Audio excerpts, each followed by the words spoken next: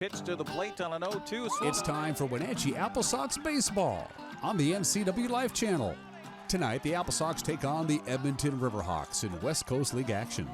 Tonight's broadcast is brought to you by Apple Valley Honda, Confluence Health, JDSA Law, Merry Maids, Mini Blinds and more, Prestige Senior Living at Colonial Vista, Together for Youth, the Wenatchee Valley Dispute Resolution Center, and the Walkabout Grill.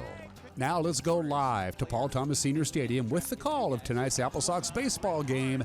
Here's Eric Granstrom. See ya! Round tripper for Brandon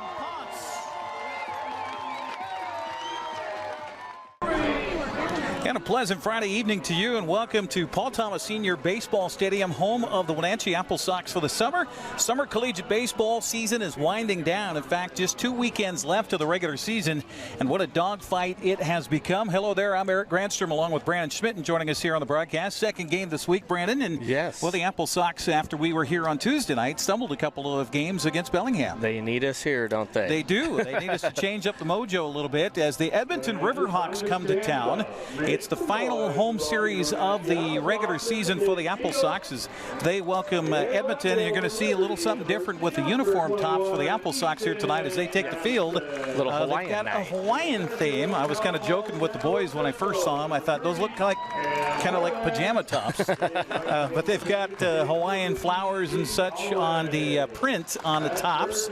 I asked Coach Mitch Darlington, I said, Coach, you're not wearing one. He says, I put it on, and my wife says no. And if the wife says no about fashion, then you listen to the That's wife. right. You got to listen to the wife. As they announce the starters here tonight for the AppleSox, coming in with a record of 13-5 in the second half. They're clinging to the first place spot in the second half standings.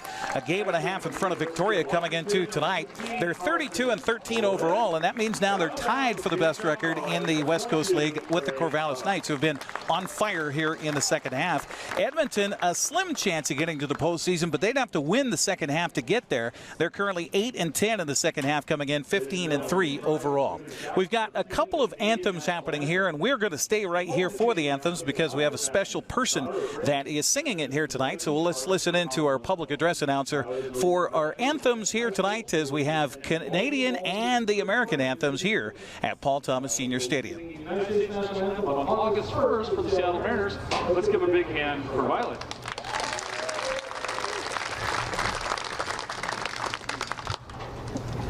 Oh, Canada, our home and native land, true patriot love in all of us command.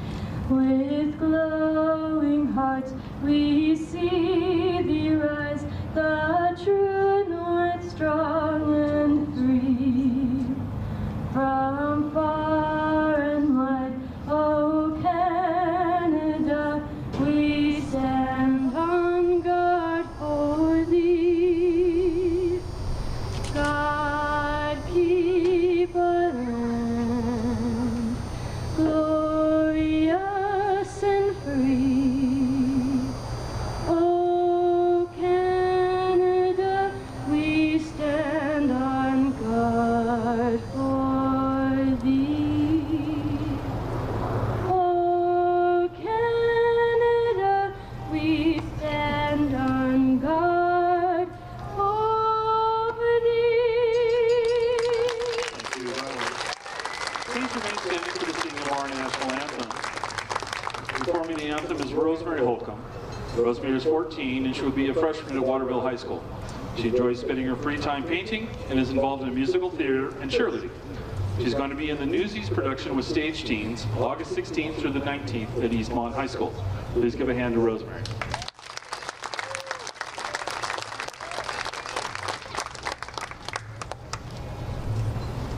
Oh, say, can you see by the dawn's early light what so proudly we hailed at the twilight's last gleam, whose broad stripes and bright stars through the perilous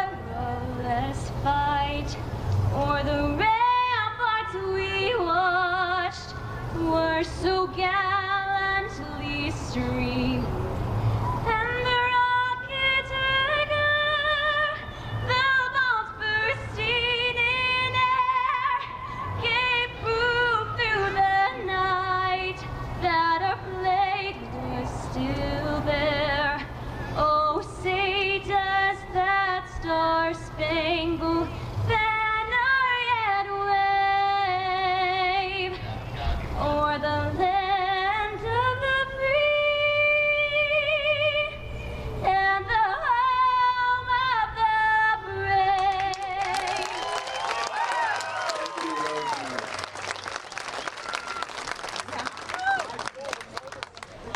Well, there you go. 2 excellent renditions of both anthems here tonight as we get ready for baseball at Paul Thomas Senior Stadium. Again, Eric Granstrom along with Brandon Schmitten here on the broadcast. Let's take a look for the lineups here as Edmonton will come to town, as we mentioned, with a record of 8-10. They're 15-30 on the season. Their head coach is Jake, that is, Lanferman. He's assisted by Ray Brown, Nathan Coffin, Dylan Fash, Daniel Tan, and Nolan Wager. Starting off, it'll be the right fielder Brett Ott. He is batting first. Batting second will be center fielder Daniel Calabrese. Batting third will be the DH Tommy Takayoshi. Batting fourth will be Noah Boughton. He's a first baseman. Johnny McGill is batting fifth. He'll be in left field. Batting sixth will be third baseman Evan Overmars. Batting seventh, the second baseman Skylar Chang. Batting eighth, the shortstop Jack Wheatley.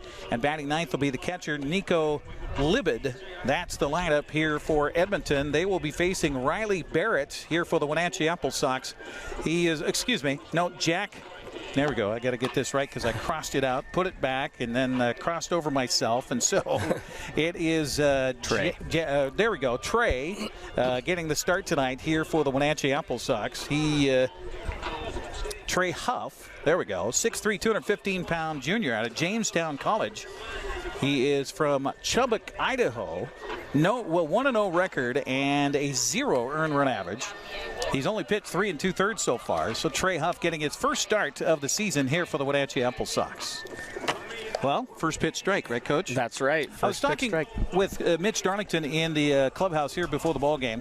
Clubhouse, locker room. Yeah. And I said, hey, what's the key for you tonight? And he says, limit the errors, limit the mistakes. He says, we've been making a lot of mental mistakes that have created situations here, both offensively and defensively. They had a comeback bid last night, fall short with a runner tagged out at third base for the final out. You hate to have that happen as they scored 3 runs in the 9th inning and their comeback bid fell short.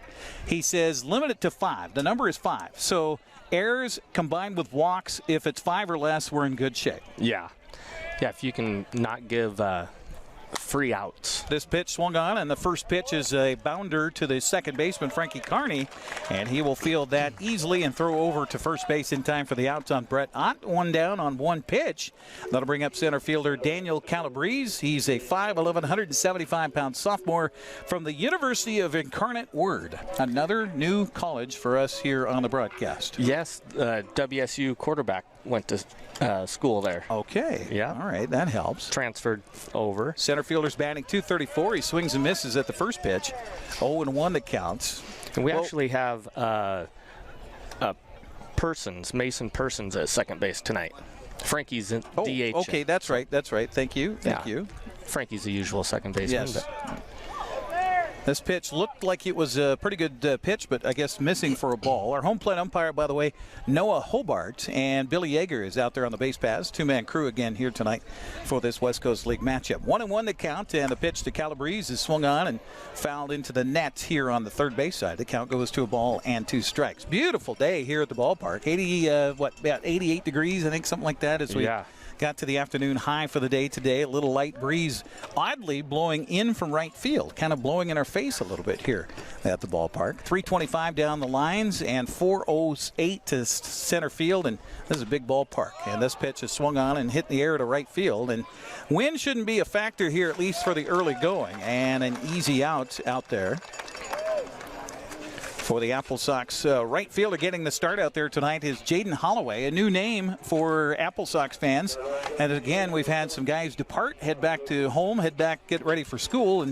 And thankfully for Mitch Darlington, he's got a deep contact list on his phone to be able to call guys and say, hey, you want to come play? Yeah, that's always nice for college coaches. Just get kids some extra innings, too, late in the summer. Get them out here and get them some live at-bats. First pitch to Tommy Takayoshi is missing low for a ball. One of the lead hitters on the ball club, batting .326 coming in, the senior out of Fresno State. This pitch swung on and fouled into the nets on the third base side, evens the count at 1 ball and 1 strike. We'll keep up to date on what's happening in the rest of the West Coast League. Edmonton's game last night was rained out in Kamloops. At first I saw that the game was postponed or canceled, and I thought, oh gosh, they had problems with smoke again because they've had wildfires burning in that area, causing some real health problems for the air quality. But thankfully, they had rain. They needed the rain. Didn't need it on a baseball hopefully that'll game help the fires. Yeah, absolutely. 2-1 to count to Takayoshi in the left-handed batter's box. And this pitch swung on and hit well to left field. This one's going to slice foul, however.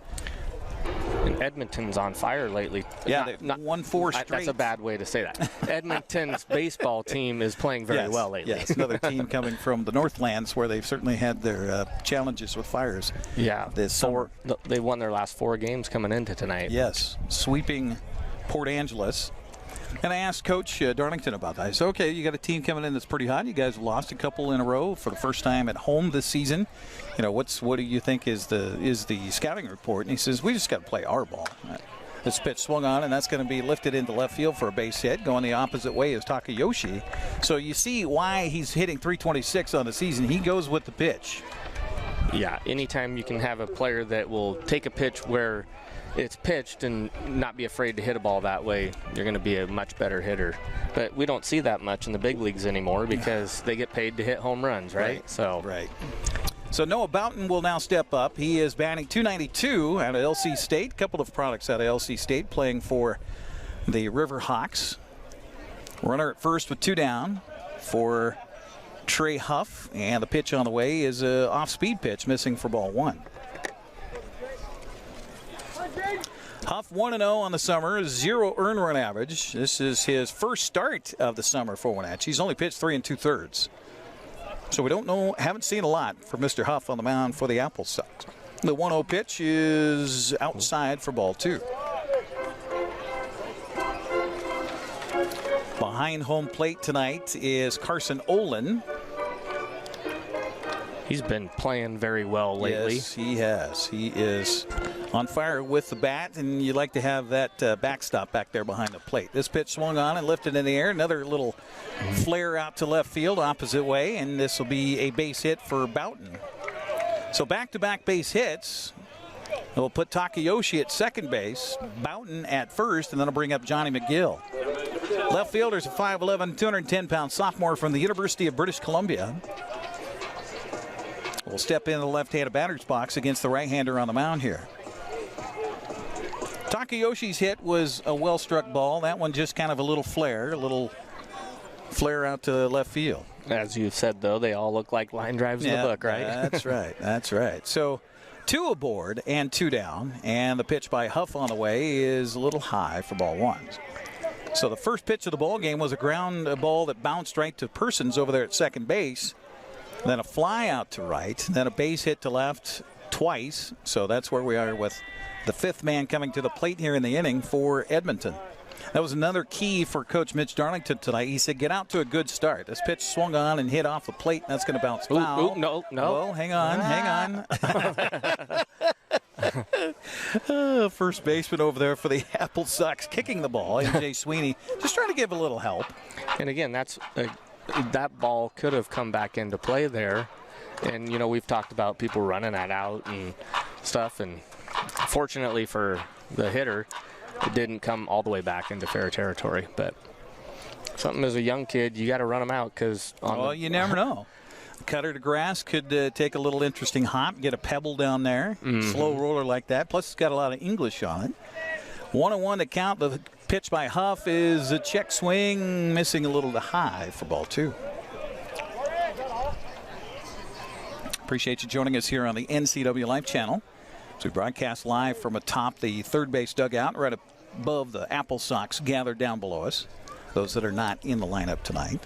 2-1 to count to McGill. Huff with a check over his shoulder at second base once, twice. Now the pitch to the plate, swung on and fouled back, and the count even now at 2 balls and 2 strikes.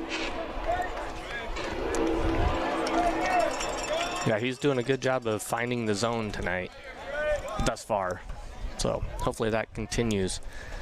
you know, you can miss, but if you miss effectively, if you're effectively wild, that's a good thing as a pitcher. Get guys to chase after stuff out of the strike zone. If you're close. Yes. 2-2 pitch on the way by Huff, swung on a fly ball to center field, and backing up is the center fielder. It's going to go over his head. That's going to score 2, and into second base with a stand-up 2-run double is Johnny McGill, and the Riverhawks get the early lead. That ball was hit well, and it kind of confused our center fielder there. Which way should I turn and go? And that carried a lot more than what he was expecting there. Well, and you and I were talking about this before the ball game. Wenatchee has convinced Easton Amundsen to come back before he went to Liberty for the fall to play the final week of the season with the AppleSox. Cam Ohland is a recall for the AppleSox, who's out there in center field tonight. So they've gotten real thin on the ranks for the outfield and trying to find guys to fill those shoes. And no matter what Hoyland's going to do, he's not going to catch that ball. It's right. Completely over his head. Overmars steps up, and the first pitch to him misses low with a fastball. 1-0 the count to Evan, the third baseman, batting .189 on the season. Another Lewis and Clark State product.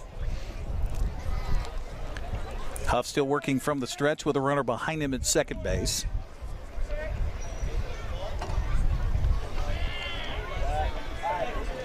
And the pitch to the plate. Curveball missing low. Ball 2. He's fallen behind just about everybody in the lineup here except for the first 2 batters. And, well, first 2 batters were the ones we got out. Yeah, right. Get ahead, right? Yeah, Get ahead early. First pitch strike. Make them make the out. 2-0 the count to Overmars. 6'1", 195-pound Lewis and Clark State product watches ball 3.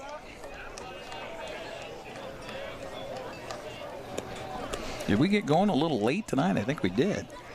A couple of anthems. Took a while, I guess. Yes. 3-0 the count to Overmars with first base open. Not a bad idea for Huff to be careful with this batter right here. With first base open. And the pitch on the way is ball 4. Again, Noah Hobart is behind home plate calling balls and strikes tonight. Billy Yeager out on the base pass. So Huff is giving up a couple of runs here, trying to close the door on this first inning and having a hard time doing so, as Skylar Chang will be the 7th man to the plate here in this frame. And first we're going to have a little conversation on the mound as pitching coach Mike Callia will come out and talk with Huff. You know, you talked about the 5 mistakes, errors and walks, and already got one of those. Hopefully, we don't got to limit it from here on out. Yeah, that's for sure. And you know, Chang, Skylar Chang, he's hitting .309 on the year. Yeah, which is really high for batter batting in the 7 hole. So, wonder what their thought process is there. Oops. Typically, you're going to have your better averages up in the first part of your lineup, but here he's batting down.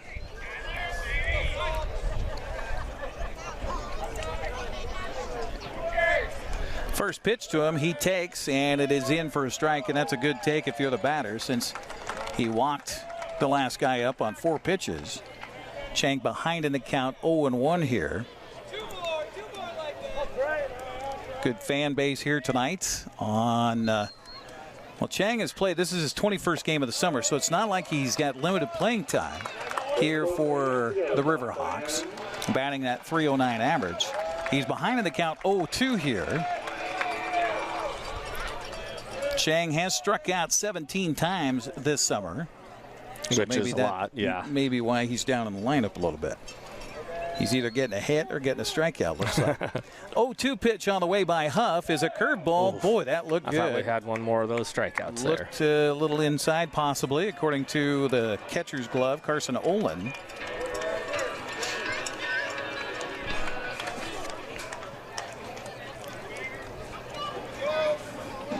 One and 2 the count. Runners at first and second. 2 runs in here for Edmonton. We're in the top of the first inning.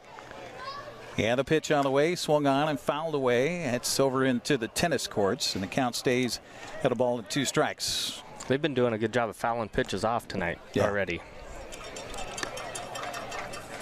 If it's close, they've been swinging, and they've done a good job of spoiling things on a 2-strike count. 1-2 the count here to Skylar Chang, sophomore out of UC Santa Barbara. We see a lot of products from UC Santa Barbara here on the West Coast League. Swing and a miss, and that's a huge strikeout for Trey Huff as he's finally to get out of the inning. Not before the Riverhawks score 2 runs on 3 hits. They leave 2. We'll head to the bottom of the first. It's 2-0 Edmonton. You're watching AppleSox Baseball on the NCWLIFE Channel. I chose a career at Confluence South because I wanted to help people, and I knew there would be opportunities for growth. I started as a medical assistant, but quickly advanced in my career. I received 5 promotions in only 7 years, 3 of those in management roles. Most organizations don't offer that type of growth. Now, as a career pathway coordinator, I let everyone know. Come join Confluence South. Come grow with us.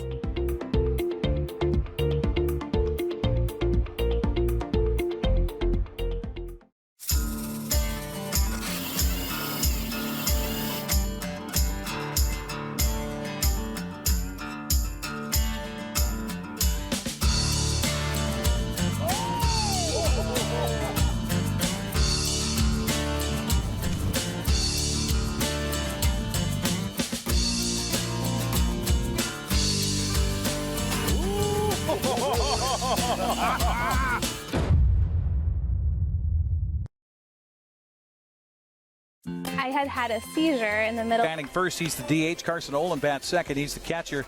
Easton Amundsen, welcome back. He's in left field batting third. Batting fourth will be Izzy Lopez, who had a good game last night. He's a shortstop. MJ Sweeney batting fifth at first base. Mason Persons is batting sixth. He's at second base. Reeve Boyd, the third baseman, is batting seventh. Batting eighth, Cam Hoyland, the center fielder. And batting ninth will be Jaden Holloway, the right fielder. And again, they're facing Riley Barrett, 5'11", 205-pound redshirt freshman out of Arizona State. Doesn't have the greatest record, their coach, but boy, he's got a pretty good ERA. Yeah, he's 0 wins, 3 losses, and 1 save on the year, but his ERA is, what was it, 1.45 or 1.45, and 34 strikeouts, 6 base on balls, or 1.74 ERA, right? Yeah, and so we were talking about King Felix. He would never get any run production behind him. He'd pitch and lose a game 3-2. Yeah. So the big right-hander finishing his warm-up tosses as we have a gorgeous night here at the ballpark. And ready for the first at bat for Wenatchee. Finds themselves in an early hole here, 2-0. That's kind of been a key here the last couple of games, last couple of losses against Bellingham. Wenatchee found themselves on the bottom side of the scoreboard early. Yeah, and you know they've had a lot of games this year, and they've been scoring a lot of runs. So hopefully we can get some good run production tonight for the AppleSox. Frankie Carney second on the club in batting with a .360 average. First pitch to him, he takes, and it's in there for a strike. 0-1 to count to the DH tonight. Frankie, I mistakenly put him at second base because that's where he is just about every single game for Wenatchee. Does a good job over there, but got Mason Persons in tonight to give him a little bit of rest.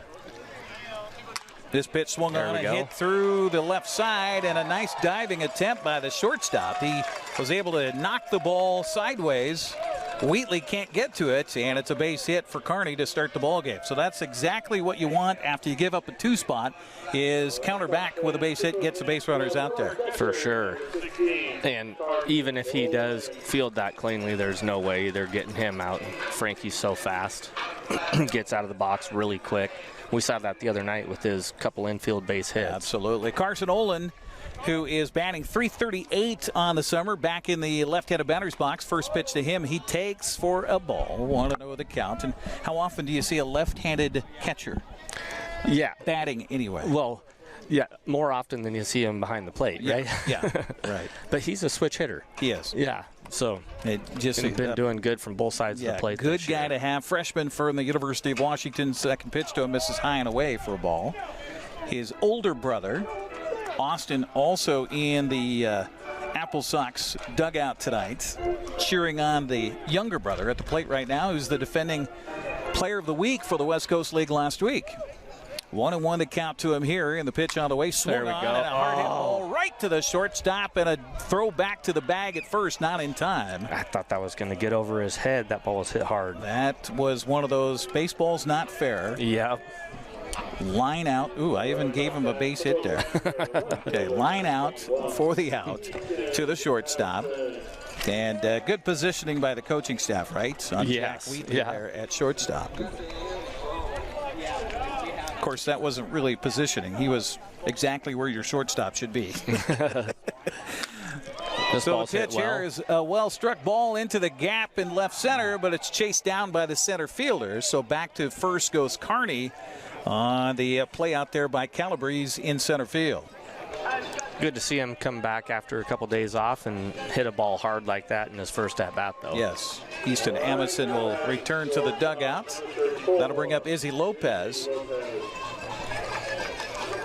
Izzy batting .228. He's lifted his average a little bit with a pretty good series against the Bells. 5'10", 165-pound senior from Missouri State. He'll take the first pitch as the runner goes and easily stealing second base. And might be an injury out there to Frankie Kearney. Slid head first. And let's see what he may have injured. Looks like possibly a leg. I'll give him a stolen base. And he's not even going to let anybody come out of the dugout to check on him here. 1-0 the count to Izzy Lopez. So Sox trailing at 2-0 here, have a runner in scoring position. And Riley Barrett's pitch to the plate is low, and that looked like a knuckleball there, didn't it? Had an interesting little tumble to it, that's for sure. Frankie Kearney with a good lead out there at second base. So that could have been one of those slides belly first, and you've got a particular device protecting you that shifts. Yes. This pitch misses high for a ball 3-0. Speaking of protective devices, yes. You know, when you and I played, there was no protection as far as like elbow pads. If you look at Izzy here, he's got his foot guard and his elbow guard, and Frankie's got a mitten on out there. Which, it's smart, especially if you got a guy who, is going to be sliding in head first to a base. Yeah.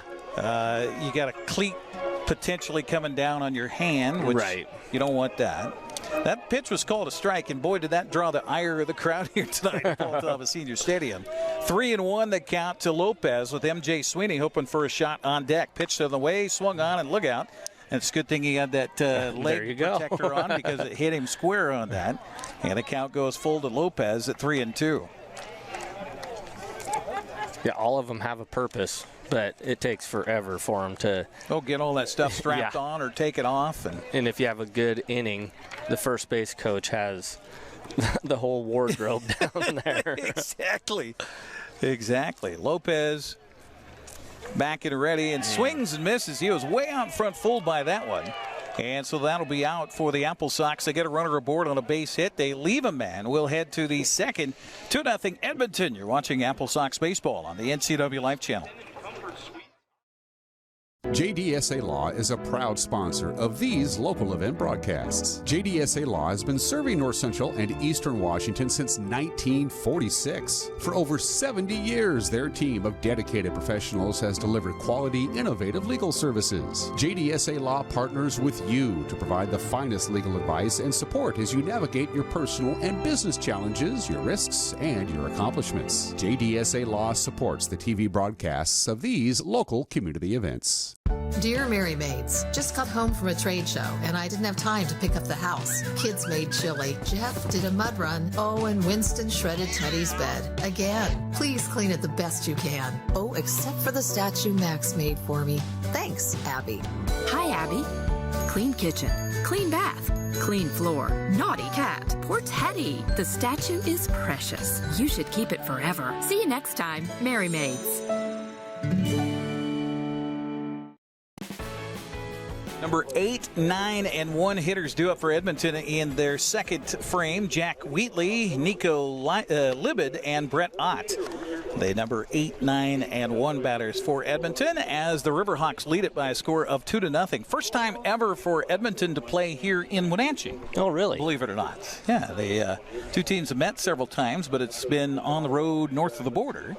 And so welcome to Edmonton. They actually were in Port Angeles for the last 3 games earlier this week, so they didn't have too far to come. Yes. As opposed to going all the way back to Edmonton and coming back down here. That just doesn't make sense. So that's some miles they put on those buses, don't they?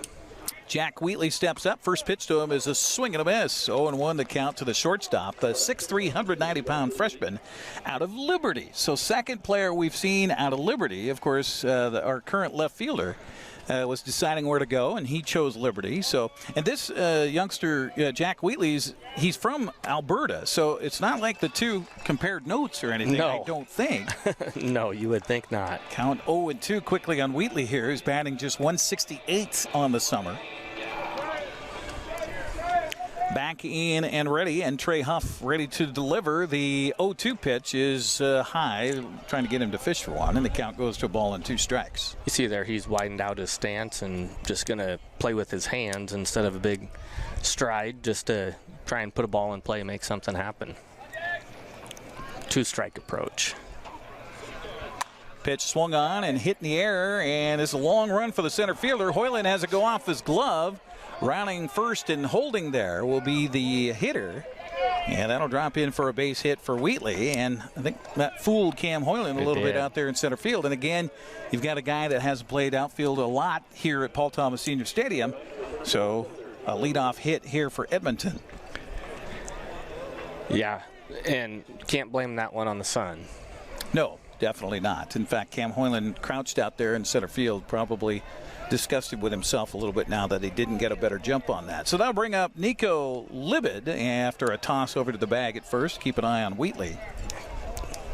See if they do a little bunt here and put a guy in scoring position with their number 9 hitter. Not a bad idea.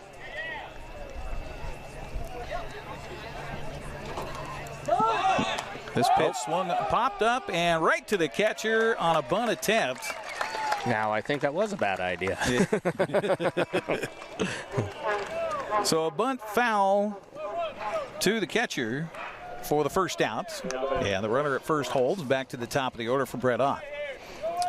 Wheatley, by the way, over there at first base, has 2 stolen bases on the summer here for the Riverhawks. So he's not a big threat to go.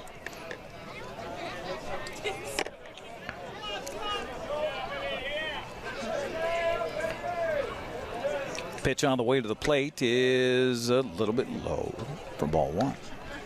Ott 0 for 1. He swung at the first pitch he saw and hit it on a hop right to Persons at second base. We want to try and keep him off the bases because he's got 18 stolen bases on the year this year. Leads the team. He's one of the league's leaders in stolen bases. This pitch bounces in. The runner from first goes. The throw down to second base is in time, and they get him. Kind of a delayed steal by Wheatley. I think he read ball and dirt on that one and was hoping it was going to get away. You know, our catcher there, Ohland, he had to almost double pump because our infielders hadn't gotten to the bag yet, so it almost worked out for him. It's ball 2 to Ott. Caught stealing 2-6 on the put out on Wheatley. 2 down. Gotta love that if you're a pitcher. Get a little help from the defense. This pitch misses away for ball 3.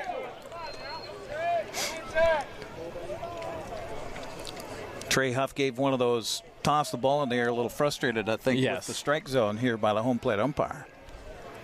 Yeah, he's got that smile. I don't know if that's a smile of... Oh, my. Oh, strike 3, or strike 1 called as the hitter, Ott, thought it was ball 4. Huff again with that. Is it a smile or a grimace on his face? That's a good question. I think it might be a little bit of both. If Hamburger comes out, then we know that was a grimace. Pitch on the way, swung on to the right side. Get over there. Backhand the ball by Sweeney. Throw to first is in time. Nice job by Huff to get over there to field his position, and a nice play by Sweeney to grab the ball. So it turns out to be a 1-2-3 frame here for the Riverhawks. And we'll head to the bottom of the second. 2-0 Edmonton on top. You're watching AppleSox Baseball on the NCWLIFE Channel. I have no idea what I'm doing. That's why we need you. We need people to run camera so I can get back down on the broadcast and talk about what's going on. We pay $75 per event. If it's sports, if it's a parade, if it's Apple Blossom, if it's a Super Oval, $75. If that sounds like some extra good money for you, we'd love you to be part of our team. All you have to do is email me, sports@ncwlife.com. sports@ncwlife.com. In the meantime, I got to go figure out this camera. Transform your windows with a variety of colors and styles like the Allure Transitional Window Covering by Lafayette Interior Fashions. Hi, this is Darren with Mini Blinds and More. We can install the latest and greatest in technology to open and close your blinds with only a touch of a button. From the largest windows in your home to room darkening shades for the bedroom. From stylish shades for your entertainment room to custom blinds for those hard-to-fit places. We have a solution for all of your window covering needs. We offer a variety of window coverings from Lafayette Interior Fashions. Call us today. We are Mini Blinds and More, your local blind store. Well, we're going to have to check out the lineage for the Wenatchee AppleSox on hometowns a little bit closer because according to our man back in the studios, we've got somebody that's watching in on the Facebook feed of our broadcast from Western Australia. That's amazing. Good day, mate. Good day. As MJ Sweeney will lead it off here for the AppleSox in the second. Mason Persons, also Reeve Boyd do up the 5, 6, and 7 hitters for Wenatchee. Appreciate you joining us. 2-0 Edmonton with the early lead. This guy just has home run written on him when he steps in the batter's box. He does. He is a big hombre. 6'7", 245 pounds. That bat looks like a toothpick in his hands. It does. First pitch is past him. He swings and misses. 0-1 that counts on a nice pitch from Riley Barrett. You know, there was a kid from Eastmont that actually pitched down in Australia. Oh, really? Yeah, it was during the COVID time. And okay. So they went down there, and he was actually pitching. So his dad called me up and said, hey, Brandon, go check out this TV station. Went on it and actually got to watch him in Australia pitching. Maybe that's the connection we have. It could be, to this viewer from Australia, right? Yeah. Could be. You know his name? Tyler Birch. Tyler Birch. Okay. Yep. All right. 1-1 the count here to Sweeney, and the pitch on the way to him is in the dirt. Good eye. Yeah, he pitched at LC State and then ended up, and he's still pitching right now in the minor league. So there's been some really good products come out of Eastmont High School. Yeah. Here locally. Ian Sagdahl. Gone on to play some big-time ball. Pitch here is outside, I guess, and the count goes 3-1. Again, our location here, I guess we could watch the screen from our perspective out there beyond the center field wall. But our perspective looking at the game is way over to the left. Yes. The pitch on the way swung on and fouled away, so the count runs full to Sweeney at 3-2. So the pitches look right across the knees to us because we're looking almost at a 90-degree angle from home plate from the dugout, top the dugout on the third base side. So it's hard to tell if it's inside or outside. It is. The 3-2 pitch on the way, swung on and hit into left field for a base hit. Great job keeping his hands inside the baseball right there. 3-2 protective swing for Mr. Sweeney, and he's aboard with a leadoff base hit. So the second inning in a row, Wenatchee's had the leadoff man aboard, and that'll bring up Mason Persons. Out of University of Texas, Corpus Christi. Never been down there, but I hear it's beautiful. Batting .250 on the summer. So Persons steps in the right-handed batter's box. Again, it is a big Hawaiian weekend here at the ballpark. Pitch on the way is low for ball one to Persons.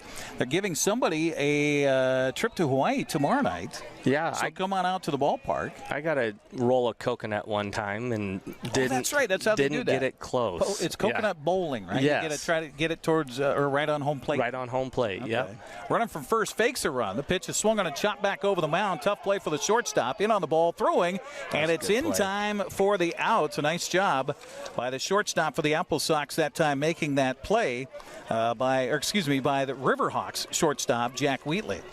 Yeah, that was a really nice play. It's kind of an odd-looking play because Sweeney kind of broke from first and then stopped. Yeah. About halfway down the base paths. So he ends up at second on the play, and that'll bring up Reeve Boyd.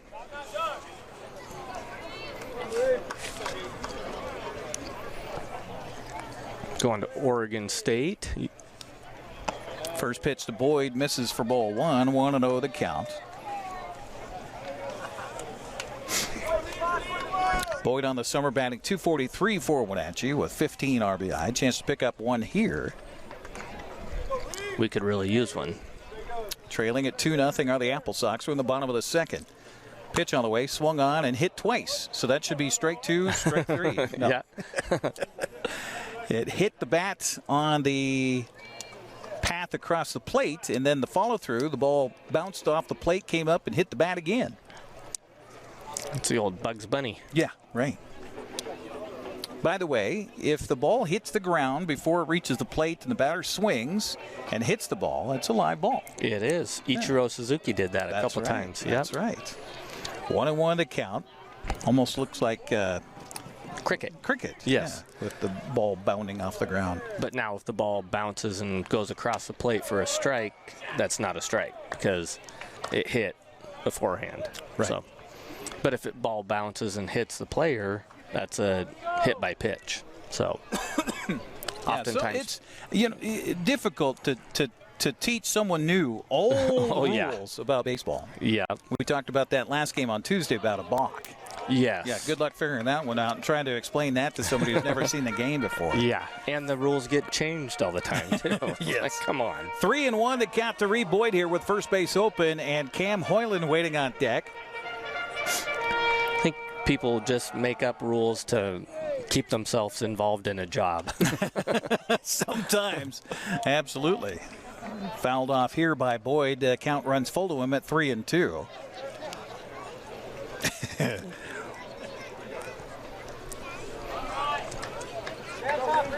And the crazy thing is, Little League rules are different than high school rules, are different than Senior Babe Ruth, is different than American Legion, is different than this, is different than the pros. They're not all the same.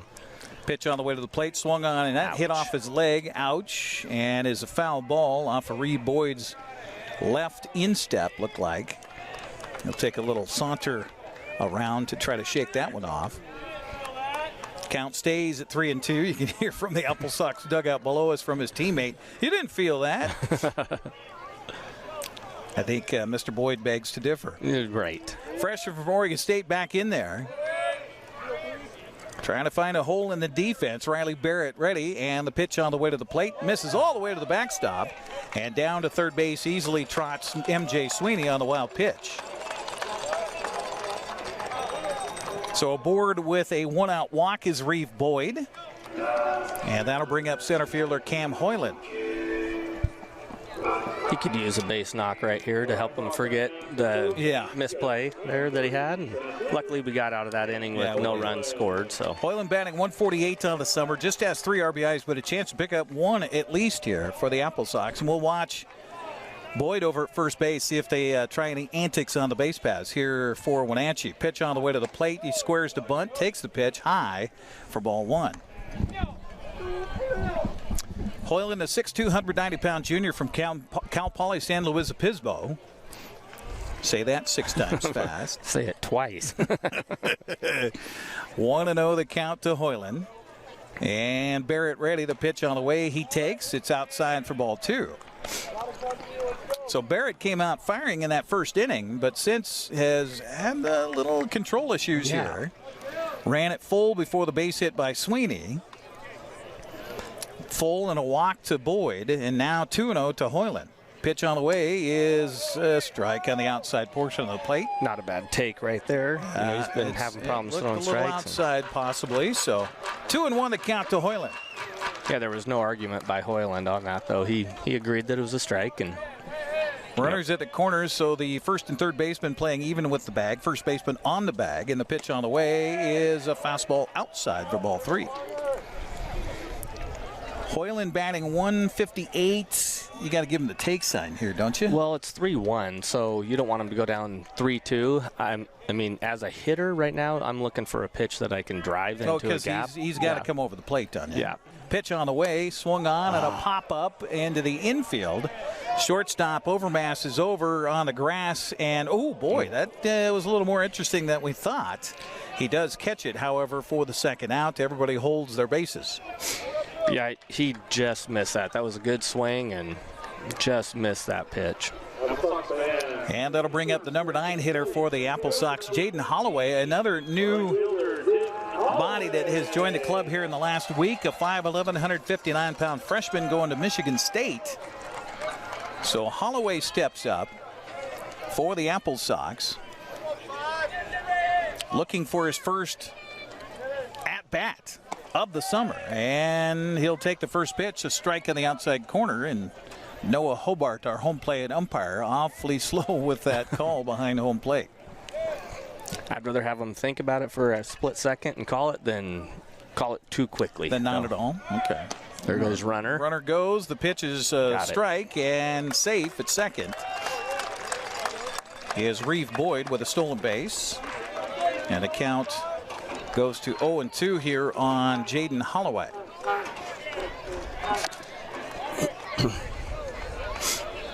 Well, here's a chance to even the game up with a 2-out hit for the AppleSox. What a nice way to introduce yourself to the league, right? Definitely so. Pitch is swung on. He was way out front of that one, fooled, and he'll stay alive, fouling it off. I think he's throwing a split finger, because if you watch as he gets the grip right here, he's got it awful wide in his fingers, and so he's setting himself up for that. Yeah, second runner at second base. I mean, he could tell that to the batter, couldn't he? I mean, he's kind of giving it away. This pitch is low for a ball. Yeah, and he buries his hand in that split finger grip every time. So if you watch it, he'll put it there. And then change it in his glove, possibly? Yeah, and then he'll bring it up and change it in his glove accordingly. Okay. But to get that grip is going to be significantly more difficult than to find a fastball or changeup grip. Sure. So. The 1-2 pitch is swung on and fouled at the plate, and it'll trickle up the on-deck circle to Frankie Carney over there. So the count stays at a ball and 2 strikes on Jaden Holloway.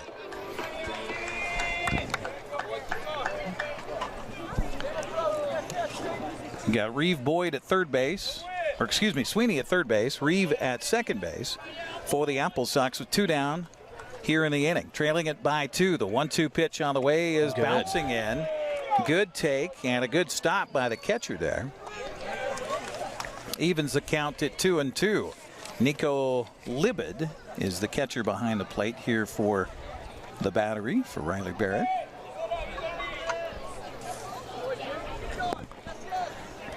I heard Nico on a phone call as I was coming into the ballpark tonight, and he was on an earbud talking to somebody. At first, I thought he was talking to me. This pitch swung on a well-hit ball to center field. Backing up center fielder. He has room and will make the catch for the out. And that will do it here for the AppleSox. They get a couple aboard on a base hit and a walk. They leave 2. We'll head to the third. 2-0 Edmonton. Thanks for joining us for AppleSox Baseball on the NCWLIFE Channel. Baseball, the Symphony, Super Oval, and graduations are all community events we're proud to bring you on the NCWLIFE Channel. Coverage is made possible by Apple Valley Honda, Bob's Apple Barrel Bark, Castle Rock International Real Estate, Confluence Health, JDSA Law, Mary Maids, Mini Blinds, and more. Prestige Senior Living at Colonial Vista. Together for Youth, Wenatchee Valley Dispute Resolution Center, and Walkabout Grill. A reflection of and spotlight on the communities we call home. The NCWLIFE Channel.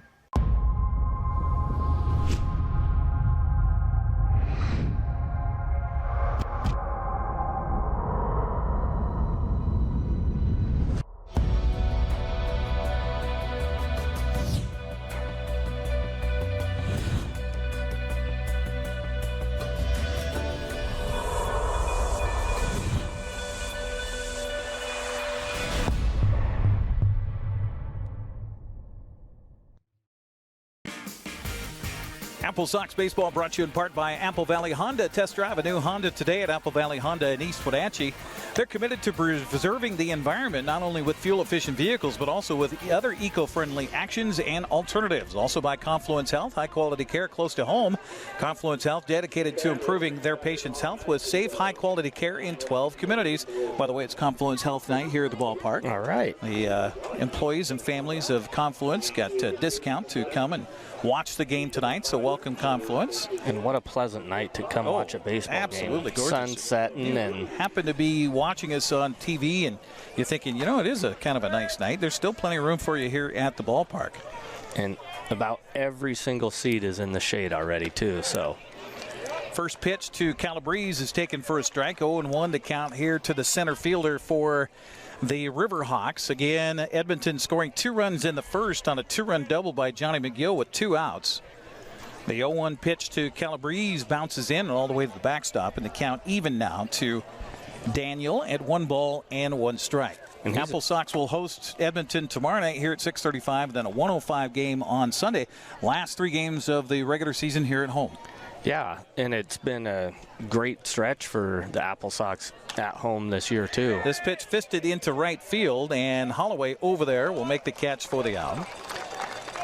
That's nice. Again, another guy that can run. He's got 13 stolen bases on the year. Get him off the base pass. Yes. So 1 down here in the third. That's a couple of flyouts to right for Calabrese, and that'll bring up Takayoshi. Where did that score sheet go from last night? I was in the dugout area before the ball game here tonight, and talking with Edmonton staff, and welcome to Wenatchee. First time ever for Edmonton to be here in Wenatchee. Takayoshi takes the first pitch for a strike. But Osana hit a home run last night. In fact, a grand slam home run. This pitch swung on and hit fair ball inside the bag at third, and this is going to be extra bases. 2 at least. Rounding first, heading to second is Takayoshi.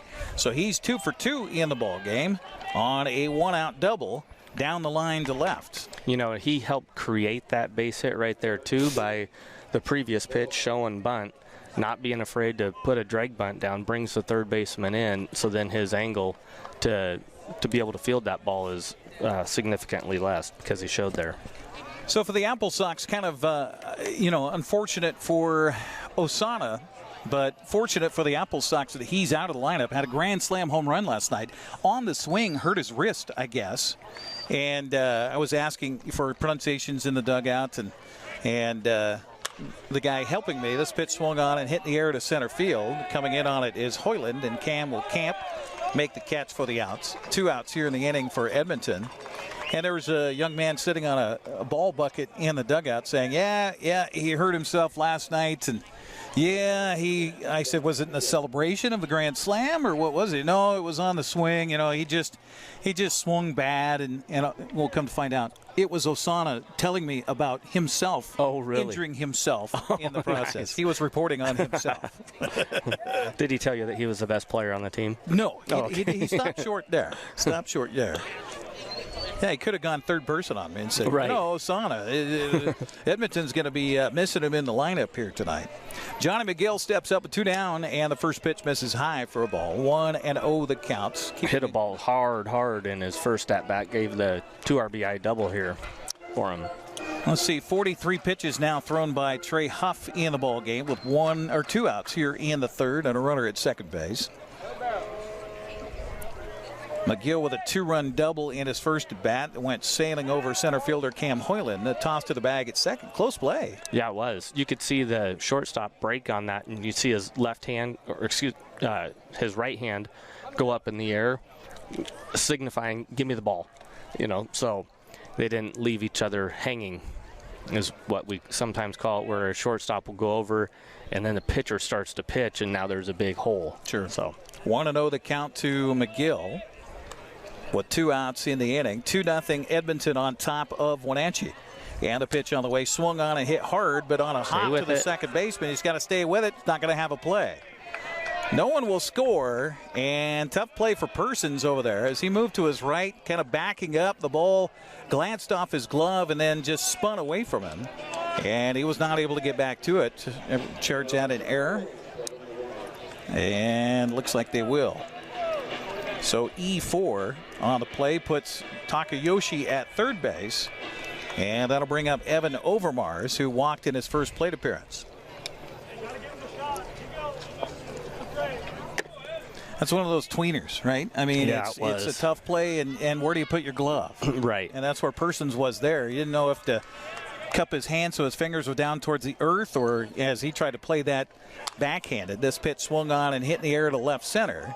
And Ohland will circle under this one and make the catch. So no harm, no foul on the air. And that'll retire the side. They get a couple aboard on a base hit and an error that leave two. We'll head to the bottom of the third, 2-0 Edmonton. You're watching West Coast League Baseball on the NCWLIFE Channel. The Wenatchee Valley.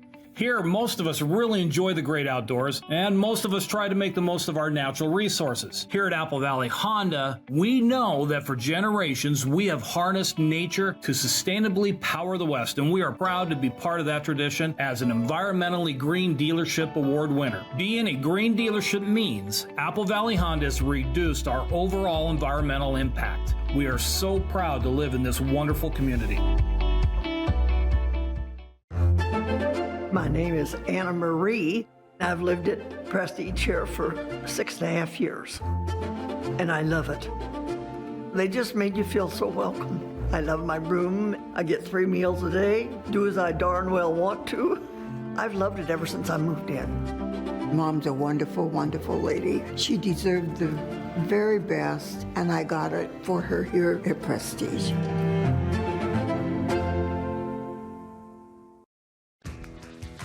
Watching AppleSox baseball as we head to the bottom of the third. Top of the order due up for Wenatchee. Frankie Carney, Carson Ohland, and Easton Amundsen. AppleSox have left 3 men on board in just a couple of frames so far. So they've had their chances, just haven't been able to cash in so far against Edmonton that leads it 2-0. Our broadcast brought to you in part by JDSA Law, a full-service law firm committed to your journey for life.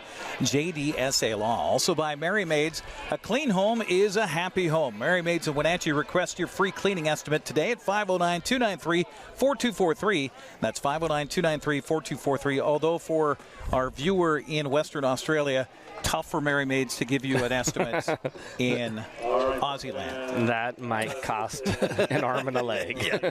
Reminds me of the joke by Jeff Foxworthy. If you have a leaf blower and need to take that as a carry-on on your airplane ride, you need to reconsider your job perspective as far as your area you cover. If you need to fly and bring your leaf blower with you, you might want to circle up the wagons a little bit closer to home. First pitch is taken for a strike by Carney. 0-1 to count. He's 1 for 1 with a base hit to left. And don't be surprised if Frankie drops a bunt down. He'll take the next pitch for a ball. As you look at the first baseman, he is way, way deep. He is Boughton over there. Yeah, if he's gonna take a bunt that way, he's gonna take it to the second baseman. He'll bunt it hard at the second baseman. And there he does. And he pops it up right to the catcher. Or wait, they're going to say a foul ball. So apparently, did it hit the... Okay, why is it a foul ball? I thought it bunted straight up in the air. It's where it was touched. So since it bounced down. Oh, it did. Okay. Yeah. So that's what I didn't. Yeah. I wasn't clear. I thought he bunted it, popped it up, and the catcher caught it. No. So that's why the catcher threw to first base on the play. All right, I got it now. 1-2 the count. So strike 2 to Frankie Carney. But just as I thought, just as we were talking about, trying to bunt himself aboard. Yeah. So if he's going to bunt for a base hit, he'll bunt either down the third base line or bunt it hard at the second baseman. I know that sounds unconventional, but if you bunt it at the second baseman, you want some confusion there. Who's going to take the ball and who's going to take the bag? So and then the first baseman has to try and beat Frankie to first base. It's going to be a difficult play. Yeah, Frankie's so fast out of that left-handed batter's box. Carney takes the next pitch low for ball 3, 3-2 the count. Mariner fans got to be happy right now. Seattle starting a series in Arizona tonight against the Diamondbacks. By the way, Arizona's no slouch. They're 55-48 on the season. I think that's good enough for third in the National League West. Pitch is swung on a hit to the right side and right at the first baseman, Boughton. He'll flip it over to Barrett covering the bag for the out. 3-1 on the putout. 1 out here for Wenatchee brings up Carson Ohland. Mariners lead it 4-0. Seattle scored 4 runs in the first inning tonight. And a bunch of doubles. Looks like J.P. Crawford with a double. Tom Murphy with a double. So good news for the Mariners. Off to a good start tonight to back up Logan Gilbert on the mound. So 1 down for Wenatchee brings up Carson Ohland, batting .338. He'll take the first pitch. Curveball missing low for ball 1. 1-0 the count, and a lot of pitches thrown by Mr. Barrett here. He's at 45 pitches as we're in the third inning. That'd be nice to get him out of the game because he doesn't give up a lot. No, he doesn't. 1-0. The pitch on the way, swung on and hit foul, and that goes off the leg of the batter. And so Ohland will kind of limp out of the box and readjust his protective shin guard that comes down around his ankle area. Count even to him now at 1 ball and 1 strike. Lights are on here at the ballpark, but we're a long way from needing them at this juncture. We got about, 1/3 of the field in shadows right now. It is a lovely night for just being outside. 1-1 pitch is a curveball, strike. 1-2 the count here to Carson Ohland. Barely a drop of wind. We got the flag in center field kind of moving, but not really. Rustling just a tad. Pitch is swung on a chop back over the mound. Ohland out of the box in a hurry, and he's going to get to first base as the shortstop Overmast Wheatley can't handle it cleanly. I'm thinking they're going to give that a base hit. We'll have to see here. We'll have to see what the scoreboard says. Wenatchee had 3 hits coming into the inning. Or 2 hits coming into the inning. So I think I saw 3 up there. Yep. So they'll give a base hit to Ohland. So 1 on with 1 down for Wenatchee. Brings up Easton Amundsen, who hit a ball well, flew out to center in his first at bat. He's 0 for 1 tonight. Amundsen, interesting story. He wasn't decided as to where he'd go to school when he first came to Wenatchee this summer. As far as after his CC season, this pitch is, or the actual throw over to first base is a little low over there. Nice job by Boughton to dig that out. But Amundsen actually was here for a week, left on a weekend to fly to visit Liberty, and chose, this is a school for me. This pitch swung on and hit hard, get down, but right at the left fielder as they make the catch for the out. So 2 outs here. Amundsen came back, played the rest of the majority of the summer for Wenatchee, but then had to head home and get ready for college ball. And they kept his phone number, though, and asked him after he's home for a couple weeks, hey, Easton, we're a little shy on outfielders. You want to come back and protect your home run lead in the West Coast League? So he says, sure, why not? So 2 outs here for Wenatchee, brings up Izzy Lopez. And the pitch to him is missing high. The throw down to second base is in time, and caught stealing is Carson Ohland.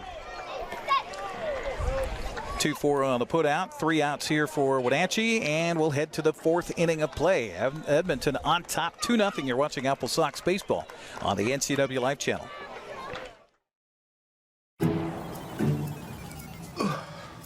Hey man, how's it going? Getting better, actually, thanks. Did they give you anything for pain after surgery? Because I think I may have some left over. Nah, that's all right, man. Actually, me and my doctor talked about not sharing prescriptions, and that ibuprofen is a good option for me. The risk of addiction is not worth it. Makes sense. Take the next step. Don't share your prescriptions, and talk to your friends about the dangers of opioids.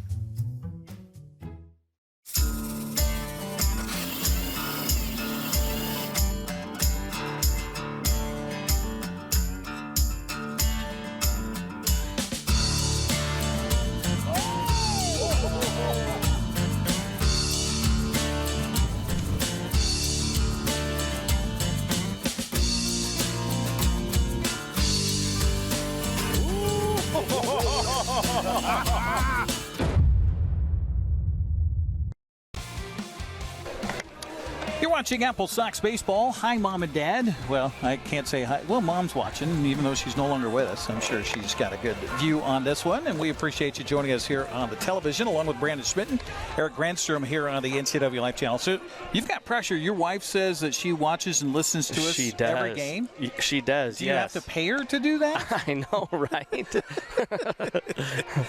My wife has no interest in baseball whatsoever. Really? You know, I mean, Marion will come, and you've seen her at Eastmont basketball games. Yep. She'll run a camera for us, but no interest in helping us with baseball. Really? She just does not have any interest at all. And baseball's not for everyone. It's not. It's a slow game at times, and like you said, it's the many rules that are out there could confuse hard to people. understand. Yeah, absolutely. But she watched a lot of games when I coached, and then we've also As made a it parent, yes, sure.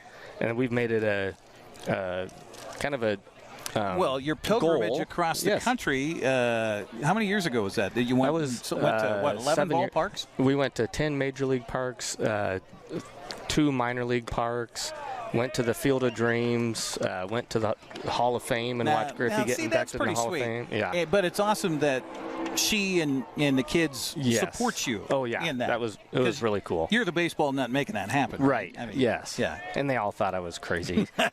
They're like, yeah, we'll make it to Montana. We'll turn around and go home. And swing and a miss by Skylar Chang to start off the inning is one down here in the fourth.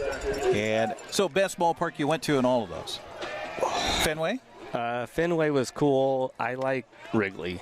Wrigley's one of my favorites. Okay. Are you a Cubs fan? No, but it's just, one of those historic, nostalgic things. Absolutely. So, absolutely. But Fenway was cool. Detroit, believe it or not, is a really cool stadium. Comerica Park? Yeah, there's a Ferris wheel as you walk into it. So. Oh, really? Yeah. Oh. So the kids can go out there and do that kind of stuff. In all the games I've seen on TV, I don't think have they shown that? I don't know that they have. Because that had to be kind of a surprise to see that. It was, yeah. And there's like the Tigers, the Tiger logo? Statues almost that are around the whole entire stadium too. So it's really cool. 2-1 the count here to Jack Wheatley. He'll foul this one off, even the count at 2 balls and 2 strikes. Not exactly a part of town that I would want my kids to go alone in. There's that. Yeah. There's that. I had a chance to go to Pittsburgh last year. That's a really neat park, too. And that was fun. I walked along the riverfront there, and I didn't know there were so many bridges in Pittsburgh. Yes. It was crazy how I think many it's bridges. The second most bridges in the world. Yes. And I guess it's called the City of Bridges. Yep. I didn't know that. Yeah. But PNC Park. Nice. The hotel I was staying at, I was there with the Seahawks for a preseason game, and so we went around. I guess that was 2 years ago now. But I walked all over the place, walked along the riverfront there. I actually went fishing beneath one of the bridges. Oh, that was fun. Swing and a miss. Gone is Jack Wheatley. So a couple of strikeouts here for the AppleSox Trey Huff. He's got 3 in the game now. And he'd love to strike out the side as Nico Libid will step up. The catcher, he popped up on a bunt attempt to the catcher back in the second. That's the one cool thing about baseball stadiums to me is every one of them is different. Yes. Yes. We went to a game down in San Diego, and it was built within the city. So there's an old building that is in left field that they left there. Right. And then you go to Minnesota, and it's the soapstone. Right. That's all, or soapstone or limestone? I think it's limestone. Limestone. That's all around the park, and that was dredged out of they took it out of the rivers there. So, there's a lot of really Pittsburgh, you walk around that stadium, too, and you've got all the statues. Yes. You see Willie Stargell and plays, things like that. It's like Stan Musial. And it's like, wow, this is baseball history. Yeah. That you forget about. You forget about it. You're not a Midwest guy. 0-2 the counts. I got kind of a nice virtual tour guide in Joel Norman, who's from that area. Okay. And so he's a big Pittsburgh Pirates fan, and so he was telling me, oh, yeah, you got to go here, you got to go there. 0-2 pitch on the way, misses high for a ball. Did you go up Mount Washington? I didn't. Up the trolley? Nope. I didn't. That's pretty neat. Yeah. Too. I was there just for the day. I got there the day before the game and had the morning to kind of walk around and take in some of the sights. Okay. 2-2 pitch on the way is right down the middle, strike 3. And how about Trey Huff? He strikes out the side here and has 4 Ks in the ballgame. We'll head to the bottom of the fourth, see if that maybe charges the offense a tad. As Wenatchee trails at 2-0, you're watching AppleSox Baseball on the NCWLIFE Channel. Are you caught in a conflict with a family member, in the workplace, or with a neighbor or business? Wenatchee Valley Dispute Resolution Center provides mediation services, a cost-effective and efficient way to provide a written resolution to disputes and issues. Plus, we offer mediation training and community education on topics like conflict resolution and communication skills. Contact us at 509-888-0957 or www.wvdrc.org to learn more. Dear Mary Maids, just got home from a trade show and I didn't have time to pick up the house. Kids made chili. Jeff did a mud run. Oh, and Winston shredded Teddy's bed. Again, please clean it the best you can. Oh, except for the statue Max made for me. Thanks, Abby. Hi, Abby. Clean kitchen, clean bath, clean floor, naughty cat, poor Teddy. The statue is precious. You should keep it forever. See you next time, Merry Maids.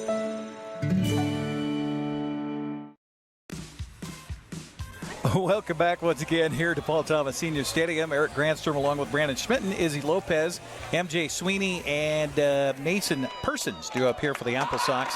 And they're part of the fourth as they trail it 2-0. Trying to get a little offensive charge here and getting a charge out of the fans. Oh, look at that. Senior Stadium. I think we just had a proposal.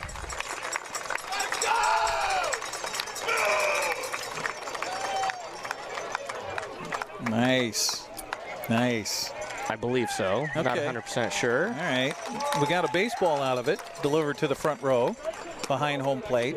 She's got a big smile on her face, and she's fanning herself with the program. So... And he looked like he was on a knee. I don't know if he was picking up somebody's popcorn or... I learned over the years that that's not a bad way to do it because it's hard for her to say no. That's true. If you got a whole bunch of people around. Yes. Izzy Lopez, MJ Sweeney, and Mason Persons due up here for the AppleSox in their part of the order. As Izzy steps in, the first pitch to him is taken for a strike. 0-1 the count. Yeah, she's checking out her finger, so I think that was a proposal. All right. Lopez back in already, all the way in the back part of that right-handed batter's box to face Riley Barrett in his fourth inning of work. This pitch bounces in, goes all the way to the backstop. The count even to Lopez, a 1-1 strike. AppleSox, 3 men aboard in the ballgame so far. They've all been stranded. I should say they've left 3 men on the base paths here tonight.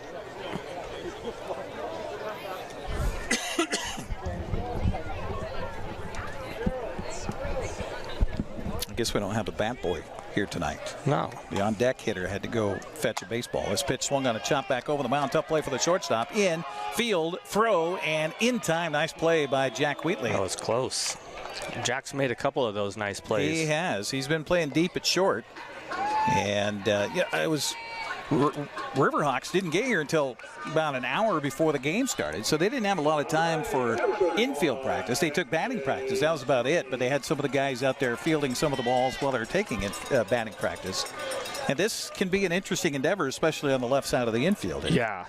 And it's definitely a fun thing to do as a baseball fan, to come out here and watch the players perform beforehand. Pitch swung on and hit in the center field, so MJ Sweeney 2 for 2 on the night with his second base hits.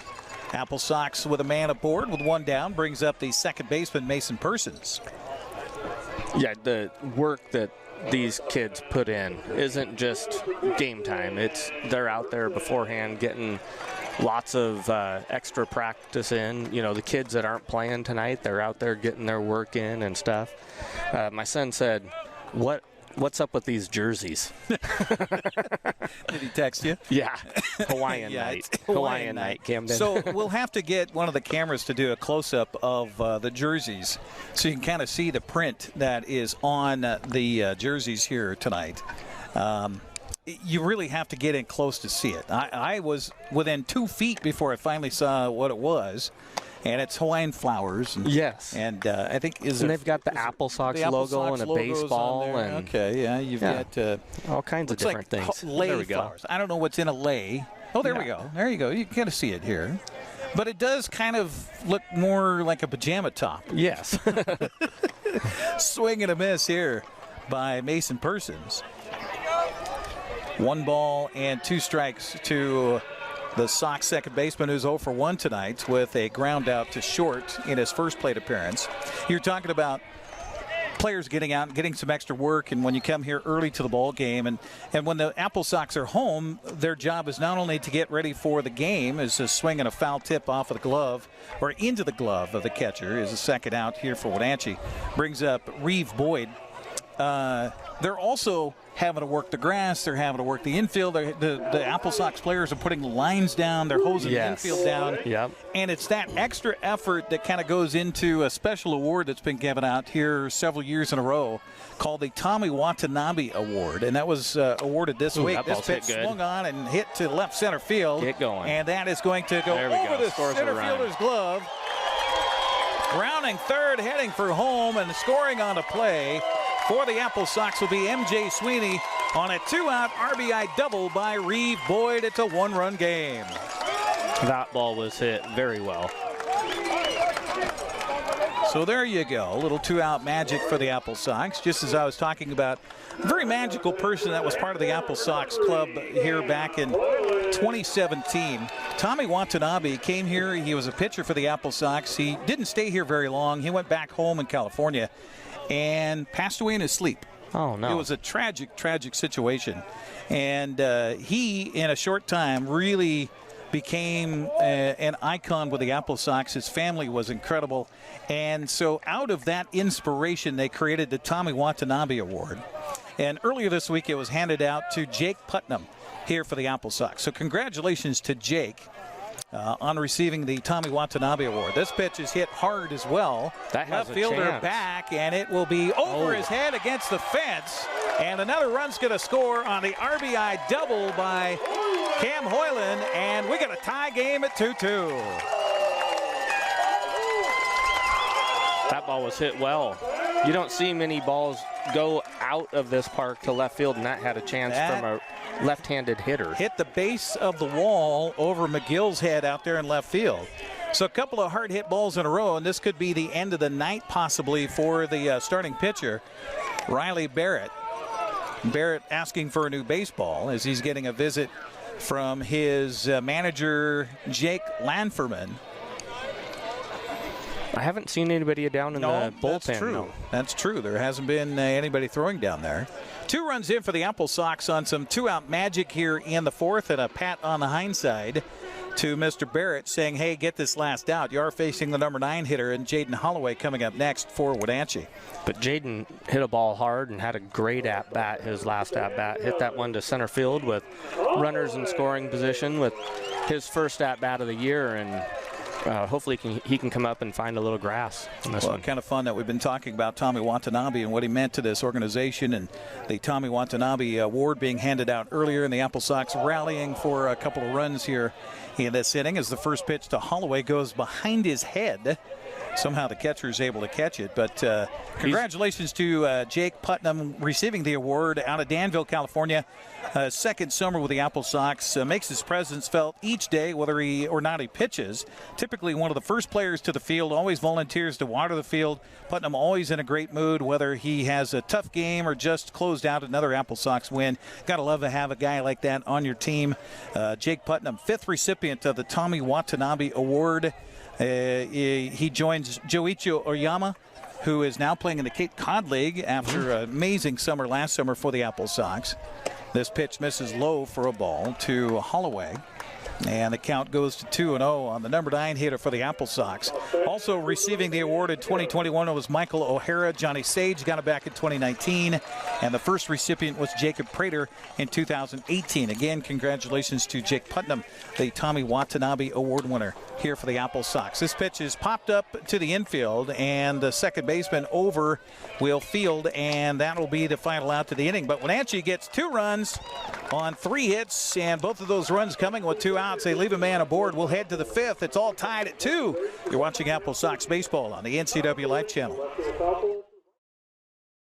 I had a seizure in the middle of the night, and they rushed me to the hospital and decided to induce labor to try to get the baby out. The outpouring of love and support I got from Confluence Health. My coworkers coming to the ICU to be with me. For me, it's the work family. It's just incredible to have support no matter what I'm going through in my personal life, my own health.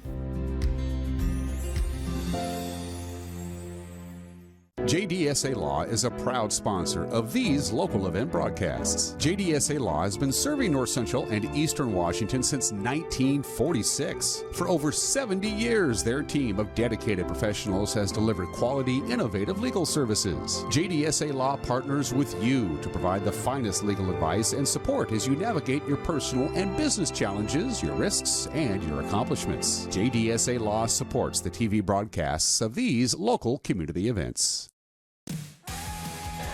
To the top of the 5th inning we go, and Trey Huff has been into a nice little groove here. Has retired the last 6 batters he has faced after giving up a double back in the 3rd, and he will face that same guy up here again in the 5th. He'll be the second batter in Tommy Takayoshi. Before that, Daniel Calabrese, who's flown out a couple of times and been important for the AppleSox to keep him off the base pass. Yes, for sure. Definitely has good wheels. We'll get you a roundup of what else is happening in the West Coast League. Of course, Wenatchee just needs to win. That's all there is to it to maintain their first position in the second half and try to win that second half title. And if they can get the best record in the West Coast League, that's a bonus, because that means home games here at Paul Thomas Senior Stadium. First pitch of the inning is a curveball in there for a strike to Brett Ott. 0-1 to count. Ott is 0 for 2 with a couple of ground outs to the infield. Yeah. Has Nanaimo lost in the last couple nights? Nanaimo won last night. This pitch swung on a grounded to the first base side. It's a foul ball and count 0-2. They beat Kelowna last night. Okay. And so Nanaimo still alive, still in that situation. Yep. We mentioned on Tuesday when we were here for the broadcast that the AppleSox had a magic number of 2.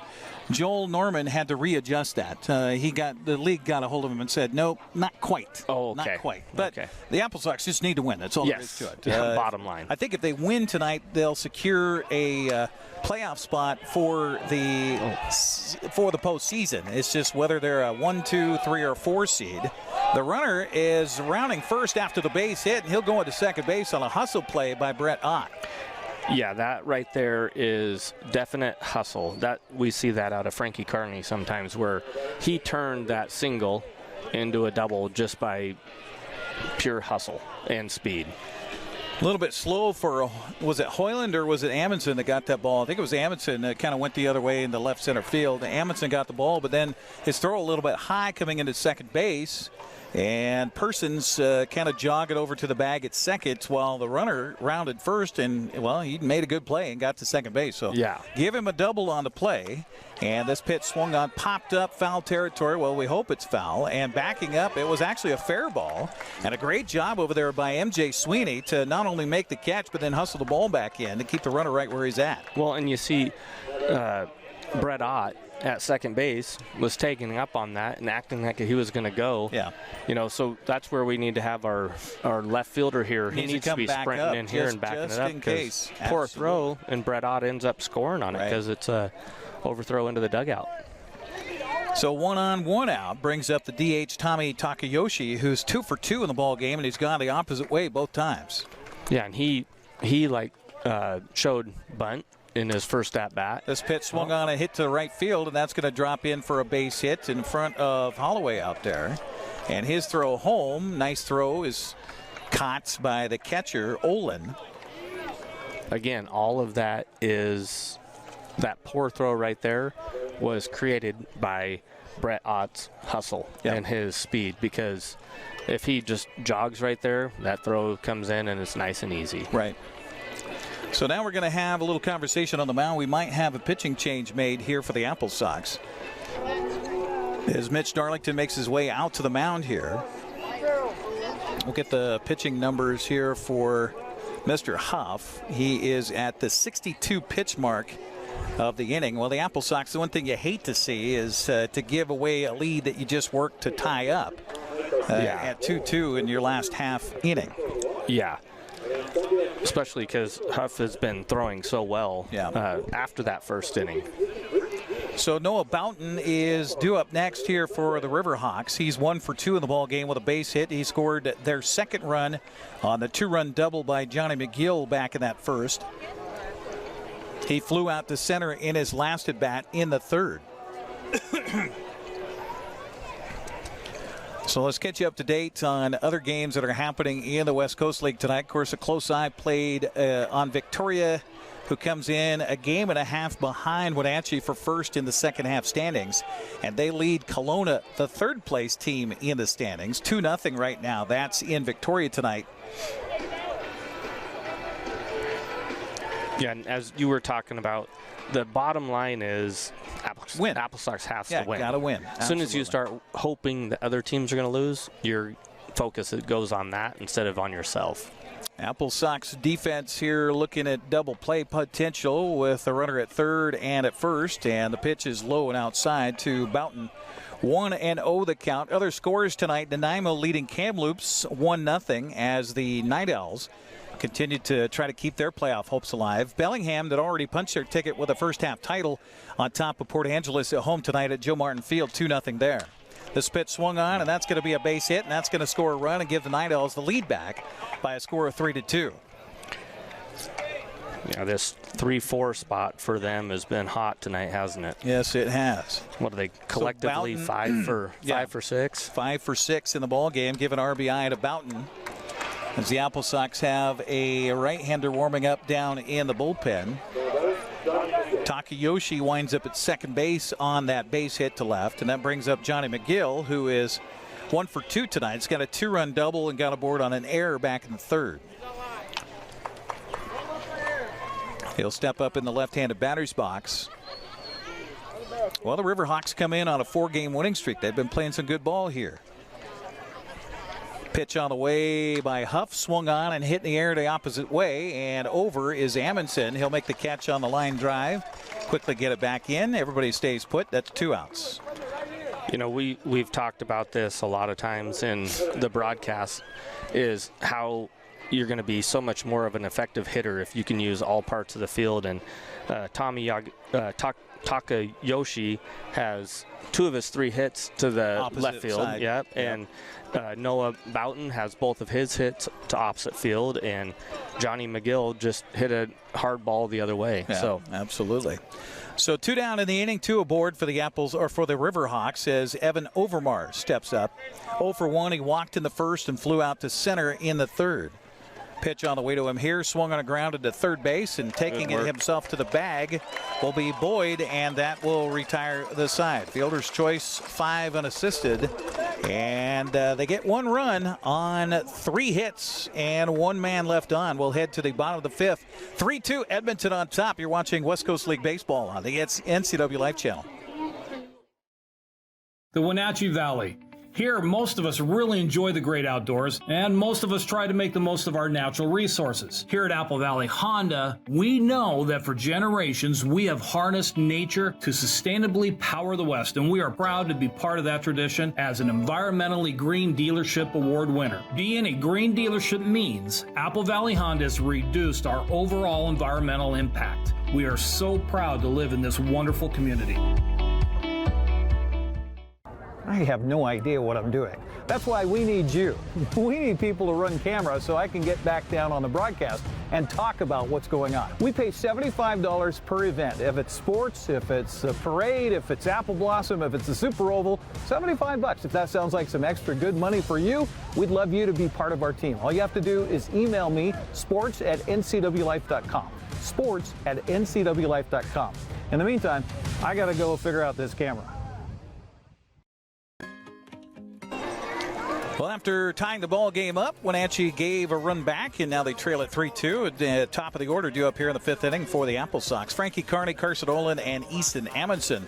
Our broadcast here on the NCWLIFE Channel brought to you in part by Many Blinds and More. They specialize in custom blinds, shades, draperies, exterior awnings, exterior sunscreens. Unmatched customer service at Many Blinds and More. Along with Brandon Schmitten, I'm Eric Granstrom on the NCWLIFE Channel. Back and forth ball game tonight here, Brandon, as the Riverhawks scored 2 runs in the first on a big 2-run double by Johnny McGill. Wenatchee came back to score 2 runs in the bottom of the 4th inning on an RBI back-to-back doubles by Reeve Boyd and Cam Hoyland, but then gave it right back on an RBI single by Noah Boughton. So, back and forth, good ball game. Yes, definitely a good ball game. This is where it'd be nice for us to answer with a 2 spot here and take the lead. Take the lead, yeah. Absolutely. And, by the way, Riley Barrett, who's thrown a lot of pitches, is staying out there, and he'll throw the first pitch, a ball low to Frankie Carney. Frankie is 1 for 2 in the ball game with a base hit opposite way back of the first, and he grounded out to first in the third. 1-0 the count to him here. Infield playing a little bit deep in the corners, and he'll square to bunt again, foul it off, and the count even. 1 ball and 1 strike. This is a guy who loves to bunt himself aboard. He does. He does. If they're going to give him free bases, why not take it, right? And then once he gets on base, he's a threat to run too. And this third baseman here hasn't respected the fact that he's shown bunt. So, and if I'm Frankie, well, we'll see how this guy walks. He's walking up a little bit more than 1-1 the count as he squares to bunt again, takes strike 2. And the count, a ball and 2 strikes. By the way, Carney got aboard in the first, stole second base. He ended up stranded out there at second. That gives him 11 stolen bases on the summer for the AppleSox. That is tops on the club. 1-2 count to him here. He'll swing and foul this one away. Good job to stay alive. And he's on an 8-game hit streak now with that hit tonight. Good for Frankie. He was, 3 for 4 last night in the loss to Bellingham. Yeah, and he's batting average is tied for 5th. Oh, no, I'm thinking of Izzy Lopez. Izzy was that's right. 3 for 4 last night. Carney did get a hit last night, as you mentioned. Pitch swung on, look out, heading into the dugout below us. And the count stays a ball and 2 strikes. Let's get you up to date on what's happening with the Mariners tonight in Arizona. And they're in the bottom of the 5th inning. Mariners still on top 4-0. Logan Gilbert, 67 pitches so far. Did you see the performance of Shohei Ohtani yesterday? Yeah. Doubleheader. Shohei Ohtani throws his first complete game, 1-hitter. 1-hit shutout. In the shutout opener, 6-0, and then hit 2 home runs in the nightcap. Yeah. Oh, by the way. Yeah. He is a once-in-a-lifetime player. He is. And we get the pleasure of watching him right now. His pitch swung and I grounded to the left side of the infield. Nice play by the third baseman, Overmars. And he'll throw in time for the outs. Close play because of the speed of Carney. 1 down brings up Carson Ohland. Speed and sheer hustle, too. Yeah. You know. Well, it's been a good night for Carson. He's 2 for 2 in the ball game, but he is also. Oh no! I got him as 1 for 2. Yeah, that line drive. You're right. Line drive out to the shortstop. I gave him a base hit because it should have been. Yeah. Because it was such a well-hit ball. He did get a base hit in his last plate appearance, but was caught stealing. So he's 1 for 2 on the night. And the first pitch to him here popped up, and this is foul. Like be and third baseman will have a play over Moss, and he'll make the play in foul territory. So that's one of those baseball's not fair plays. Yes. And 2 outs for the AppleSox brings up Easton Amundsen. Again, Wenatchee will be here again against Riverhawks tomorrow night at 6:35, and then they'll wrap up the home part of the regular season Sunday afternoon at 1:05. Then they got 6 games on the road next week. They'll be in Bellingham for 3, Kelowna for 3 next weekend. So, again, really tough schedule for the AppleSox out down the road here. And even though Edmonton's record right now is not as like one of the elite records, they're playing well. Yeah, they are. And that's all that matters is how you're playing down the stretch. Now, Edmonton still technically alive for a postseason spot. Third baseman, long run, and what a play. Oh, my gosh. How did he make that play? Foul territory, a heck of a run for Overmars down there, and he makes the catch. Give him a web gem for that one as it's side retired for the AppleSox. Wow. What a play. We'll take a break and come back to the 6th we go. 3-2, Edmonton on top. You're watching AppleSox Baseball on the NCWLIFE Channel. Transform your windows with a variety of colors and styles like the Allure Transitional Window Covering by Lafayette Interior Fashions. Hi, this is Darren with Mini Blinds and More. We can install the latest and greatest in technology to open and close your blinds with only a touch of a button. From the largest windows in your home to room darkening shades for the bedroom. From stylish shades for your entertainment room to custom blinds for those hard-to-fit places. We have a solution for all of your window covering needs. We offer a variety of window coverings from Lafayette Interior Fashions. Call us today. We are Mini Blinds and More, your local blind store.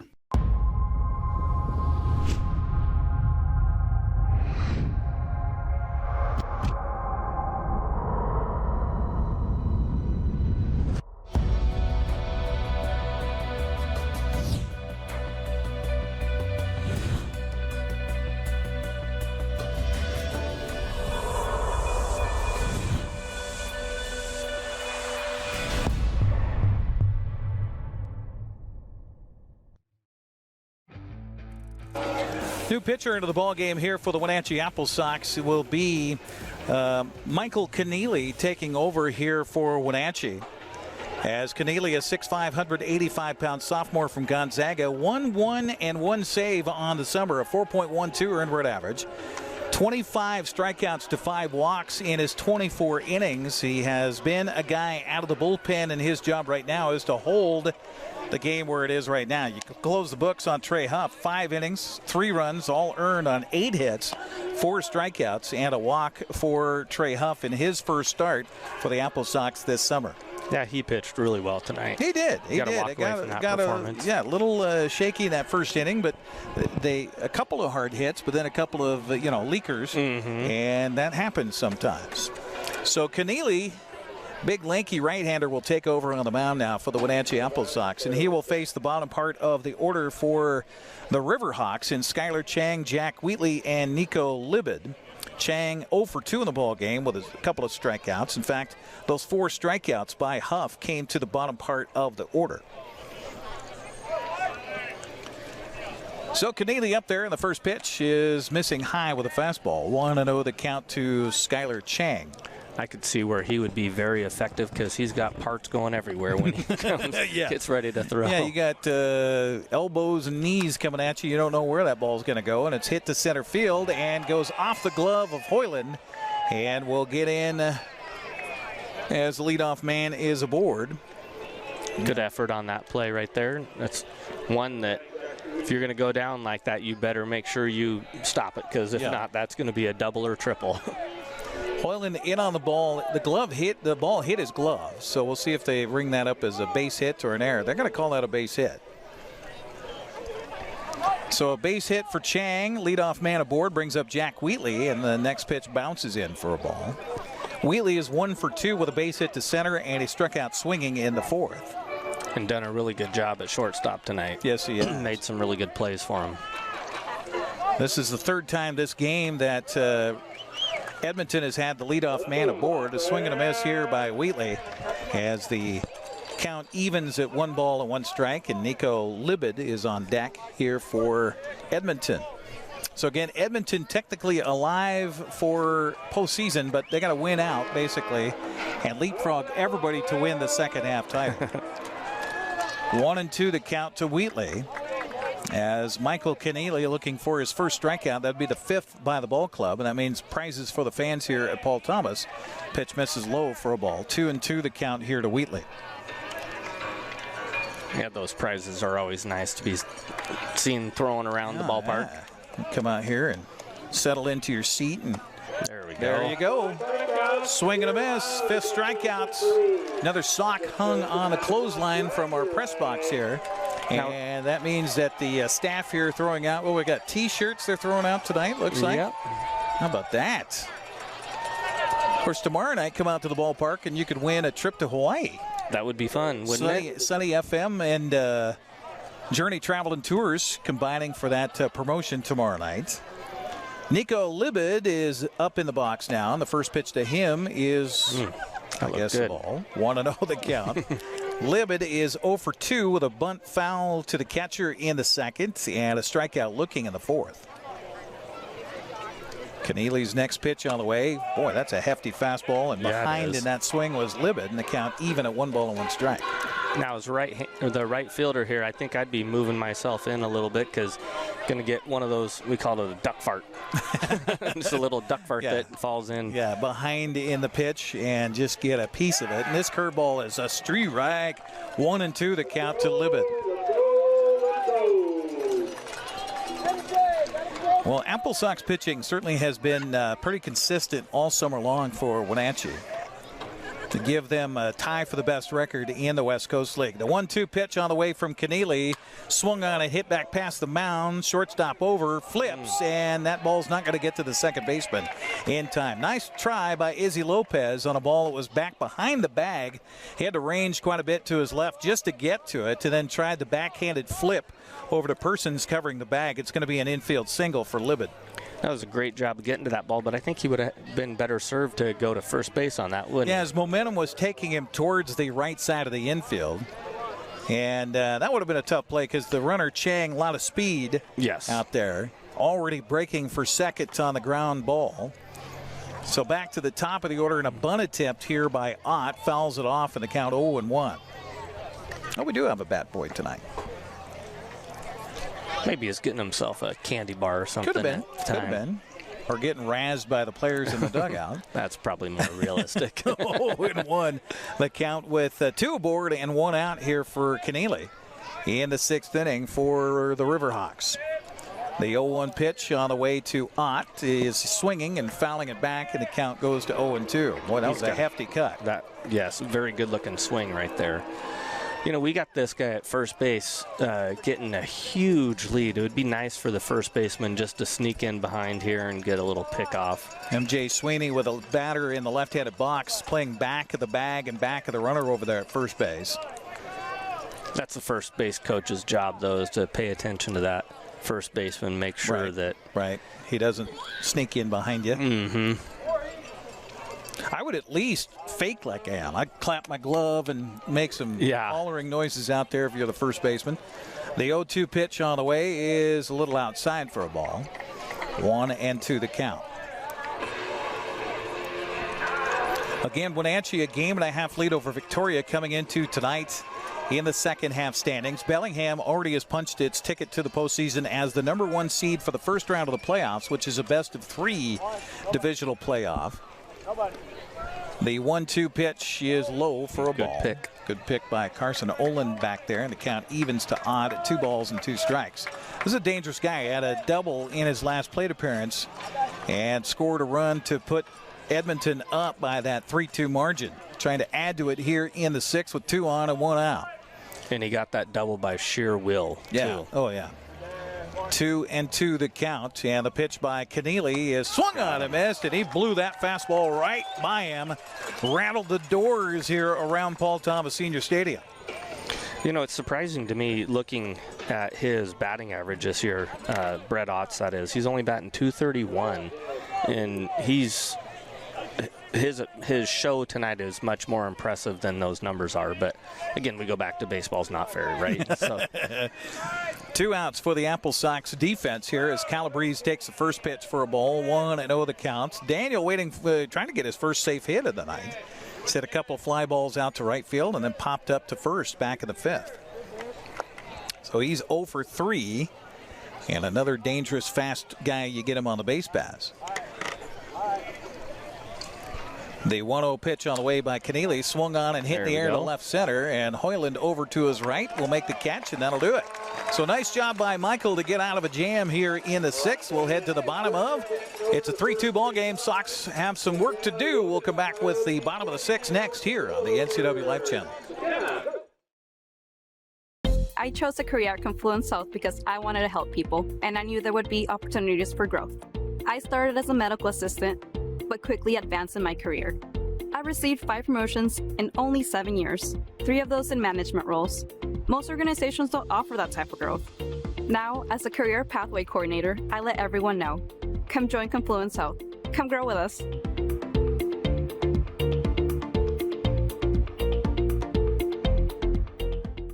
Baseball, the Symphony, Super Oval, and graduations are all community events we're proud to bring you on the NCWLIFE Channel. Coverage is made possible by Apple Valley Honda, Bob's Apple Barrel Bark, Castle Rock International Real Estate, Confluence Health, JDSA Law, Mary Maids, Mini Blinds, and more. Prestige Senior Living at Colonial Vista.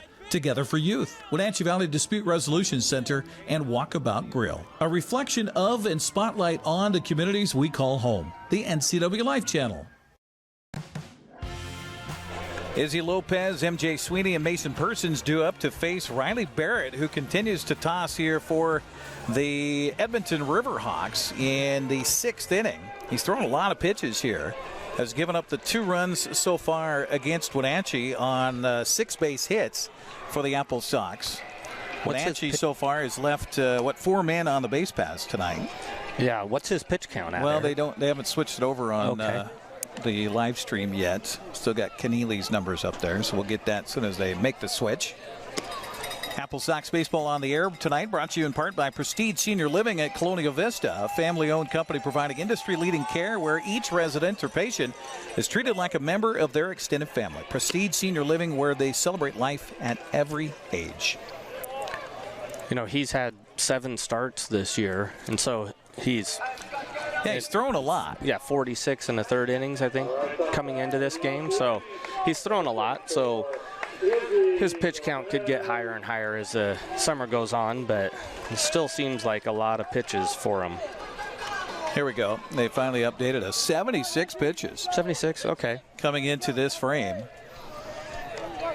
This, I got to imagine, will be the last inning for him on the mound tonight, as Izzy Lopez takes the first pitch for a ball, 1-0 the count. And if you're Coach Darlington, do you say, okay, guys, let's work the count a little bit here?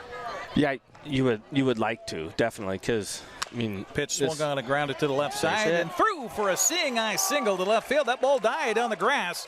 I thought maybe Lopez might turn and take a look at second, but no, they finally come up with the ball. So a leadoff base hit here for the AppleSox. And yeah, this could be also why he has such a poor record. You know, 0-3-1. You know, leave him in one inning too long. Yeah, that could be. Could be managerial moves. Yeah, could be. I mean, I haven't watched any of their games previous to tonight. So MJ Sweeney, dangerous man at the plate right now for the AppleSox. He's 2 for 2 tonight. Has scored a run, and he'll try to bunt the first pitch as he kind of stuttered his feet in the left-handed batter's box and fouls it away. Nobody expected that. 6'7", 245. You don't expect him to lay a bunt down very often. No. But, you know, you're down by 1, trying to be a team player. Mm-hmm. Yeah, Coach Darlington asking for the big fella to do something here. Big gap on the right side of the infield as they hold the runner on, and he'll bunt this one foul. Well, that was the call all the way, and unfortunately Sweeney can't make it happen, so maybe he can get a base hit with 2 strikes. Looking at those 2 bunt attempts right there, I would think that might be his first and second bunt attempts ever. Yeah, it could be. Could be. Now he's got to come through right here with the base knock for us. Sweeney back in the left-handed batter's box with Lopez at first. Pitch on the way, swung on and hit, chop back towards the left side of the infield. Double play chance to 2 for 1, and to first, the double play is turned. Bummer. Just exactly what I was thinking you didn't want right there, and that's exactly what happens. Pitcher's best friend, the twin killing, brings up Mason Persons with nobody aboard. Now you got to be a hitter up there if you're MJ Sweeney. You got to try to find a hole in the defense. Yep. And he went with an off-speed pitch the opposite way there. And so 2 down in the inning brings up Persons, who is 0 for 2 tonight with a ground out and a strikeout. First pitch swung on and dropped towards the second baseman, fielding and throwing, and the out recorded. Easy play for Chang there, and that'll do it for Wenatchee here in their 6th frame. And if you're Edmonton, exactly what the pitching staff wanted, exactly what their coach wanted as well. We'll head to the 7th inning of play. 3-2 Edmonton by 1. You're watching AppleSox baseball on the NCWLIFE Channel.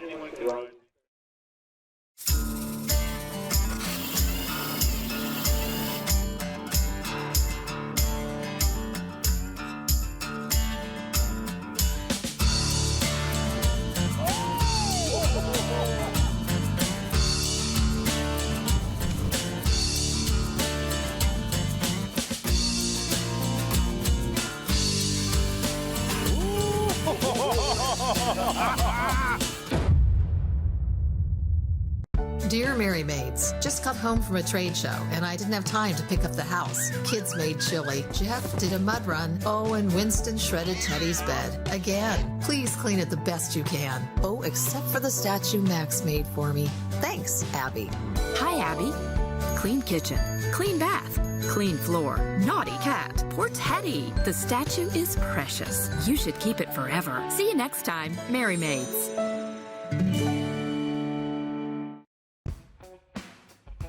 Tommy Takayoshi, Noah Boughton, and Johnny McGill do up here in the 7th for Edmonton. The 3, 4, and 5 hitters to face Michael Keneally working in relief of Trey Huff, along with Brandon Schmitten. I'm Eric Granstrom on the NCWLIFE Channel. And you just, it's one of those games where you just feel like it's going to break open. Yeah. At any moment. Yep. And if you're, of course, a partisan crowd here at Paul Thomas, you're hoping that's the home team right. that breaks out. Yeah. Takayoshi, good night tonight. He's 3 for 3 in the ball game, and the first pitch he swings on and misses, and the count 0-1. Long look by Takayoshi after a swing and a miss there. I think he was looking out at Michael Keneally going, okay, you fooled me on that one. 0-1 pitch is across the knees for a strike, and the count quickly 0-2 on the DH here for the Riverhawks. Batting .326 coming in. He hasn't hurt his average at all tonight. No. With a couple of base hits and a double, and as you mentioned, he's gone twice the opposite way. And a check swing here. Did he go? And they will appeal, and no, the base umpire says he did not go around. That's funny. Normally, as a hitter, you do not want to have somebody check. He pointed down to the first base umpire. Did I go? And he had a smile on his face as he kind of breathed a sigh of relief that Billy Yeager out there on the bases said, nope, didn't go. The 1-2 pitch is high for ball 2. Well, and that's an impossible call for the first base umpire to call a check swing on a left-handed hitter, too. Yeah. So, I mean, unless it's pretty obvious that he goes across the center of the home plate. 2-2 count to Takayoshi, leadoff man here in the 7th. Pitch swung on a chop back to the good out pitcher. Right there. And he'll underhand it after he jogs half the way to Sweeney over there at first. 1-3 on the putout brings up the first baseman, Noah Boughton. The Mariners leading in Arizona tonight. That game in the bottom of the 6th inning, 4-0. Seattle on top, trying to win their 3rd straight tonight. Get some scores as well on the West Coast League tonight. Watching closely at what's happening with Victoria. They're a game and a half behind Wenatchee coming into the weekend.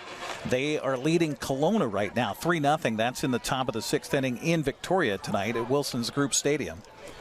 Pitch is a little bit low, not much, to Noah Boughton, who is 2 for 3 tonight. And you talk about that middle part of the order. It's just been killers tonight for Edmonton. Yeah, that's why it's nice to get Tommy Takayoshi out there to lead off the inning. Foul off of the back of the batter, and that's hard to do.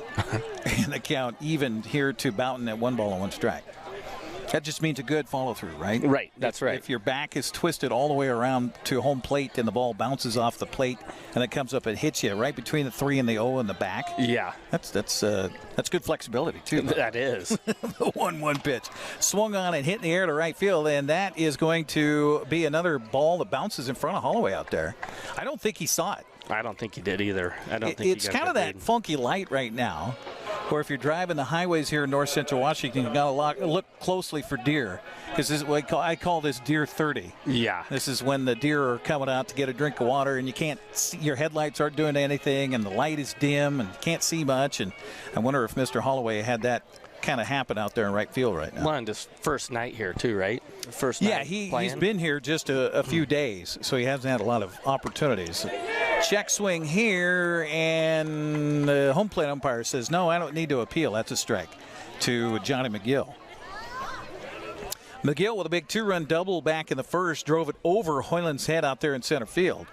He got aboard on an error in the 3rd and lined out to left in his last plate appearance in the 5th. Ball bounces in for a ball. 1-1 the count to McGill.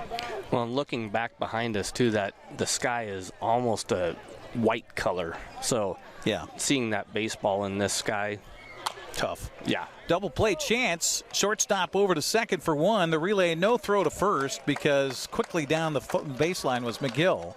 But they do get the force out from Lopez to Persons. So McGill aboard on the fielder's choice, 6-4. Boughton is retired. 2 down here in the 7th for Mr. Keneally. That'll bring up Evan Overmars. Overmars with the best play of the night defensively. Oh, yeah. On a ball hit in the air, foul down the third baseline, basically to no man's land as the pitch is thrown down to second base as the runner goes, and that was an easy steal for McGill. Yeah, he basically stole that on the pitcher. He did. He had his timing down. We've talked about that too, getting the timing of the pitcher down, and he had his timing down, and he had a running start before he even lifted his leg to go to the plate. Yeah, tough play for Carson Ohland on the throw down to second base. 1-0 the count here to Overmars in a 3-2 ball game. Runner in scoring position with 2 outs for Edmonton.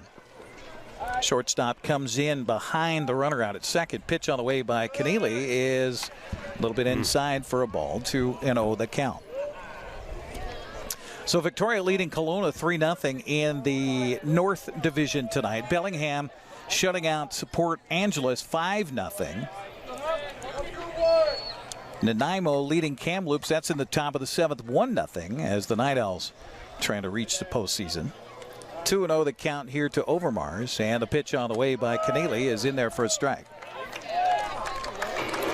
Other scores tonight: Corvallis on the road at Bend leading the Elks 5-2.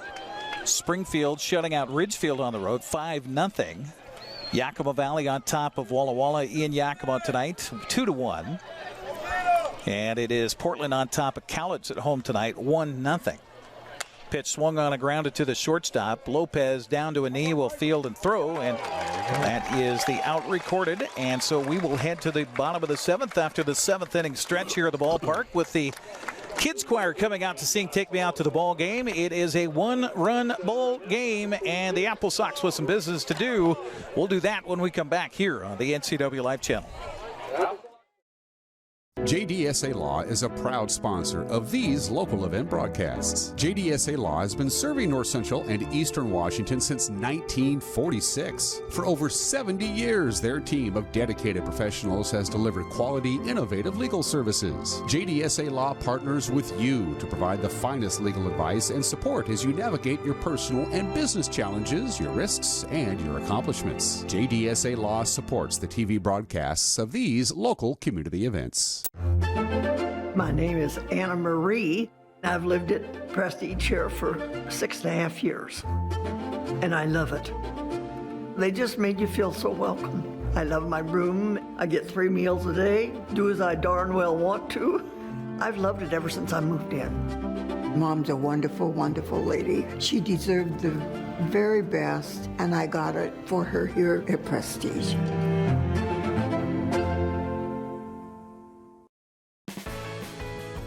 Welcome back once again here to the ballpark. We finally have a new pitcher in the game here for Edmonton. A great job of starting by Riley Barrett tonight.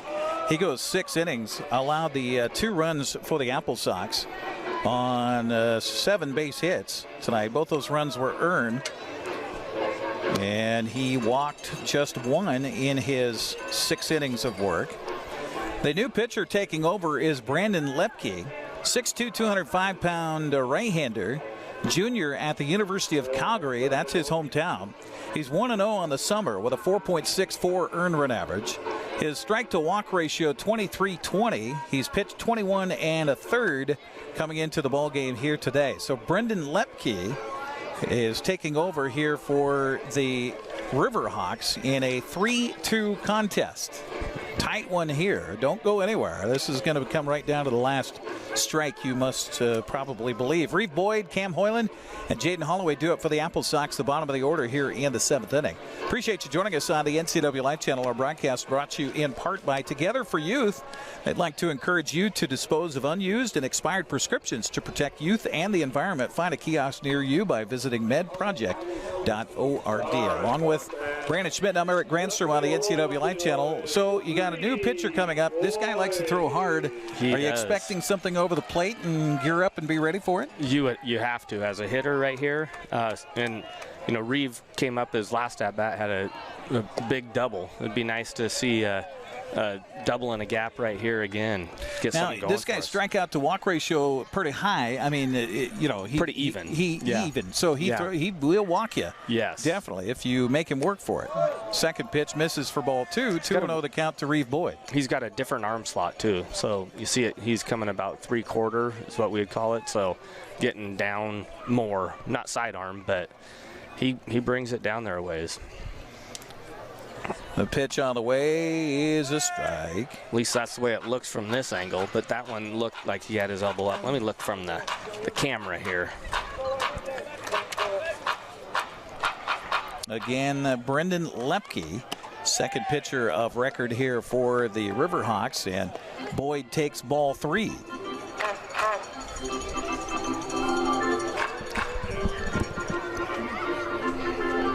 Another right-hander starts to stretch down in the bullpen for the Riverhawks and then takes a seat. He's overworking on the rubber bands over there. This pitch swung on a hit on the ground to the shortstop. Fielding and throwing is Wheatley, and his throw a little bit wide, but the foot stayed on the base over there by Boughton.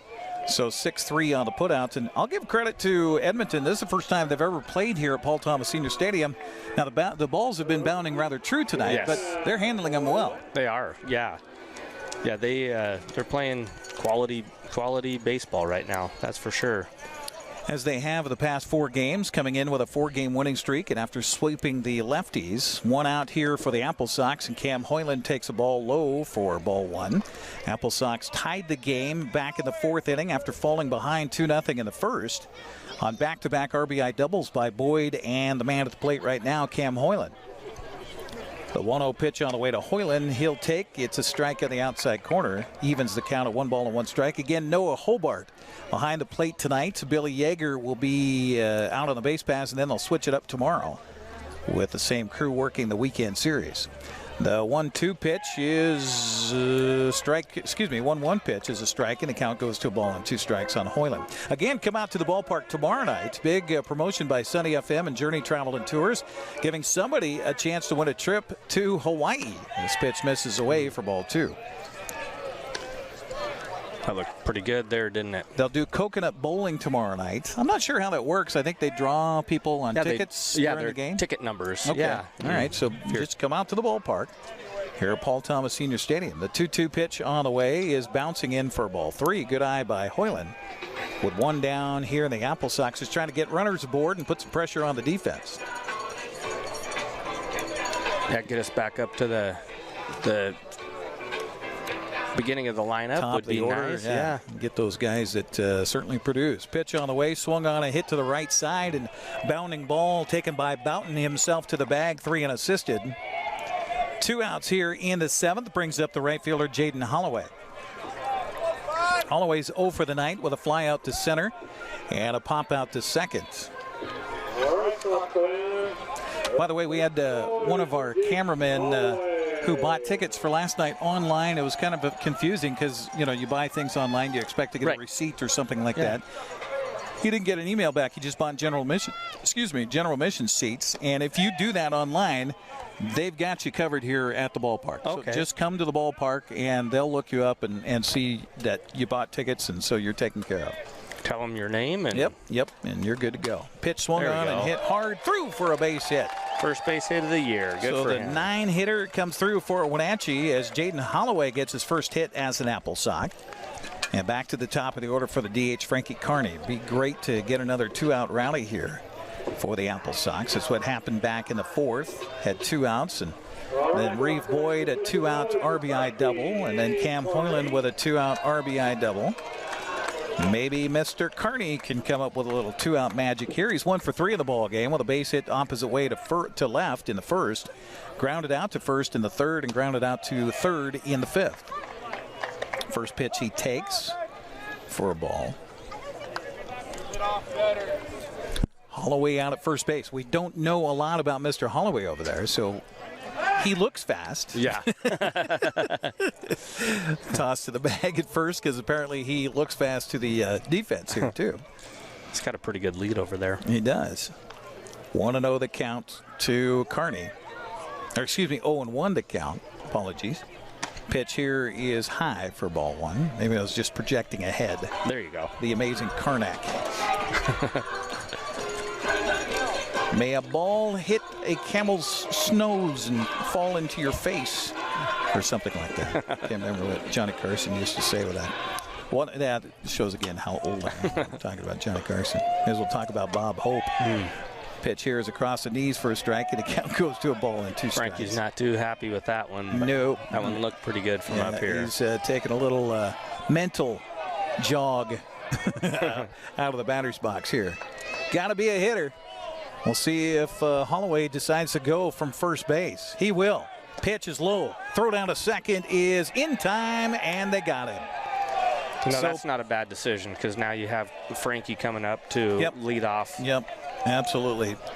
2-6, caught stealing is Holloway for the final out here of the 7th. We'll head to the 8th.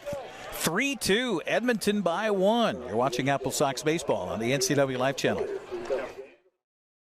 The Wenatchee Valley. Here, most of us really enjoy the great outdoors, and most of us try to make the most of our natural resources. Here at Apple Valley Honda, we know that for generations, we have harnessed nature to sustainably power the West, and we are proud to be part of that tradition as an environmentally green dealership award winner. Being a green dealership means Apple Valley Honda has reduced our overall environmental impact. We are so proud to live in this wonderful community.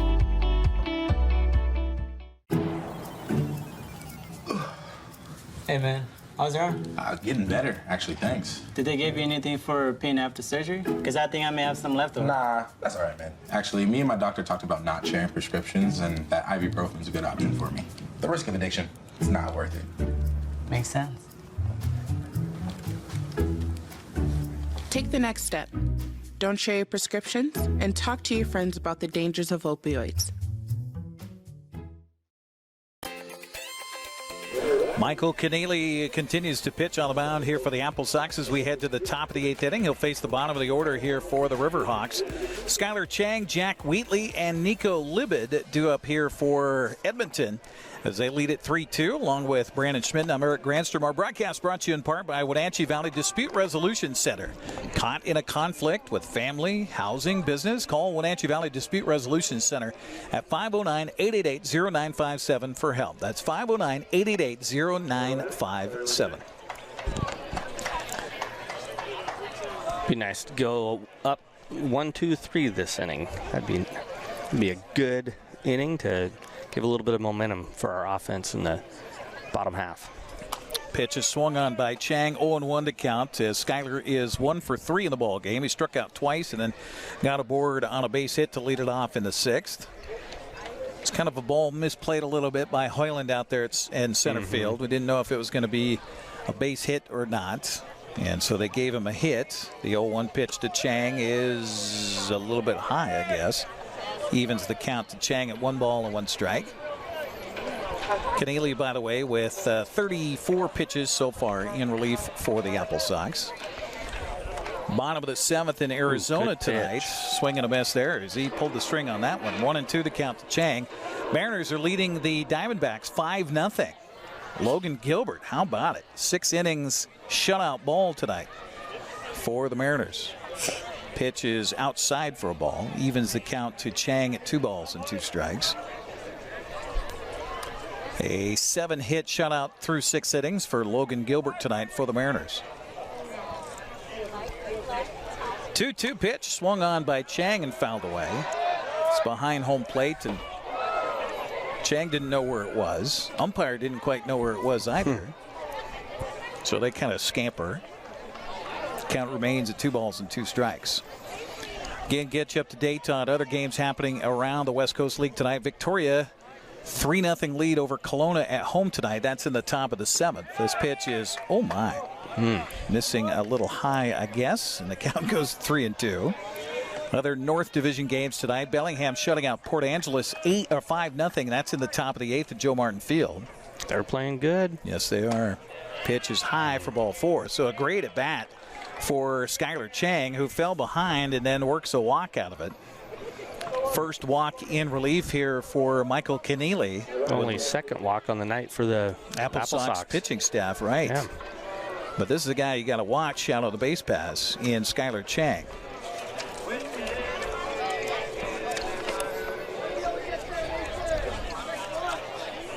You know, we had talked about his batting average earlier being 309 and being really high in the 7 hole, and you had mentioned something about his strikeouts, and he added another 2 strikeouts to his total tonight. Yeah, absolutely. 0-1 to Wheatley as he squared to bunt. He is 1 for 3 in the ball game. He struck out a couple of times his last 2 plate appearances after a base hit to center in the second, as Edmonton would love to get a little insurance here against the AppleSox, leading it by 1, but a leadoff man aboard. Again, scoring to bunt is Wheatley. Pitch is taken for a ball outside. 1-1 to count. If you're a pitcher and you're a coach, you tell your pitcher to do what as he squares to bunt like that? Do you throw it hard as you can? Let him get the out. Just thank you. Yeah. Just like the accept the fact that they're going to give you an out. The 1-1 count. Keneally throws over to the bag at first. Good idea there. Maybe catch the runner over there getting a little bit too much of an advantage. You know, if you're real good with your accuracy, you may want to throw a ball up because that's a hard pitch to bunt. To get down. Yeah.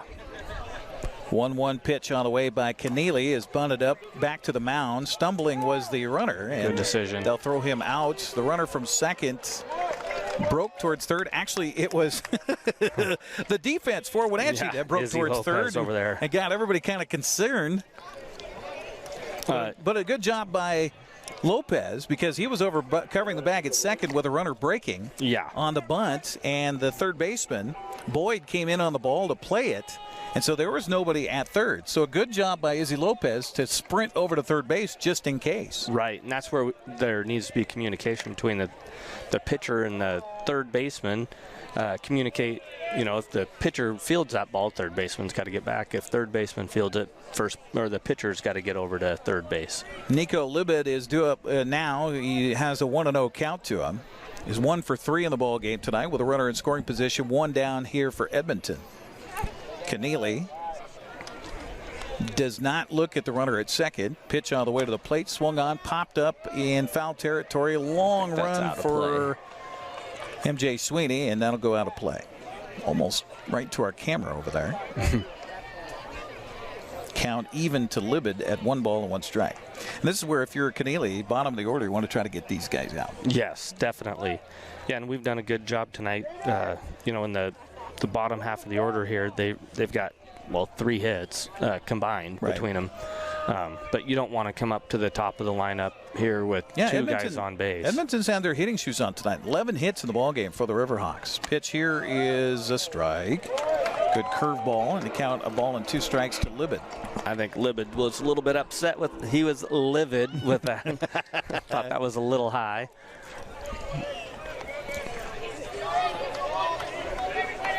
One and 2 the count to the catcher for the Riverhawks.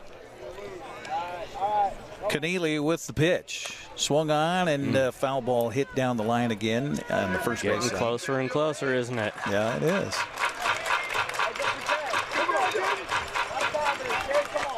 Yeah, we don't want to have 2 runners on with Brett Ott coming up. No, definitely not. Chang out at second base on the sac bunt that moved him over after he got aboard on a leadoff walk. 1 and 2 the count here to Libid. Keneally ready after a check of the runner at second. Pitch on the way to the plate is a fastball missing high for ball 2. I think that's about that pitch that he took for a strike that he wasn't real happy with. Yeah. But the difference was the first one was off-speed pitch, and this one fastball, easier for the umpire to see. And, you know, we got to talk about that, too. I mean, it's not easy for the umpires to see in kind of fading light either. Right. 2 and 2 the count. Pitch is swung on a missed.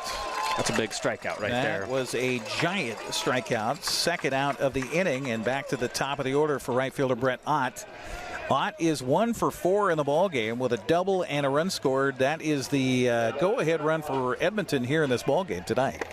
Now it's back in the 5th inning. Again, the Riverhawks scored 2 in the first. Wenatchee came back to tie it with 2 in the 4th. And then the Riverhawks came right back and got a run in the 5th, and that's where we are in this game at 3-2.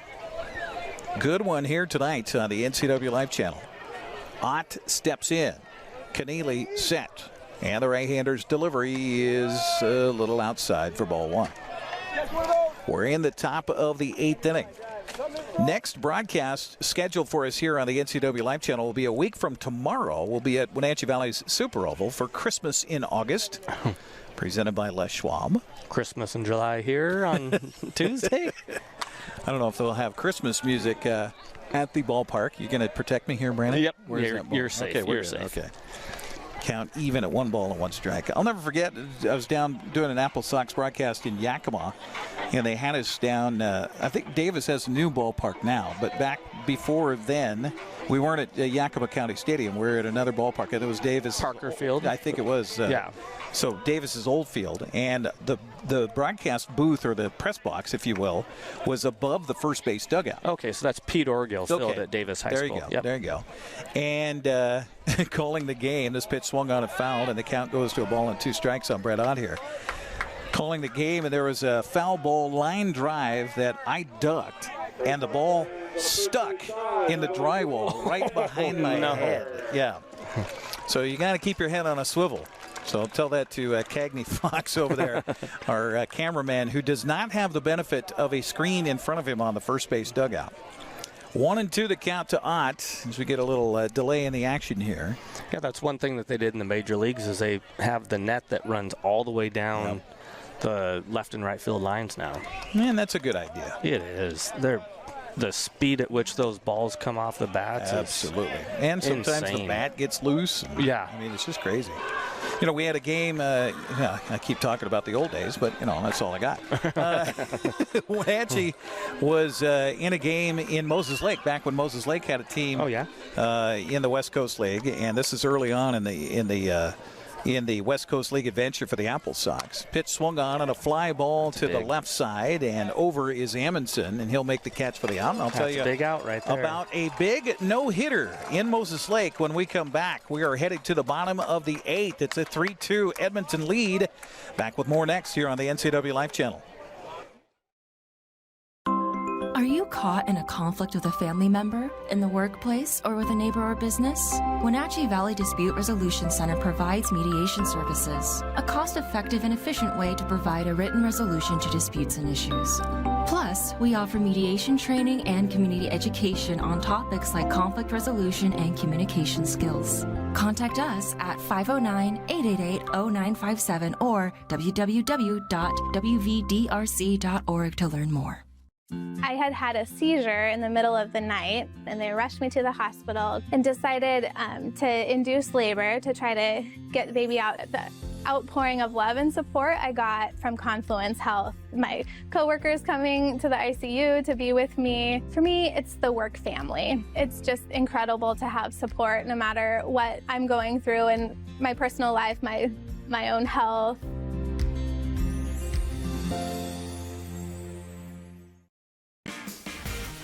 Well, Frankie Carney will lead it off. He was aboard at the plate in the 7th when caught stealing was Jaden Holloway. So he'll lead it off here in the 8th. So top of the order for the AppleSox. Carson Ohland, Easton Amundsen, that is, also due up here in the 8th inning. In a 3-2 ball game. Appreciate you joining us here on the NCWLIFE Channel. And is this still Lepke that is pitching for the Riverhawks? It is. Yep. So if you're Edmonton, you'd love to hand it over to your reliever in the 9th to save this ball game. But it's up to the AppleSox to change the course of direction right here, as Carney will lead it off. He's 1 for 3 in the ball game, and Frankie in the left-handed batter's box has the first pitch come to him, and boy, that was a hefty cut. Yeah, he wanted that one, didn't he? 0-1 to count to Frankie Carney. So AppleSox are in Moses Lake, and it is a no-hitter being thrown. It's in the 8th inning. And DJ Lydyard was the pitcher of record for that day. And we're talking about the netting. This pitch is a line drive right to the third baseman, and he goes down to a knee, and a nice play over there by Overmars. He's had a couple here today. So a line out to the third baseman for the first out here in the 8th brings up catcher Carson Ohland.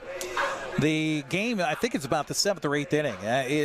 Lydyard is just on fire. It may have been even the 9th.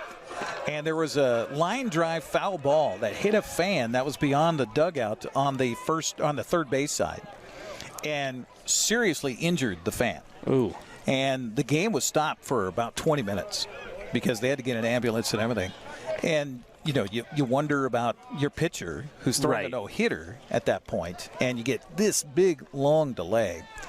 And thankfully, the fan was okay, but of course the concern was way more about the fan than it was about a no-hitter or anything else going on But I'll give DJ the credit. DJ Lydiard came back and finished off one of the few no-hitters in AppleSox history back at Moses Lake years and years ago. Pitch on the way here, swung on and popped up foul, and Overmars won't make a play for this one. The last thing you want to do as a pitcher is to, one, have people tell you that you're throwing a no-hitter, or two, sit there and think about it. So for him to complete the no-hitter, after that's a amazing. delay like that was something else. 1-2 the count. Pitch on the way to Ohland, and he fouls that one off on a check swing. So the count stays at a ball and 2 strikes. AppleSox in the ballgame tonight with 2 runs on 8 hits and an error. 3 runs, 11 hits for Edmonton. So they have come in on a 4-game winning streak and continues to play well against some of the best teams in the West Coast League. 1-2 to count to Ohland with 1 down, and he'll take the next pitch high for ball 2. AppleSox baseball brought to you in part by Walkabout Grill, where eating out is eating healthy. Open 7 days a week in Leavenworth and Wenatchee, or stop by the 108 Lounge at the Wenatchee Walk. 2-2 count to Ohland, and the pitch by Lepke. Swung on and kind of a defensive swing there, and the ball on a bound comes to the second baseman. He'll make the fairly easy play there. Routine bounding ball to him. 4-3 on the put out. 2 outs for the AppleSox. Will bring up the left fielder Easton Amundsen. He's due for a base hit here. Had a couple hard hit balls, and then, as you mentioned, the play by the third baseman over there, I thought he tore his rotator cuff on that one. Bent his arm in a very strange. An awkward play, but boy, did he make it. And that was something very special. First pitch taken by Amundsen, 0-1 to count. Easton 0 for 3 tonight with fly ball outs all the way around. 2 to the outfield, 1 to the infield in foul territory. Yeah, that was an amazing play by Overmars back in that 5th inning. This pitch is taken a little high for a ball. Be nice for him to get back on a home run streak right here, wouldn't it? Well, he still leads the West Coast League, even though he was away for 2-3 weeks after got off to such a hot start. 7 home runs for Amundsen. This pitch he takes for a ball. 2-1 to count. Kind of cooled off the last week and a half before he decided to hang up the cleats for the summer. But the AppleSox, both staff and players, kept in contact with him and said, you got to come back. That's awesome. You got to come back. So that's why he's back here. 2-1 count to him. It's a swing and a miss, and the count even now. 2 balls and 2 strikes. He wanted that one. Oh, he did. Wanted to tie it up with one swing of the bats. Still night here at the ballpark. Old Glory hanging limp out there on the flagpole behind center field. Yeah, you can't get better weather than this. No, it is absolutely gorgeous. Temperatures probably in the upper 70s right now. 2-2 count to Amundsen, and the pitch on the way is strike 3 called. Gone looking is Amundsen, and light flickering on the dashboard here for the AppleSox in this one as they trail at 3-2. We'll head to the 9th inning of play. You're watching AppleSox baseball on the NCWLIFE Channel.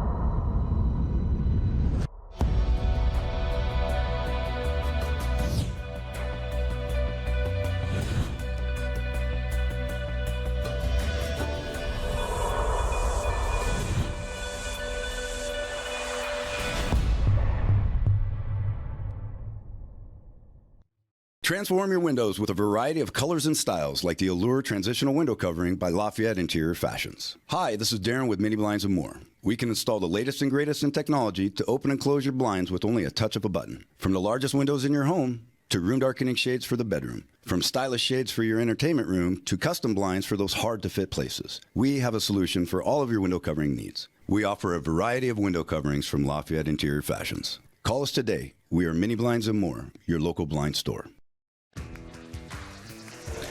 You're watching AppleSox baseball on the NCWLIFE Channel. To the top of the 9th inning we go. 3-2 ball game. Don't go anywhere. This is a good one here tonight as Michael Keneally continues to throw in relief here. Daniel Calabrese, Tommy Takayashi, and Noah Boughton do up here in the 9th for Edmonton.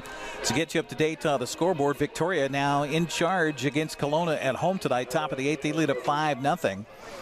Bellingham over Port Angeles in the bottom of the ninth. Well, actually, bottom of the ninth. It's got to be a game over there. 5-0 the score. This pitch is swung on and hit in the air right to center fielder Cam Hoyland.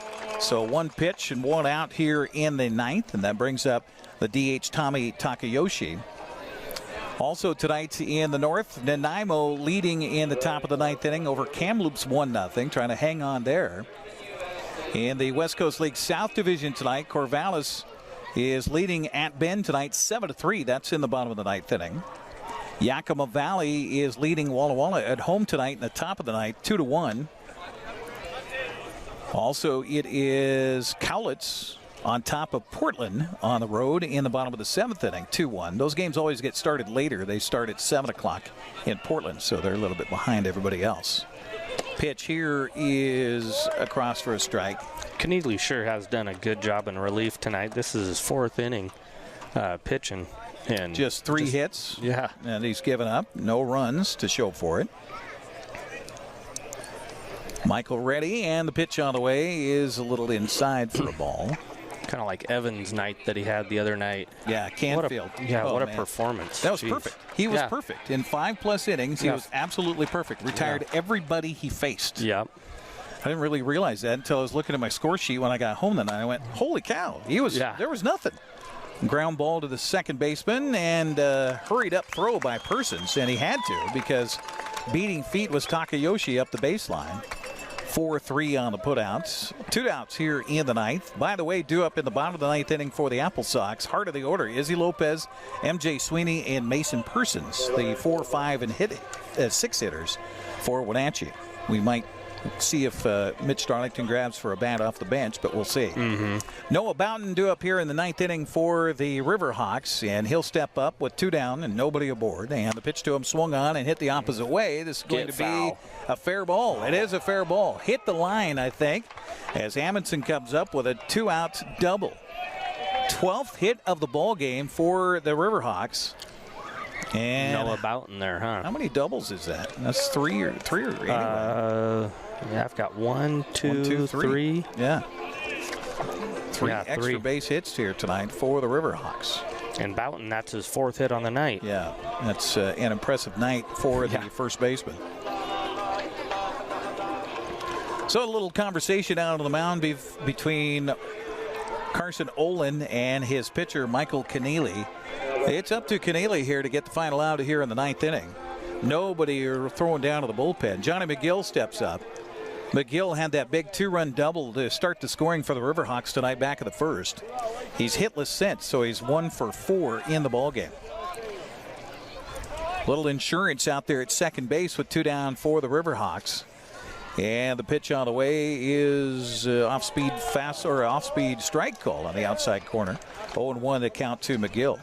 Riverhawks, by the way, it's not the first Riverhawks we've had in the West Coast League. Spokane used to have a team in the West Coast League. That was the Riverhawks. In fact, Wenatchee played against the Spokane Riverhawks in the West Coast League Championship here years ago. Pitch on the way is a fastball missing, or actually strike call. Oh, my.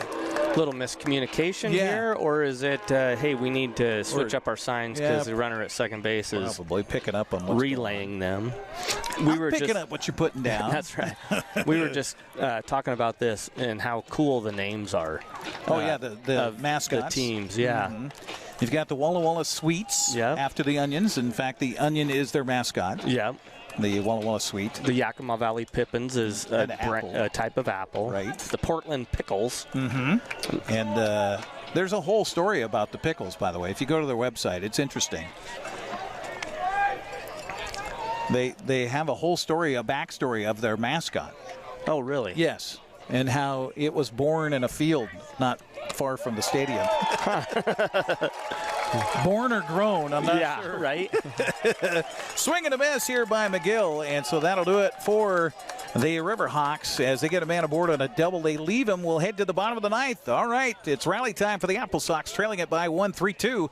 You're watching Wenatchee Baseball on the NCWLIFE Channel. I have no idea what I'm doing.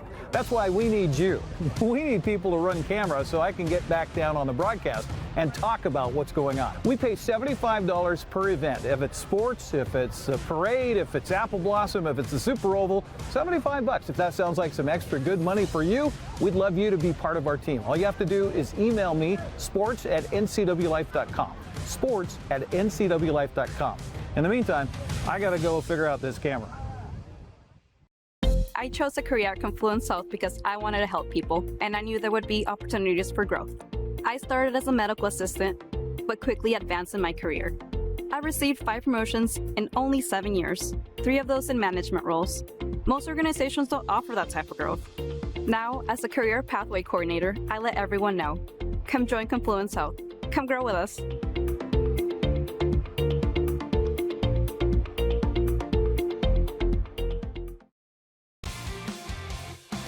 Well, the night's over for Braden Lepke. He goes 2 innings and did his job. He kept the AppleSox off the board and gave up just 1 base hit, no runs, and he also struck out 1 in his 2 innings of relief here for the Riverhawks. Now, Dallin Harrison takes over.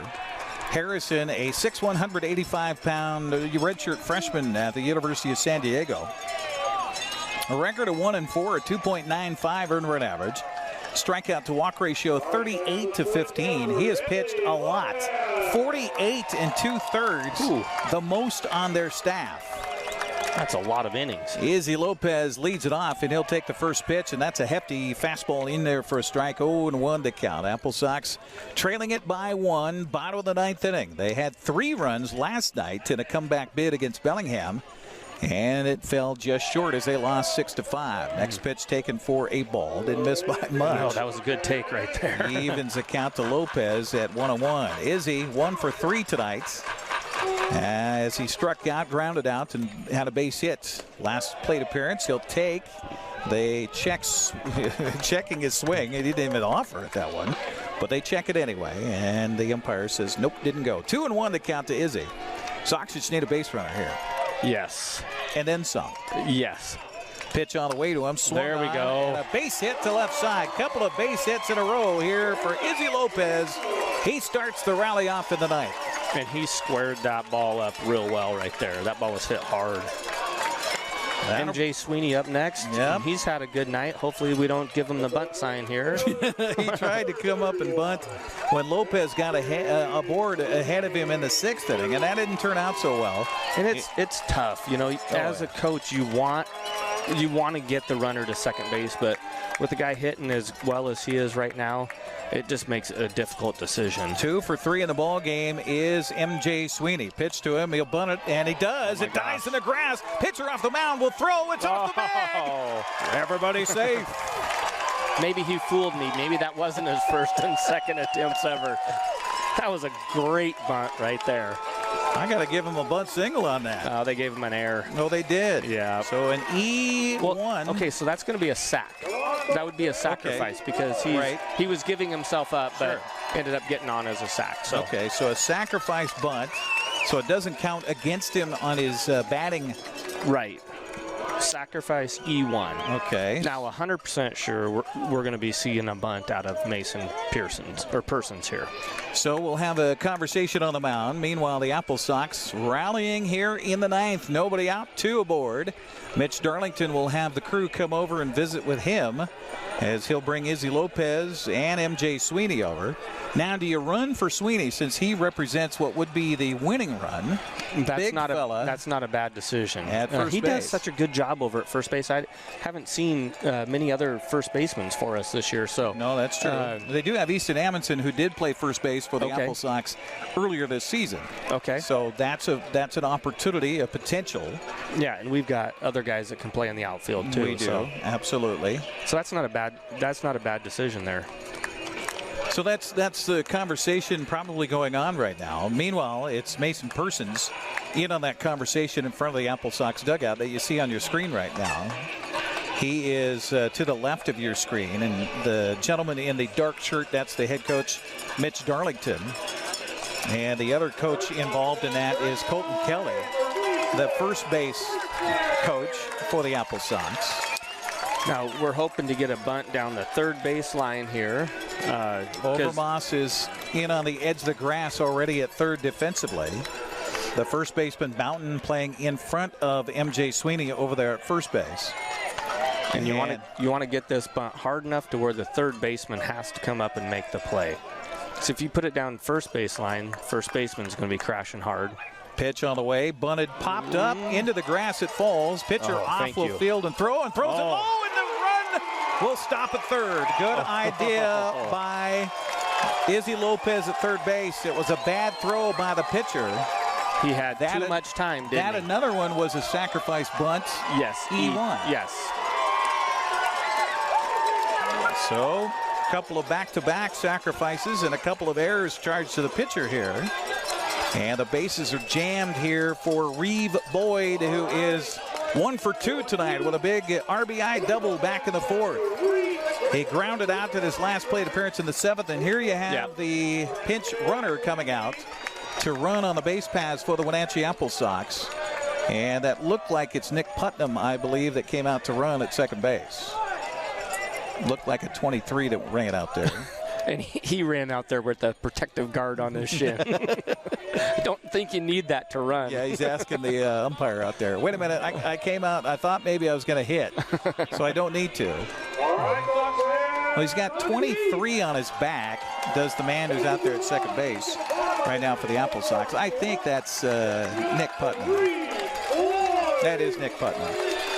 So Putnam represents the winning run at second base. Tying run 90 feet away. Best news is nobody out.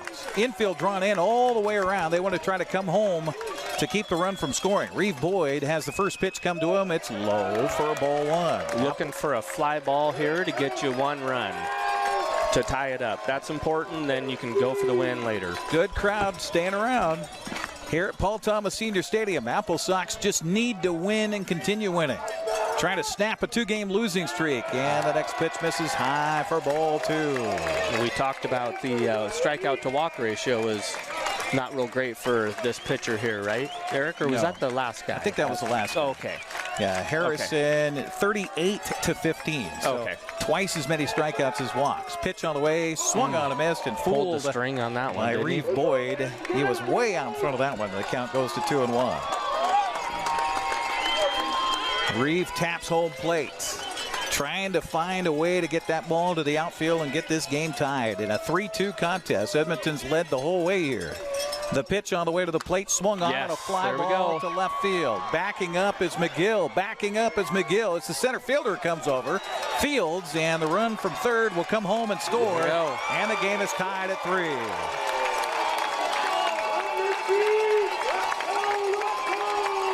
So that'll go down as a sac fly to the center fielder, Calabrese. RBI for Reeve Boyd as Lopez comes home to score the game-tying run. AppleSox still with 2 aboard and 1 down now for Cam Ohland. Oh, they're appealing to third base, throwing over to third, saying the runner may have left early. The umpire says, no, he didn't. All right, well, we got a different ball game here, don't we, Eric? Yes, we do. Putnam out at second base. Persons at first base. 1 down in the inning. AppleSox still hitting. As Cam Ohland steps up, he'll swing at the first pitch, and he misses. 0-1 to count to Ohland. Cam 1 for 3 in the ball game with a big RBI double in the fourth. He's got a pop out and a ground out also in the game tonight. The 0-1 pitch on the way to him is swung on and missed. He was way ahead of that one, and the count goes to 0-2. Jaden Holloway waiting on deck for the AppleSox. Great game here tonight. Could be looking at extra innings possibly. Wenatchee would like to finish it right here. The 0-2 pitch on the way to Ohland is a little bit outside. Didn't miss by much. 1-2 the count to Cam. Junior from Cal Poly San Luis Obispo was with the Sox on a 10-day contract to start the season. Went home and then was called back here last week. Pitch on the way to him, swung on a fly ball to shallow center. Calabrese will make the easy catch here as feigning a run towards third was the man at second in Putnam. And 2 outs in the inning for the AppleSox. That'll bring up Jaden Holloway. Well, Holloway got his first base hit as an AppleSox in his last at bat. He's 1 for 3 tonight, and wouldn't that be something? Welcome to Wenatchee. Yes. Come through with a game winner. And you know, any base hit here that gets into the outfield, I'm assuming that Coach Darlington's going to send Putnam. Well, but then we got Frankie coming up. If it's a questionable play, this pitch swung on a fly ball down the left field line. It is going to slice foul. About 6 feet foul down the left field line. Holloway almost won it right there on his first swing. If it's a questionable play, I'm sending the runner from second base. Putnam's got good wheels, and they have to make a perfect field, perfect throw, catch, and a tag. Yeah, all of it. 0-1 they count here to the freshman from Michigan State. 5'11", 159-pounder. He looks a little bigger than 159. He does. Right-hander on the mound. Harrison with the pitch is low for a ball. Good eye. Count even at 1 ball and 1 strike. I would say he's more 189 than 59. Yeah, I would say so too. Holloway from Seattle. Trying to be a hero in his new club here with the AppleSox. 1-1 the count to him with runners at first and second base in a 3-3 tie. Pitch on the way to the plate is swung on, popped up, foul. This is playable. First baseman Boughton will make the catch, and we will head to extra innings here tonight with a 3-3 tie. You're watching AppleSox baseball on the NCWLIFE Channel. Back with more right after this. Baseball, the Symphony, Super Oval, and graduations are all community events we're proud to bring you on the NCWLIFE Channel. Coverage is made possible by Apple Valley Honda, Bob's Apple Barrel Bark, Castle Rock International Real Estate, Confluence Health, JDSA Law, Mary Maids, Mini Blinds, and more. Prestige Senior Living at Colonial Vista. Together for Youth, Wenatchee Valley Dispute Resolution Center, and Walkabout Grill. A reflection of and spotlight on the communities we call home. The NCWLIFE Channel.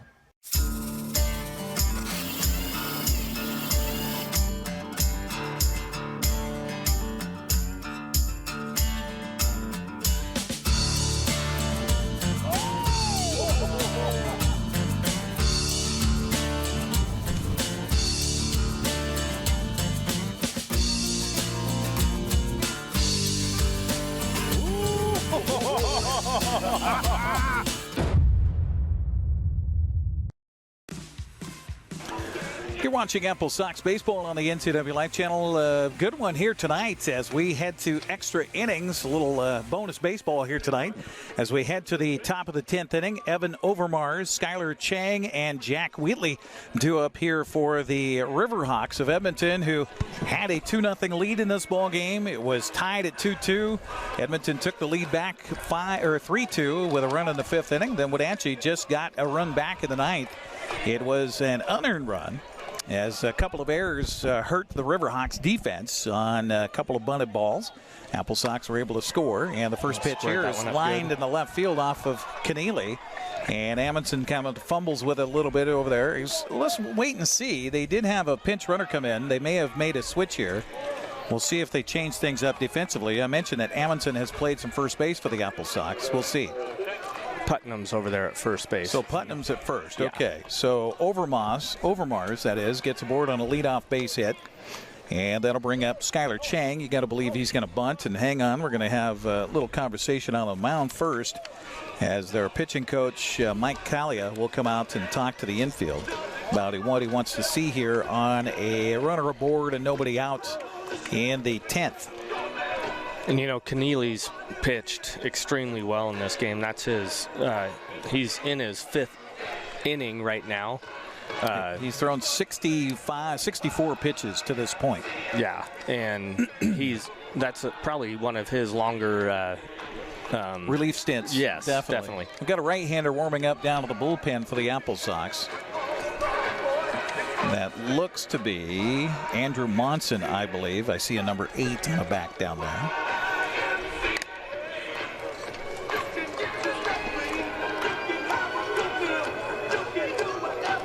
Actually, who were you saying was over at first base? That was Putnam, and then he just came out. So they just replaced him. They just changed. Yeah. Okay. So I'm not sure who's over there now. It looked like 18, Lyolas. I'll see here with my spectacles. Is it? Yep. Okay. So Lyolas brought in at first base to play some defense over there for the AppleSox as Keneally continues. Meanwhile, Boyd in on the grass, expecting bunt. It's bunted up the first baseline. Lyolas will field, and he'll tag the runner. And a good play by Trent there. So a sacrifice bunt, 3 unassisted. And down to second goes Overmars on the play. So 1 out here for Edmonton, and that'll bring up Jack Wheatley. And it looks like we got a pinch hitter here. We do. So, number 1. Okay, Edmonton playing a little chess game here. Yeah. And that is Kelly Coral. So and we got a new pitcher coming in too. And it looks like AppleSox will make a change on the mound. So when we come back, we'll tell you who that is and get you set up for the continuation of this chess match. Top of the 10th, 1 out, 1 aboard for Edmonton. It's a 3-3 ball game, and Michael Keneally getting a huge crowd hand here, as he should, after a great job of relief here tonight for the AppleSox. We'll come back after the 60-second break on the NCWLIFE Channel. Dear Mary Maids, just got home from a trade show and I didn't have time to pick up the house. Kids made chili. Jeff did a mud run. Oh, and Winston shredded Teddy's bed. Again, please clean it the best you can. Oh, except for the statue Max made for me. Thanks, Abby. Hi, Abby. Clean kitchen, clean bath, clean floor, naughty cat, poor Teddy. The statue is precious. You should keep it forever. See you next time, Mary Maids. My name is Anna Marie. I've lived at Prestige here for 6.5 years, and I love it. They just made you feel so welcome. I love my room. I get 3 meals a day, do as I darn well want to. I've loved it ever since I moved in. Mom's a wonderful, wonderful lady. She deserved the very best, and I got it for her here at Prestige.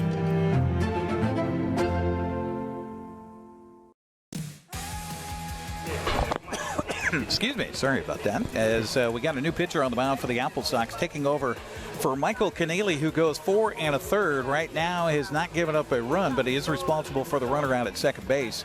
As taking over is Andrew Monson.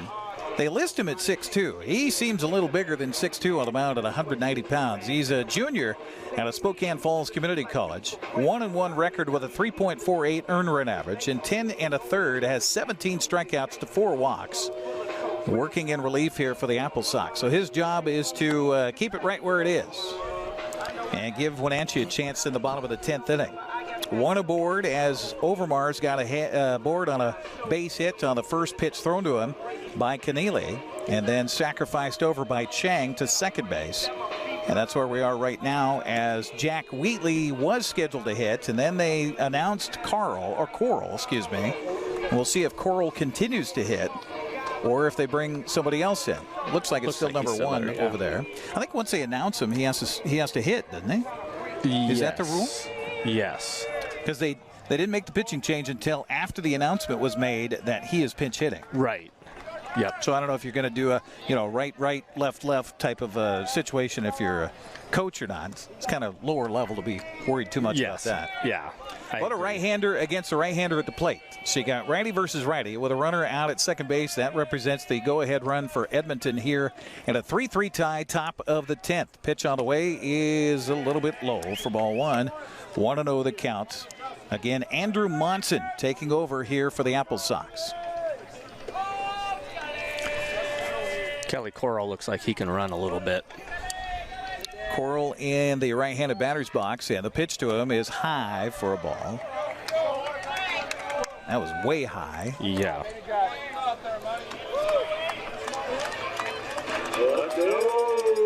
Again, the runner at second base is Overmars for Edmonton. 2-0 the count to Kelly Coral, batting 198 on the season. Pitch to him is a check swing. He went around, and the count goes to 2-1. I don't think you have to worry about stealing necessarily for Overmars out there on the base paths. Yeah, especially not in this situation. No, he doesn't have a stolen base in the summer. I mean, just as it is. 2-1 the count here to Coral, and he'll take strike two. Nice off-speed pitch there from Andrew Monson. And that talks about the confidence he has at his off-speed to throw that behind an account in a sticky situation. Yeah. 2-2 the count to Coral. Sometimes when you're throwing your fastball and you can't find it, then mixing in an off-speed pitch, will bring you back a little bit sometimes. The next pitch misses low for ball 3. First base is open, so it's not too costly if you walk Coral here. Yeah, but it'd be nice to get him and 3-2 and hopefully get a double play with Nico Libet up, because you don't want to get to the top of the order. No, definitely not. 3-2 pitch on the way is a curveball missing way high for ball 4.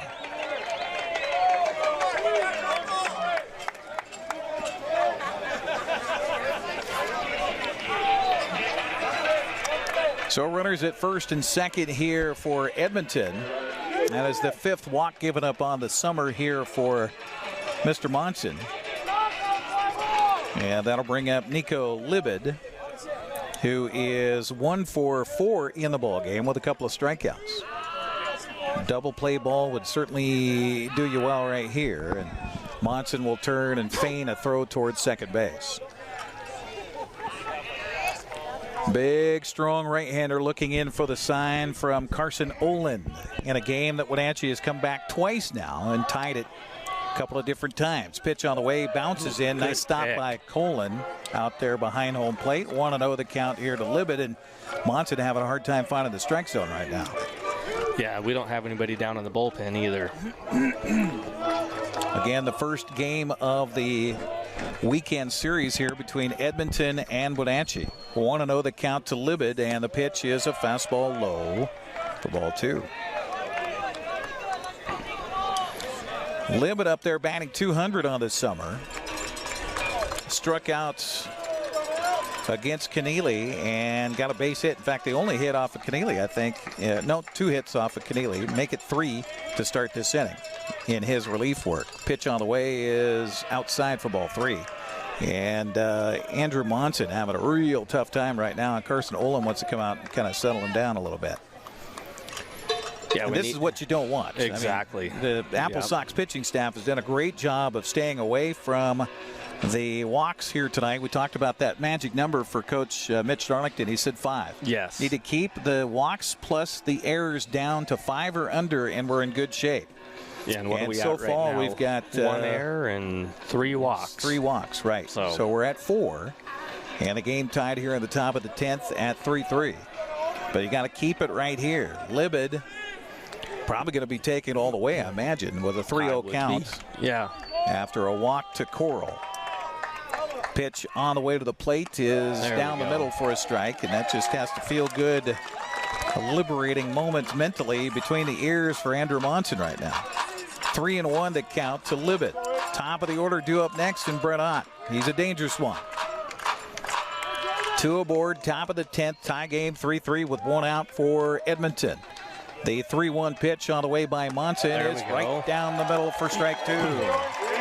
Libet was taken on that one as well. Yeah, I think so. He was just trying to get himself a free pass aboard. So here we go. No place but a strike zone here for Mr. Monson, and a 3-2 count to Libet. The right-hander from Spokane Falls, pitch high for ball 4. So that loads him up for Edmonton. And this game is up to Andrew Monson to get the fire put out right now. And that fire is being fanned by the Riverhawks offense. Patient, a base hit, a sac bunt, a walk, and a walk has loaded him up here. And now Brett Ott steps up, batting .231 on the summer. Tonight, he is 1 for 5 in the ball game. Scored a run in the 2nd, or back in the 5th on a double. Pitch to him here. Swung on a fly ball down the right field line. Will be a foul ball. Boy, just barely. Strike one. And that is a long, heart-thumping strike one. Yes. Because that would have easily scored 2, probably 3. Yep, absolutely. Holloway playing well to the left of the right field line out there in right field. That's really the first ball that he's hit to right field tonight. Yeah, he's gone the opposite way. He's tried to anyway. Pitch on the way here, bounces in. Ohland, great job blocking that baseball. It gets about 5 feet away from home plate, and that is it. And that's why you got a guy like Carson Ohland back there behind the plate. He's done a great job tonight. All summer for Wenatchee. Yeah. Really. Yeah. 1-1 to count to Brett Ott. He flew out to left back in the 8th. He would love a fly ball here with less than 2 outs to give Edmonton the lead back. The 1-1 pitch from Monson. On the way, swung on and hit foul up the first base line, and that will put Monson ahead of the count at 1-2. Sure huge to get a strikeout right here, wouldn't it? Mighty. Daniel Calabrese waiting on deck here for Edmonton. Wenatchee's pitchers done pretty good against the top 2 batters in the order here for Edmonton tonight. They're a combined 1 for 10 in the ballgame. The pitch on the way is just outside ball 2. Fans here at Paul Thomas on Confluence Health Night wanted to ring him up. I was wanting to ring him up on that one too. Noah Hobart, the home plate umpire, says nope. It was outside the strike zone. 2-2 count. Monson ready. And the pitch on the way is high for ball 3. He's missing up with that pitch, isn't he? So 3 batters in a row, he's gone full. 2 batters in a row, he has walked since he came into the ballgame. So far, Andrew Monson has yet to record an out, and no place to put Brett Ott in a bases-loaded situation here in the top of the 10th. The right-hander's pitch on the way, swung on, popped up and foul and out of play, and the count remains at 3-2. It's a good swing right there. That's a good pitch, too. Yes, it was. Any strike right now is a good pitch. With Monson having a hard time finding the strike zone. He found it right there. Can he get it one more time? Can he squeeze that baseball just a little bit tighter here? Can he find the magic in the glove of Carson Ohland? The pitch on the way, swung on, and barely getting a piece of that and fouling it off was the batter, Brett Ott. We'll do it again at 3 balls and 2 strikes. The dugout for Edmonton. Everybody standing over there trying to provide support out to the boys on the base paths. If you could get that curveball over for a strike right now, that would be real nice. Overmars at third represents the go-ahead run. Pitch on the way is low for ball 4, and he has walked in a run. Edmonton leads it 4-3. Now the unfortunate thing is Keneally's a pitcher of record because that was his run that scored. Yeah. So you can close the book on Michael. He gave up the 3 hits in relief for the AppleSox tonight. 5 hits in relief, and the 1 run will count against him here. And the bases are still jammed, and Mr. Monson still has some work to do with Daniel Calabrese stepping to the plate. And the pitch on the way is swung on and fouled off of the umpire, I believe. Yeah, right off his mask. So the count 0-1 here to Calabrese. Again, these 2 teams will play tomorrow night here at the ballpark. 6:35 game time at Paul Thomas. Go to applesox.com, get your tickets. You can buy them here at the park. It's not the COVID rules anymore where you can't have cash or you can't bring just buy tickets here at the gate. You can. 6:35 game time tomorrow night here at Paul Thomas Senior Stadium. The 0-1 pitch is a little bit low for ball 1. Got to find the strike zone. That's the most important thing. If you're Calabrese here, you've hit the ball to the outfield 4 of your 5 at bats. Yeah. And that's what you want again to score another run.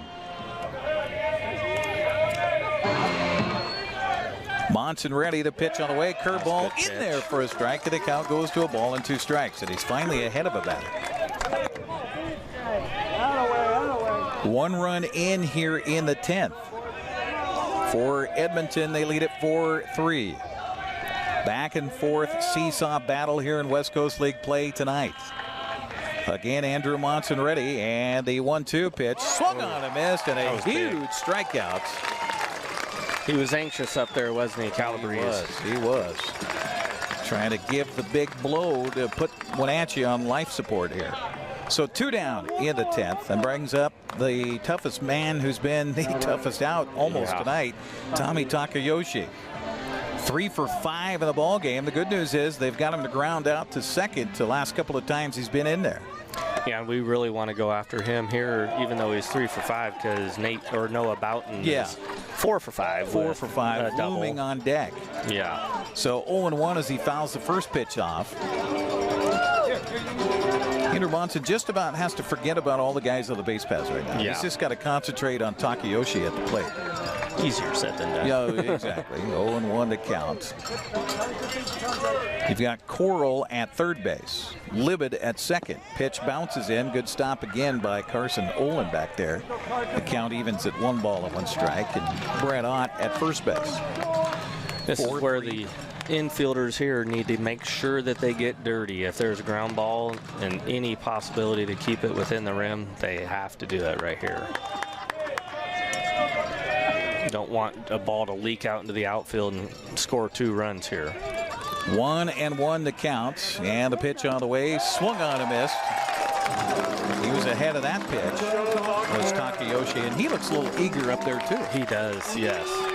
Well, you got a team coming in. They're 8-10 in the second half. They're 15-30 on the summer, so they're not used to winning a lot. They have won 4 in a row coming into tonight, trying to knock off the team with the best record in the West Coast League. They played really well tonight. Give them credit. 1-2 the count to Takayoshi, and Monson's pitch swung on and fouled down the third base side, and that rattles off of the Pepsi Picnic Pavilion here. Hope everybody's okay. Yep. Looks like they're all right. Somebody got themselves a free ticket to the next game. There you go. 1-2 the count here to Takayoshi. He was obviously behind that fastball there from Andrew Monson. Monson tried to just wiggle himself out, but a bases loaded jam here. He's already given up 1 run. The pitch is a check swing. He went around. Go to the plate. Carson Ohland will just step on the plate.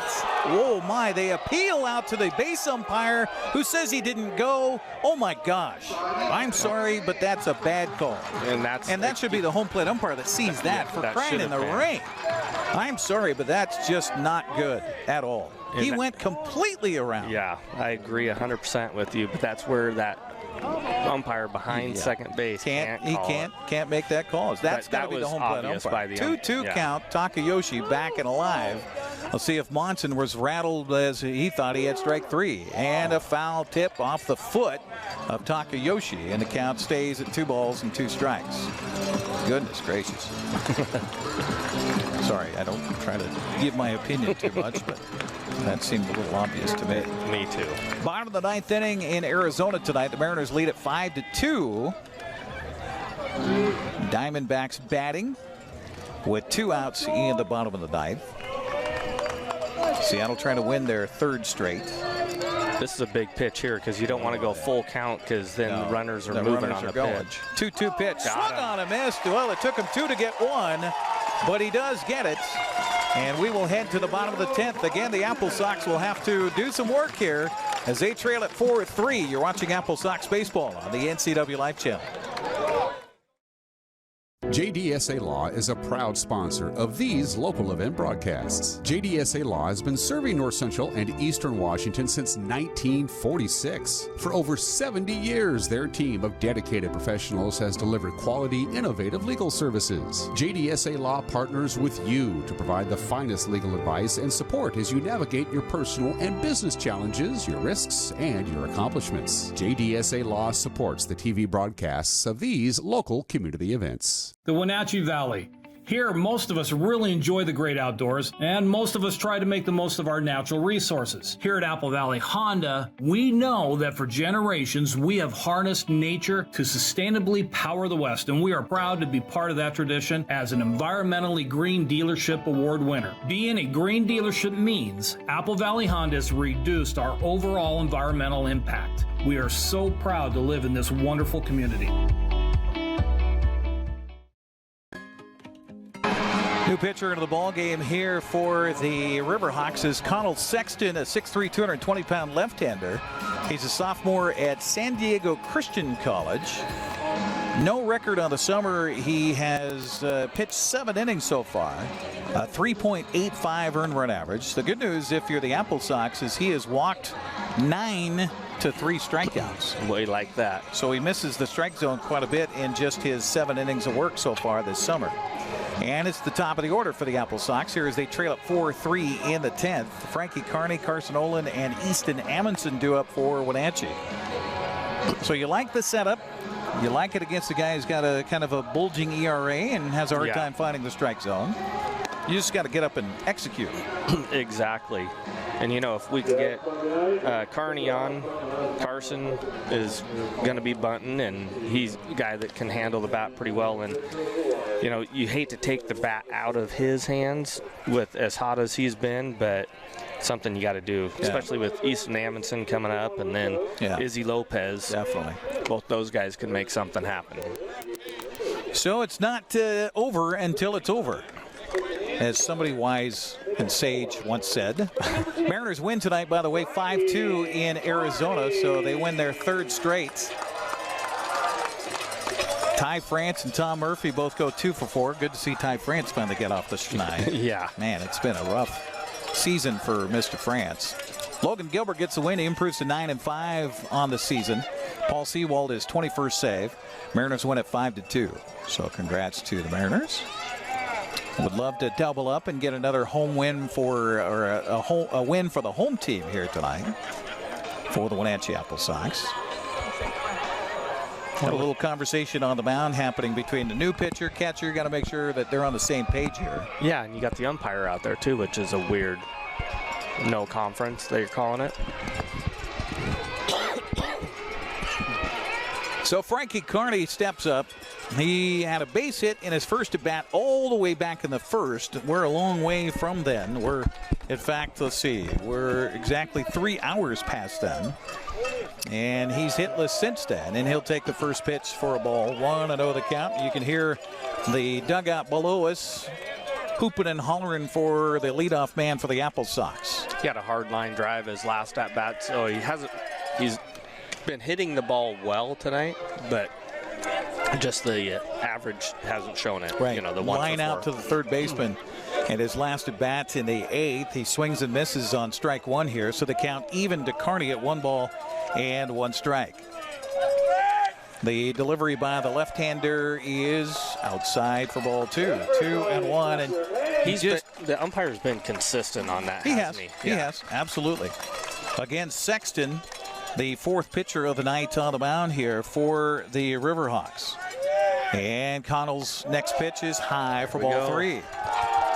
All you want is base runners if you're Wenatchee. And that's exactly what they're able to do in the 9th inning, as Izzy Lopez got aboard on a base hit, and then a couple of bunts, couple of errors, and the AppleSox were in business. There we go. Pitch high for ball 4. Well, we talked about the troubles for Sexton trying to find the strike zone. That's his 10th walk in his 7 innings plus pitch now. I don't think the head coach over there was too pleased with that. He's already making a visit. And he's got a right-hander in the bullpen, and he might not want to mess with it. He may bring the hook right here. Yeah. We'll see what he decides to do, as Carson Ohland, the representative for Wenatchee, as the player of the week, Moss Adams player of the week last week for the AppleSox, in helping Wenatchee go to a 6-0 mark last week. And they'll leave him in there. So now you talked about bunt situation. You got a guy that's struggling finding the strike zone all season. Yeah. In a high pressure situation here, do you take the first pitch no matter what and see if he throws a strike, or do you give up that strike before you get a chance to bunt? You know, if it's a buntable pitch, I think you got to do it. You know, the only thing that now it's too critical of a time to even say, hey, if you got a pitch that you can get down for a base hit, get it down. But right now it's too critical to get that runner to second base.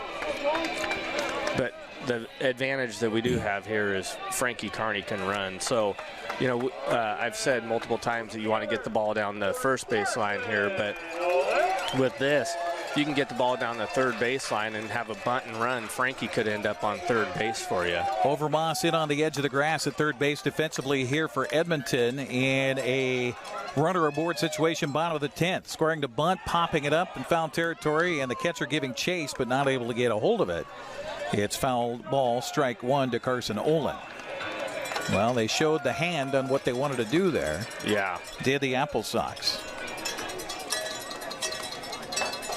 Last inning, you had M.J. Sweeney up, who failed in his first attempt to bunt in the 6th, but then put down a beautiful bunt in the situation in the 9th that led to Wenatchee scoring the game-tying run. Pitch here, bunted it right back to the mound, and third baseman will take it. He'll throw to first, and it's in time for the out. The catcher, by the way, runs down to third base to cover the bag because the third baseman had to run over to second base to cover that bag.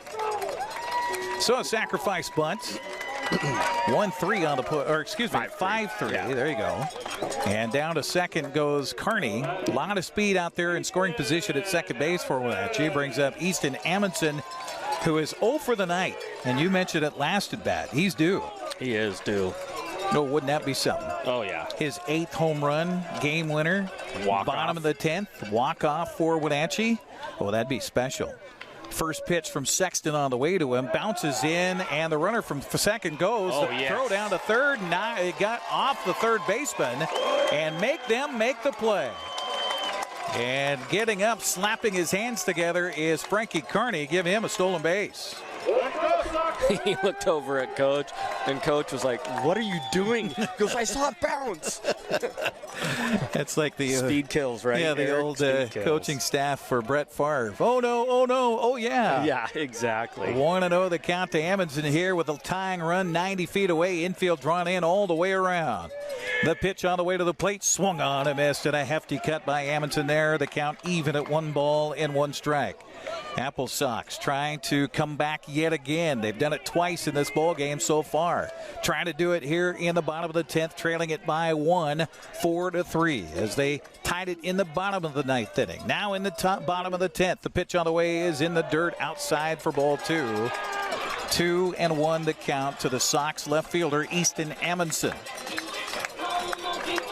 Kind of guilted into coming back for his summer collegiate baseball team, the AppleSox. They said, "Come on, Easton, you got to come back." So he is for the next week, and that's it. Pitch on the way to him, swung on and fouled back in the count. 2-2, and Easton wanted that one more time. It looks like his timing is just a little bit off, doesn't it? Well, yeah, you don't pick up a bat for a few weeks and then come back and say, okay, get up to speed with some of these pitches coming your way. Yeah, and even if you were hitting BP in the cages, it's nothing like game time. Nothing like game time.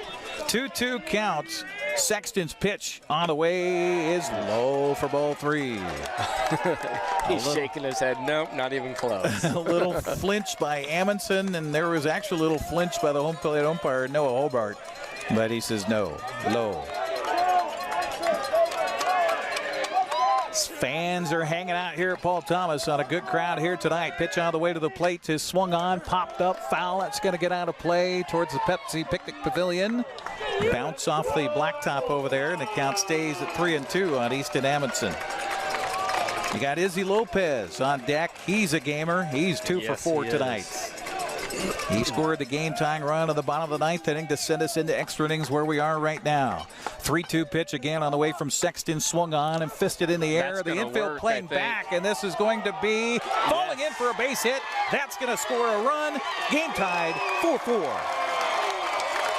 Wow. That's not exactly how you draw up his first hit of the night, right? We'll take it. And the box score tomorrow, that is a ringing base hit. Yeah. And an RBI. And Easton Amundsen will take it. Well, the AppleSox will take it, and so too will the fans if they have tied it up here in the bottom of the 10th at 4-4. And again, you can chalk up that base hit and that RBI to Frankie. His hustle. Once again, speed kills, like we've said. Amundsen aboard at first base. 1 out in the inning as the AppleSox continue to bat. Pitch on the way to the plate is way outside for a ball to Izzy Lopez. 1-0 the count. Izzy, couple of base hits in a row after going 0 for 2 to start the game, and he scored the game-tying run in the ninth. We're tied again here in the 10th at 4-4. Amundsen with the lead at first. Pitch on the way, swung on, and a hefty cut and fouled away, and the count even now to Lopez at 1 ball and 1 strike.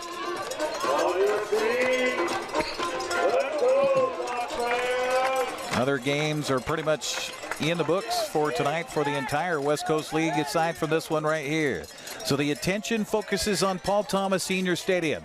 The AppleSox, the Riverhawks, tied at 4-4. Pitch on the way, swung on and hit the air, foul down the right field line, and the first baseman giving chase. That left first base open. And it's a foul ball strike to Izzy Lopez. The count goes to a ball and 2 strikes.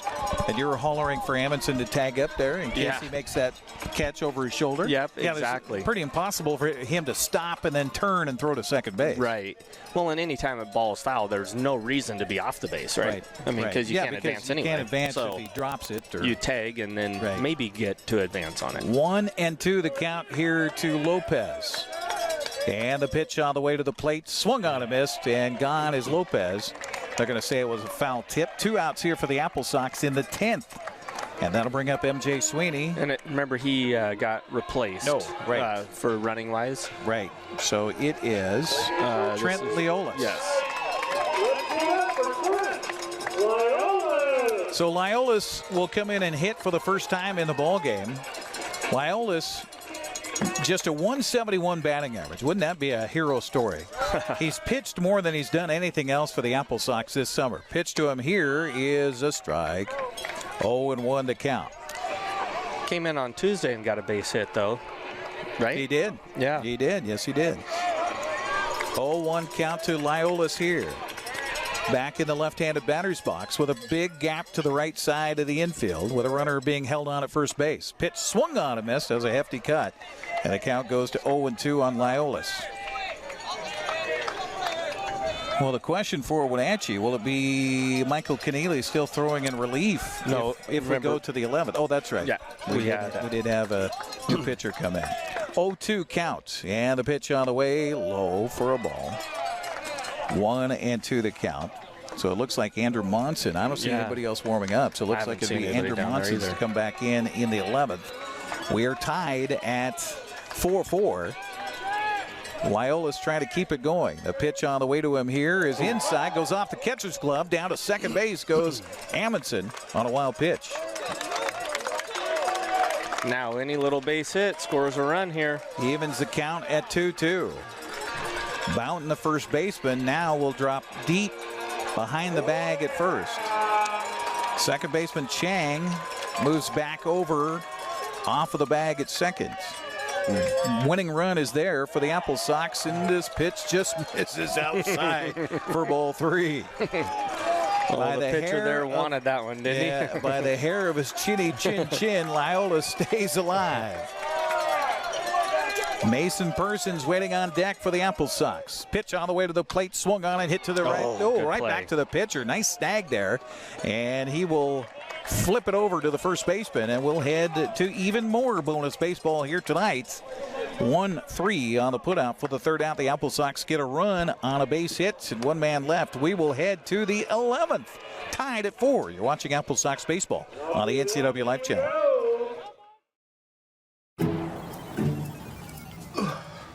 Hey man, how's it going? Getting better, actually, thanks. Did they give you anything for pain after surgery? Because I think I may have some left over. Nah, that's all right, man. Actually, me and my doctor talked about not sharing prescriptions, and that ibuprofen is a good option for me. The risk of addiction is not worth it. Makes sense. Take the next step.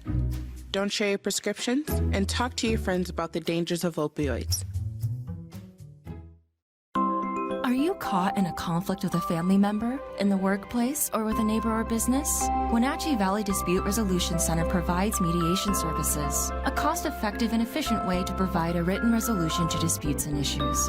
Plus, we offer mediation training and community education on topics like conflict resolution and communication skills. Contact us at 509-888-0957 or www.wvdrc.org to learn more. As we head to the 11th inning here at Paul Thomas Senior Stadium, extra baseball and then some. Yes. And Noah Boughton, Johnny McGill, and Evan Overmars are due up here in the 11th for the Edmonton Riverhawks, as Andrew Monson will pitch his second inning of relief here for the AppleSox. Close the book on Michael Keneally. The good news for Keneally, he did such a great job, be a hard luck loss for him, but he is not on the hook for this one. Yeah. Went 4 1/3, allowed 1 run, 5 hits, 4 strikeouts, 1 walk. And now Monson with a fresh slate will face Boughton. Yeah, the pitch swung on and hit towards the second base bag. Over is the shortstop, and what a job by Lopez in no man's land. Bag at second and a cannon over to first base. That was a huge out right there. Oh my gosh.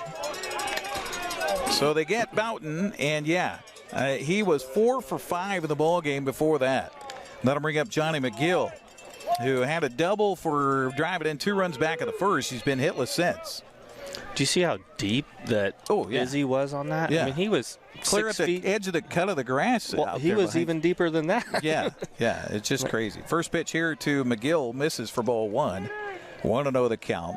McGill, after that 2-run double in the first, got aboard on an error, lined out, hit into a fielder's choice, and struck out his last plate appearance. The 1-0 pitch is right down the middle for a strike, and the count goes to 1-1 on Johnny McGill. And sometimes for a pitcher to come in with a fresh slate to nobody on the base paths, it's a mind-cleansing thing. Yes, it definitely is. Well, and you have to think. Oh, beautiful play at second base. Oh, Persons. Oh, Persons. You're my person right now. 4-3 on the putout. You have to think too. What does he do normally? Is he a starter or is he a reliever? Right? Because he's a reliever. But is he in the college, right? Yes. Right. Yeah, because if you're a starter and that's your traditional mindset, you come in with bases empty every time, right? Right. You don't inherit a situation. Yeah. So 2 down, and this pitch hits into left field. Amundsen back on it, and he'll make the catch and then fall down, and he holds on, and out. The home plate umpire came walking all the way out to the edge of the grass out here by third base before he finally gave the punch-out sign, and a great play by Amundsen out there in left field. Put a star to that one. AppleSox hold serve in the top of the 11th. To the bottom of we go. You're watching AppleSox baseball on the NCWLIFE Channel.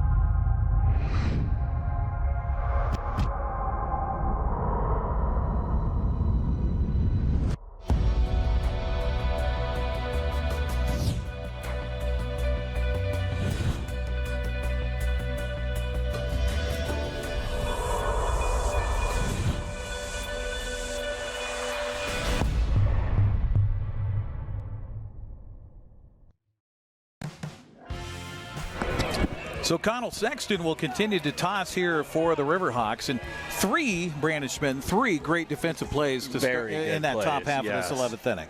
Yeah, what a pitcher's friend right there. When you have Izzy Lopez on the first ground ball, deep behind the bag at second, able to not only grab the ball cleanly on the ground, but then make a cannon throw to first base. He had no extra time on that one, that's for sure. Not at all. And then a great sliding play by Mason, and then an amazing catch out there that would have gone for 2 or 3 bases. Absolutely, easy. Absolutely. So here we go, bottom of the 11th, Mason Persons. One of the Webb Gyms there in the top half of this inning, leads it off, and the first pitch he'll take for a strike, 0-1 to count. Back and forth. 2 runs in the first for Edmonton. Wenatchee tied it on 2 runs in the 4th. Edmonton took the lead with a run in the 5th. Wenatchee tied it with a run in the bottom of the 9th. Edmonton took the lead in the top of the 10th, and then Wenatchee tied it in the bottom of the 10th, and now we're in the 11th. And it's a 0-2 count here on Mason Persons. Again, Wenatchee here in these last 2 innings have had the leadoff man aboard and have scored both of those. So the job now for Persons a little bit tougher hill to climb, trailing at 0-2. Pitch is swung on, and he got a piece of it to stay alive at no balls and 2 strikes. Rest of the West Coast League is in the books tonight. Victoria shuts out Kelowna 5-0. It was Nanaimo over Kamloops 1-0. Bellingham beat Port Angeles 5-0. Seems to be a theme here. Yeah. Springfield beats Ridgefield 5-0. It was Yakima Valley beating Walla Walla 2-1. Corvallis also a win tonight. Where did that score go?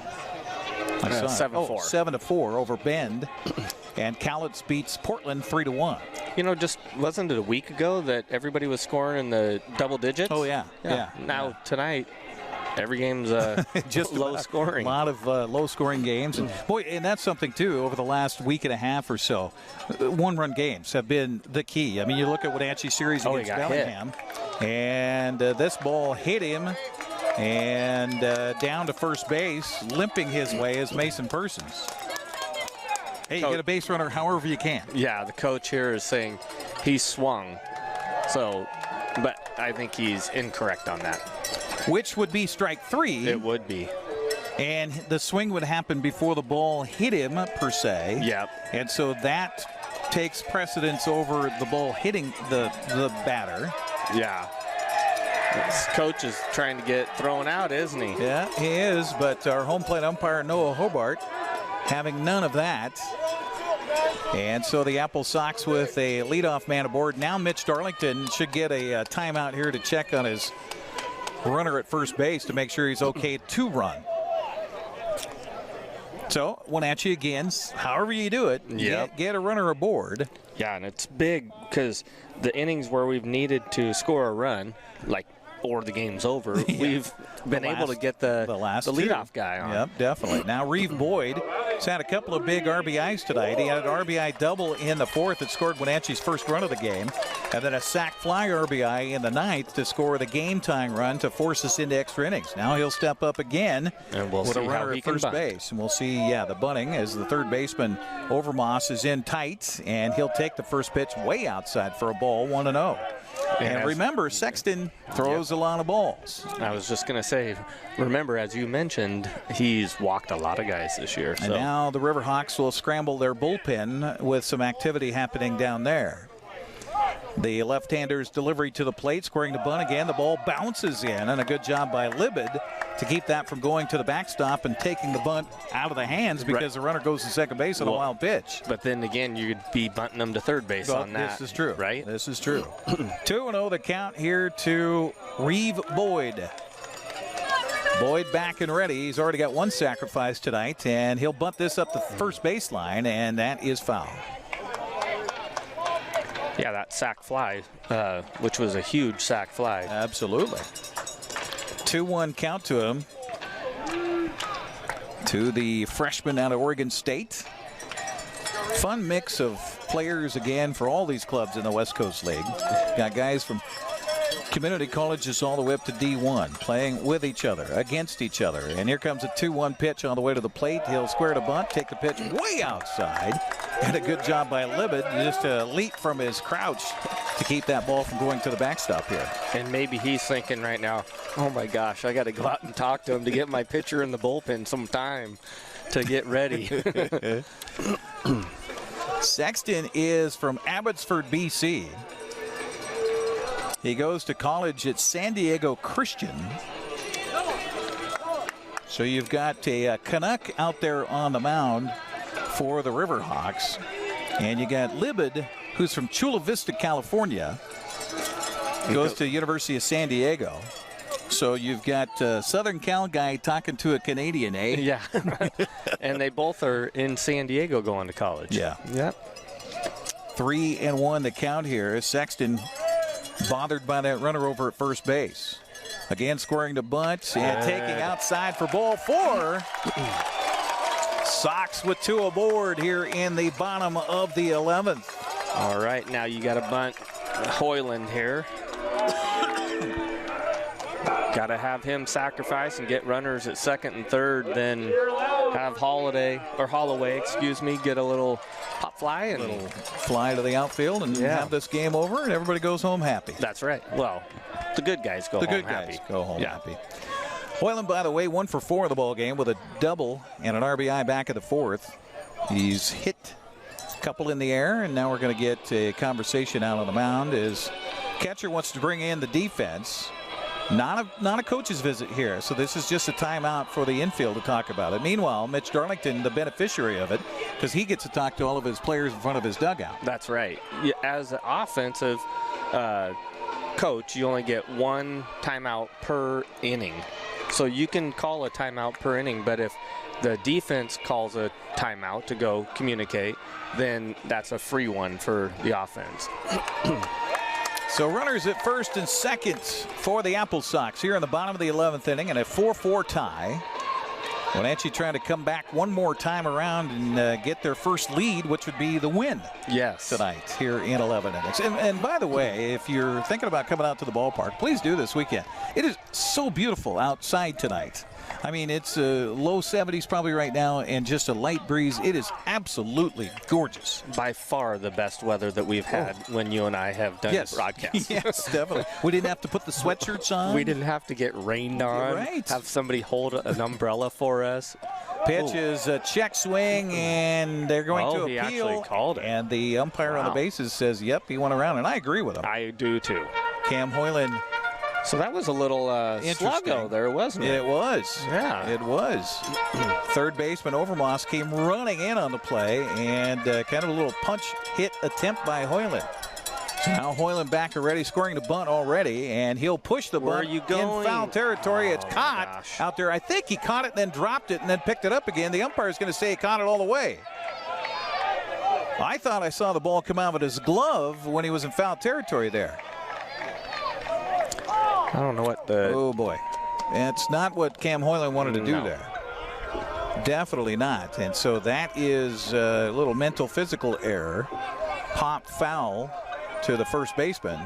And that's it out. And the runners have to stay right where they are. So now Jaden Holloway will step up. He's 1 for 4 in the ball game. And the Riverhawks have a lot more things they could do here, looking for the double play ball. This pitch is across the knees for a strike, 0-1 to count. If you're Edmonton, worst that could happen is you get the double play, you go to 12 innings. Right. Yeah. AppleSox obviously trying to make them make the play here. 0-1 to count to Holloway. And the pitch swung on a fly ball to right field, and this is going to be right at the right fielder. He'll catch it. Runner from second tags. The throw is not in time. Safe at third. On the slide, Mason Persons. You know, we talk about hustle all the time from players and stuff. Look at where the umpire is standing. In two-man mechanics, he hustled down the line here to give himself a great view of the play. That was a great job by the umpire. Absolutely. Absolutely. This crew has done a good job here They tonight. have. You know, he's been consistent. The fans have kind of given him a hard time because they do. That's what you do with a home plate umpire. But he's been very consistent on the strike zone here tonight. Yeah. So 2 outs for the AppleSox. Going to have to do it with Frankie Carney at the plate, and this is a guy you want as a gamer up there right now for Wenatchee. Okay, so look, notice here the first baseman's not holding him on. Pitch to the plate is high for ball 1. Truly, that runner at first base doesn't mean anything. Doesn't matter. As Coach Darlington, I would, if we can get a walking lead here, I would have him steal the base. Yes. Reason is that takes the force out. Right. At second and first. And there we go. There we go. Pitch is cross for a strike, taken by Carney. And indifference, I guess you'd say. The runner going down to second, Reed Boyd. But as we talked about, now they have to get the speedy Frankie Carney out. And bunt. Right. Oh, yeah, right here. Third, they're back on the corners, and the pitch is a strike. Oof. There was your chance, right? Yep. Safety squeeze, maybe? Yeah, or just a drag bunt for a base hit. Base hit. The infield playing back here. Yeah. Trying to get the out. 1-2 the count to Carney with 2 down here in the 11th. Runners at second and third. Pitch on the way to the plate is swung on and fouled back by Carney, and the count stays at a ball and 2 strikes. Everybody clap your hands.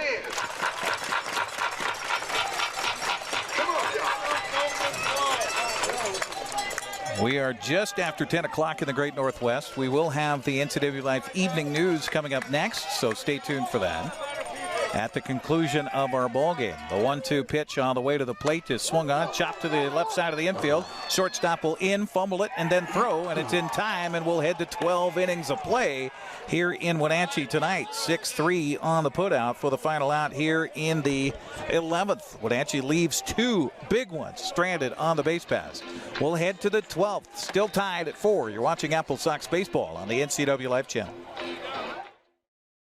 Transform your windows with a variety of colors and styles like the Allure Transitional Window Covering by Lafayette Interior Fashions. Hi, this is Darren with Mini Blinds and More. We can install the latest and greatest in technology to open and close your blinds with only a touch of a button. From the largest windows in your home to room darkening shades for the bedroom. From stylish shades for your entertainment room to custom blinds for those hard-to-fit places. We have a solution for all of your window covering needs. We offer a variety of window coverings from Lafayette Interior Fashions. Call us today. We are Mini Blinds and More, your local blind store.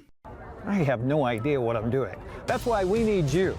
We need people to run camera so I can get back down on the broadcast and talk about what's going on. We pay $75 per event. If it's sports, if it's a parade, if it's Apple Blossom, if it's a Super Oval, $75. If that sounds like some extra good money for you, we'd love you to be part of our team. All you have to do is email me, sports@ncwlife.com. sports@ncwlife.com. In the meantime, I got to go figure out this camera. Well, to the 12th inning we go. I'm running out of score sheet here for this one. Skylar Chang, Coral, and Nico Libid due up bottom of the order here for the Riverhawks to face Andrew Monson, who now suddenly is at his 3rd inning of relief here for the AppleSox. As we head to the top of the 12th inning, we've got also a new first baseman. Is Carson Ohland taking over at first defensively here for the AppleSox. I'm going to have to see who's out there in left field. Just make sure that that's still... Looks like 18. Amundsen. Yep, I think that's Easton Amundsen out there. Let me see. No, Liolis is out in left field now. Okay, so Liolis. So where's Amundsen? In left. Looks like Hoyland is still in center. Yeah. I'll have to look around the defense here on the infield. Meanwhile, the first pitch of the inning is a little inside here to Skylar Chang. 1-0 the count. We'll have to make sure that the lineup is still true here for the Riverhawks in a 4-4 ball game, top of the 12th tonight. Bonus baseball on the NCWLIFE Channel. This pitch is in there for a strike, and the count even to Chang at 1 ball and 1 strike. So you still have Lopez at short. I believe this is still Reeve Boyd at third. Yep. And you've got Persons at second. This pitch bounces in for a ball. 2-1 the count. And as we just mentioned, Carson Ohland now the first baseman. So Liolis was at first defensively in the last inning. He came in, as you mentioned, you saw the change. Right. As they were out there talking to the pitcher on the mound. So Liolis came in at first, and now he's out in left field. The 2-1 delivery by Monson is a curveball in there for a strike, and the count now even at 2-2. So the AppleSox have gone through 3 defensive changes, well, 2 defensive changes at first base. Sweeney started, then Liolis, and now Ohland. He's got his brother Carson behind the plate. Pitch here swung on a missed, and ball was in the dirt, so Ohland will toss to Ohland. There we go. Ole. K2-3 on the putout. That's always a big to get a strikeout to start. Absolutely. Yeah. First pitch strikes are important, but leadoff outs are even more so important. So Kelly Coral, who came in to hit for Jack Wheatley back in the 10th, stays in there. We should have mentioned that he was probably in there at shortstop, too. He pitch is, on the yes. way. Swung on and missed. He was out in front of that pitch off the arm of Andrew Monson, who struggled when he first came in, but has done pretty good since then. Yeah, he definitely has. He could have easily fallen apart in that inning. Absolutely. This pitch is a curveball in there for a strike at the count 0-2. How about it? In fact, going back, he walked 3 batters in a row to walk in a run, but since then he's retired 6 straight, 3 of which by strikeout. So how about the rebound here for Andrew Monson? And he's ahead here 0-2. Pitch is, goodness. The fans remaining here at Paul Thomas all groaning in disgust. 1-2 the count. Hey, nobody's got to work tomorrow. That's right. Why not play baseball for a few hours? I do have to get up and go over to the Seafair, though. Seafair parade. Oh, that's right. 1-2 the count. Swing and a miss, and gone on the strike is Coral. And 2 down here in the 12th. And don't you love what a strikeout can do for your confidence? You had a chance in the in the bottom of the last inning. You should have maybe closed the game out. Right. And then the wind out of your sails, and then you get a pitcher that comes out, strikes out 2 guys, get the fans back in it, and you get the game all pumped up again. Yeah. So 2 down as Libid comes up. Pitch to him is a strike. Snapping the glove. Seems like he's got a little more juice to him now. Yeah, he's got a lot of bit of heat coming out of the arm right here. And, you know, coming up for us, we got Carson Ohland, and he's been hot lately, and you know, he's got 1 base hit today, but 2, 3, and 4 batters coming up for the AppleSox. Ohland, Amundsen. Well, Amundsen's out. So and so Lopez will be. So it'll be Ohland, right? Yeah, it should be Ohland. Yep.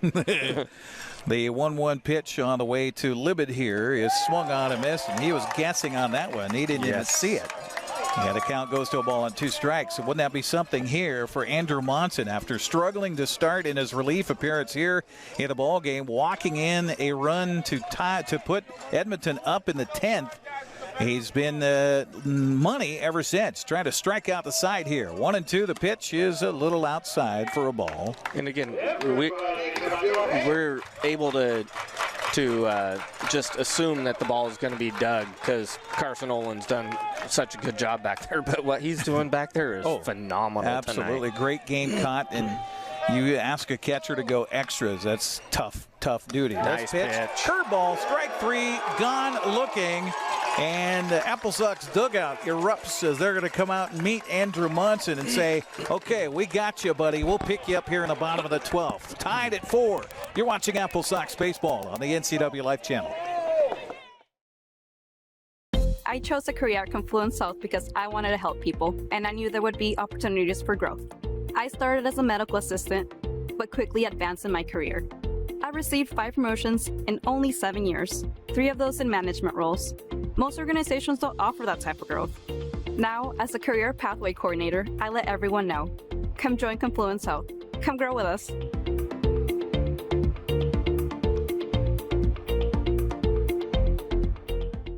Baseball, the Symphony, Super Oval, and graduations are all community events we're proud to bring you on the NCWLIFE Channel.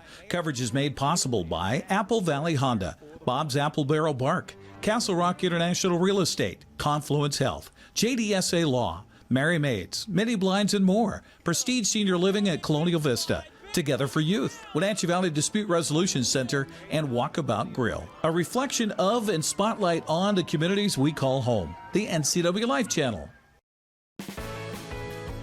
Well, here we go to the bottom of the 12th inning, tied at 4. Carson Ohland, and we assume it'll be Austin Ohland and Izzy Lopez do it for the AppleSox here in their part of the 12th in a 4-4 ball game. Appreciate you joining us here on the NCWLIFE Channel. Bonus baseball tonight. We've got, a game and a third. Yeah. Played here tonight. They'll meet again tomorrow night at 6:35 and then close out the series on Sunday at 1:05 here at Paul Thomas Senior Stadium. Go to AppleSox.com for tickets, or you just show up here at the ballpark at Wenatchee Valley College. We're on the campus here at WVC. And so Carson Ohland will lead it off. Carson is 1 for 4 in the ball game, has a base hit tonight, and last up a sacrifice fly. And the first pitch he'll take for ball 1. 1-0 the count. Again, got a guy on the mound here who struggles a little bit throwing strikes, Connell Sexton. So you got to be have a good eye at the plate if you're the AppleSox hitters. The 1-0 pitch is swung on, popped up, and this is infield play for the first baseman, and that'll be an out recorded as Boughton comes in to make the easy play. 1 out here for the AppleSox, and that'll bring up Austin. It is Austin Ohland.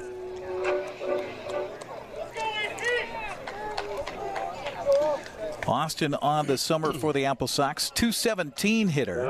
He's got 13 RBIs, a couple of doubles. He does have 1 home run. There you go. Wouldn't that be something? That would be nice. Pitch on the way to him is missing outside for a ball. 1-0 the count.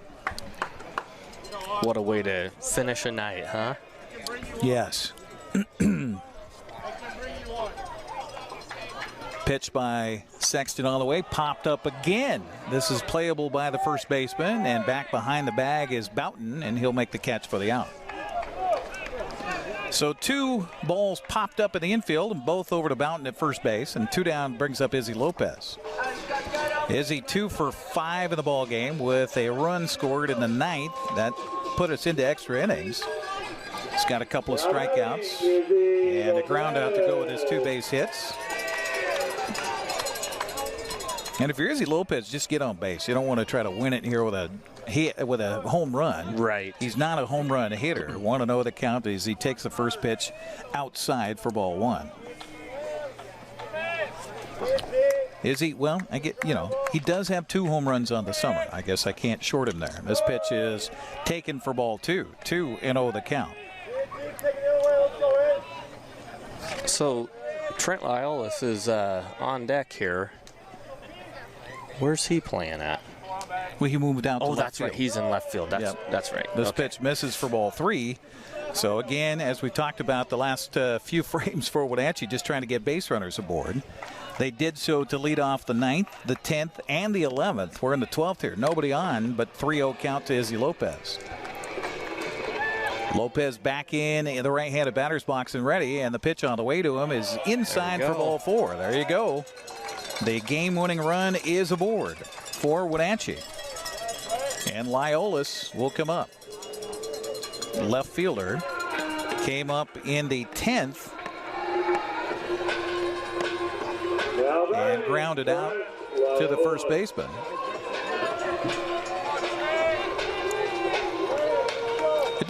It's starting to feel like we've been here a while. A little while, yes. It's starting to feel that way. Lyolis fouls the first pitch off to him, and the count 0-1 here to Trent. Second at bat for Lyolis here in the ball game. Mason Persons waiting on deck here for the AppleSox, hoping for a chance to maybe be a hero tonight. 0-1 to count with a runner at first base, and the pitch on the way to the plate is in there for a strike. Good fastball there, snapping the webbing of the glove of Libid from Connell Sexton.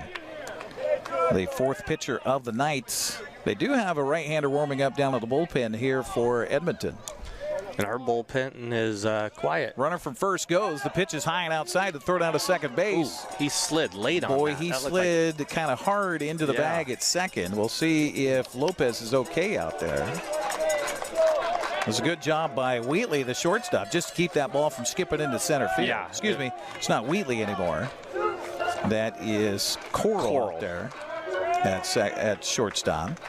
So give a stolen base here to Lopez, and the count of ball and 2 strikes to Lyolis, and he'll take ball 2. It was a big stolen base. Yes, it was. Because now a base hit in the outfield. Now a base hit. And the outfield, by the way, drawn in a little bit here. Yeah. Try to keep it from happening. 2-2 count here to Lyolis. And the pitch on the way, swung on, popped up, and this is playable on the third base side. Rounding third is Lopez, and that's a tough play for the third baseman. He's almost stepped on the base there. there. Overmoss able to make the play, and we will head to 13 innings of play here. See if the AppleSox can use 13 as a lucky number here tonight, as we're tied at 4. Back with more next here on the NCWLIFE Channel. Dear Mary Maids, just got home from a trade show and I didn't have time to pick up the house. Kids made chili. Jeff did a mud run. Oh, and Winston shredded Teddy's bed. Again, please clean it the best you can. Oh, except for the statue Max made for me. Thanks, Abby. Hi, Abby. Clean kitchen, clean bath, clean floor, naughty cat, poor Teddy. The statue is precious. You should keep it forever. See you next time, Mary Maids. JDSA Law is a proud sponsor of these local event broadcasts. JDSA Law has been serving North Central and Eastern Washington since 1946. For over 70 years, their team of dedicated professionals has delivered quality, innovative legal services. JDSA Law partners with you to provide the finest legal advice and support as you navigate your personal and business challenges, your risks, and your accomplishments. JDSA Law supports the TV broadcasts of these local community events. Welcome back once again here to Paul Thomas Senior Stadium, and we're postulating about the time difference between here and Australia. Good afternoon. Yes, if good they're afternoon. still there, still there, it's 3:17 in the afternoon in Australia right now. It is 10:17 at night here on a Friday night in Wenatchee as we head to the 13th inning of play, and top of the order due up here for Edmonton, Brett Ott, Daniel Calabrese, and Tommy Takayoshi.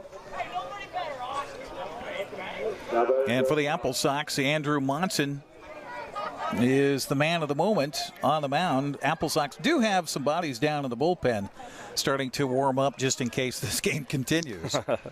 As we have the first pitch of the 13th inning. By the way, longest game of the summer for the AppleSox happening right now before your eyes. Pitch on the way to the plate is swung on and missed. 7th at bat for Brett Ott here on the night. Yeah, he is 2 for 6 in the ball game. I've got him as 1 for 6. Oh yeah, Double. Yep. 1 for 6. Got an RBI with a bases loaded walk in the 10th. 0-1 to count to the right fielder here, and he'll take strike 2. How about the job in relief here for Andrew Monson? Yeah. Just nails since he gave up a bases loaded walk in that 10th inning to the man that he's facing right now. And the 0-2 pitch on the way to him is swung on it, chopped off the plate right to the first baseman. And big out. Ohland over there will take it to the bag himself. So 3 unassisted, 1 out here in the 13th, and that'll bring up Daniel Calabrese. I'm running out of colors here, Eric. 1, 2, 3, 4, 5. 5 strikeouts in relief for Andrew Monson tonight. So 1 out here in the 13th, and Daniel Calabrese steps up. Yeah, the first pitch by Monson on the way to him is a little low for a ball. 1-0 the count. You know, it's one thing for these players to continue out here and, go into extra innings and extra innings and extra innings and extra innings. Who doesn't get a break is the umpires. Swing and a miss here, and the count even to 1 ball and 1 strike. Oh, we got birthday cupcake here. Yes. We had I had Trina come to me before the ball game tonight, and she said, "Hey, we're celebrating a birthday, so happy birthday, and thanks for the cupcake." We might need the calories here. Yes. Kind of working awfully hard, sitting here and watching baseball.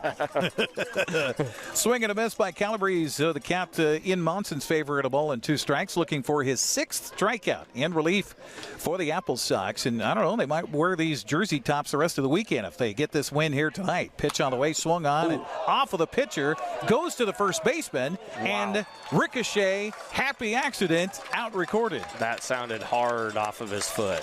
1-3 on the putout. Now we got to see if Monson is okay. He immediately points at Mitch Darlington, says, "Get back in the dugout." Yeah.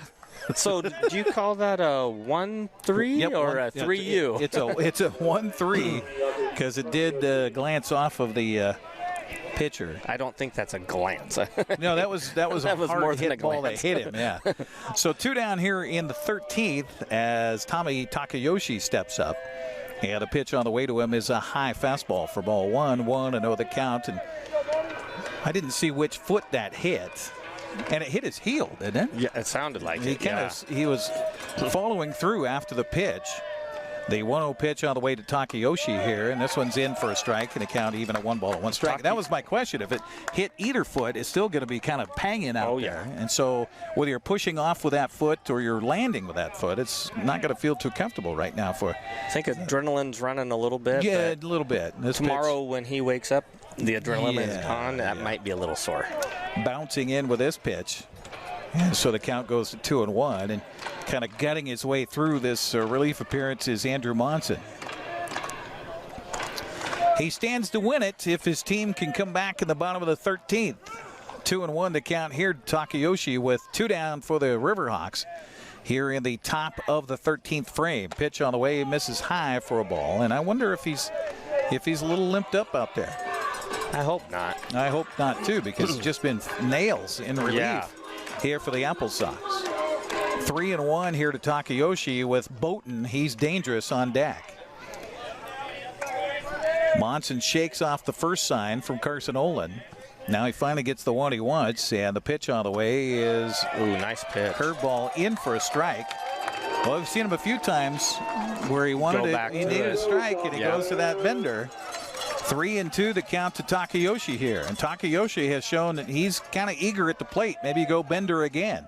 3-2 pitch is swung on and missed, and how about the relief appearance here tonight by the man of the moment, Andrew Monson. We'll take a break and come back. To the bottom of the 13th we go. 4-4 tie. Sox up. Can they finish it? We'll see next here on the NCWLIFE Channel. My name is Anna Marie. I've lived at Prestige here for 6.5 years, and I love it. They just made you feel so welcome. I love my room. I get 3 meals a day, do as I darn well want to. I've loved it ever since I moved in. Mom's a wonderful, wonderful lady. She deserved the very best, and I got it for her here at Prestige.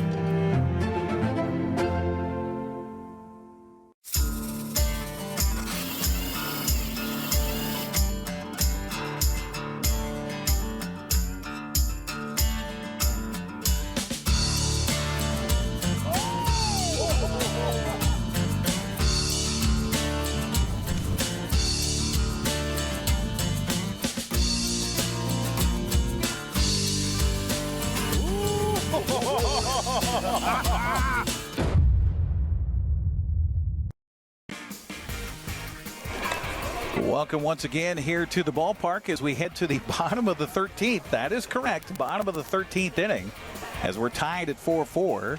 And we're trying to make room on the score sheet for all these folks in here. Graham Seltzer now takes over on the mound after Connell Sexton went 2 innings of relief here for the Riverhawks.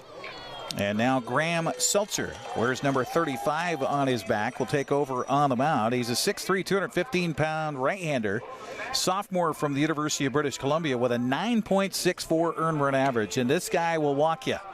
15 walks to 5 strikeouts in his 14 innings of work here so far. So, as my dad would say, wild as a March hare. I always ask Dad, what is a March hare? A March hare is a rabbit that is in the mood in the springtime. Oh, gotcha. Yes, wild as a March hare. There you go. You can blame Dave Granstrom on that one. So the AppleSox here in the 13th, as I have to make up room on my score sheet, we'll bring up Mason Persons, Reeve Boyd, and Cam Hoyland. And the first pitch is a ball. 1-0 the count here to Persons, who is actually still looking for his first base hit tonight. Yeah. He is, 0 for 4 in the ball game. This pitch is, he squared a bunt, took it. It's high, goes off of the catcher, and kind of squirts around behind home plate. And the count 2-0 here to Persons. I've got him down for 0 for 3. He's hit by a pitch. Yeah, that's right. A sack and a hit by pitch. That's right. So 0 for 3. He's been aboard the last couple of times he's been up. 2-0 pitch to him here as he takes, and that's in there for a strike. Yes. Wouldn't mind seeing him get on base again. Ooh, yeah, definitely so. Yeah. You know, we've had some really good relief pitching tonight. Absolutely. And by both actually, sides. You know, this season for the AppleSox. Pitch here, swung on and fouled back, and the count even to Persons at 2 balls and 2 strikes. Mason, you know, he just hasn't had a lot of time with the AppleSox, and so you don't know what he can do on the base paths. He doesn't have a stolen base so far, but again, very limited time for the AppleSox. Yeah, he came into the night just 1 for 4, right? Right. So. 2-2 pitch to him here is a curveball. Strike 3 called. Gone looking is Mason Persons for the first out here of the 13th.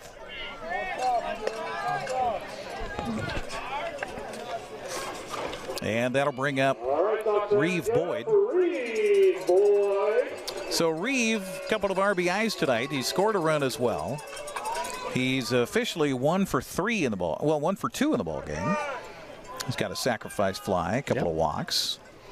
He'll take the first pitch for a ball. And if I'm a Sox hitter, I got to be watching, you know, more pitches up here with a guy who is a little wild. The 1-0 pitch is a strike called on the inside corner and evens the count of 1 ball and 1 strike. And here you get the rest of the umpires behind home plate in the crowd saying, "Oh, what are you talking about?" The ones that had to pay admission to get into the game. Yeah. The 1-1 pitch on the way is a check swing foul, and the count in the pitcher's favor at a ball and 2 strikes. 6th pitcher of the night here for Edmonton. Is it? No, 5th pitcher, sorry. Yeah. Barrett, Lepke, Harrison, Sexton, now Seltzer. And the pitch misses low for a ball.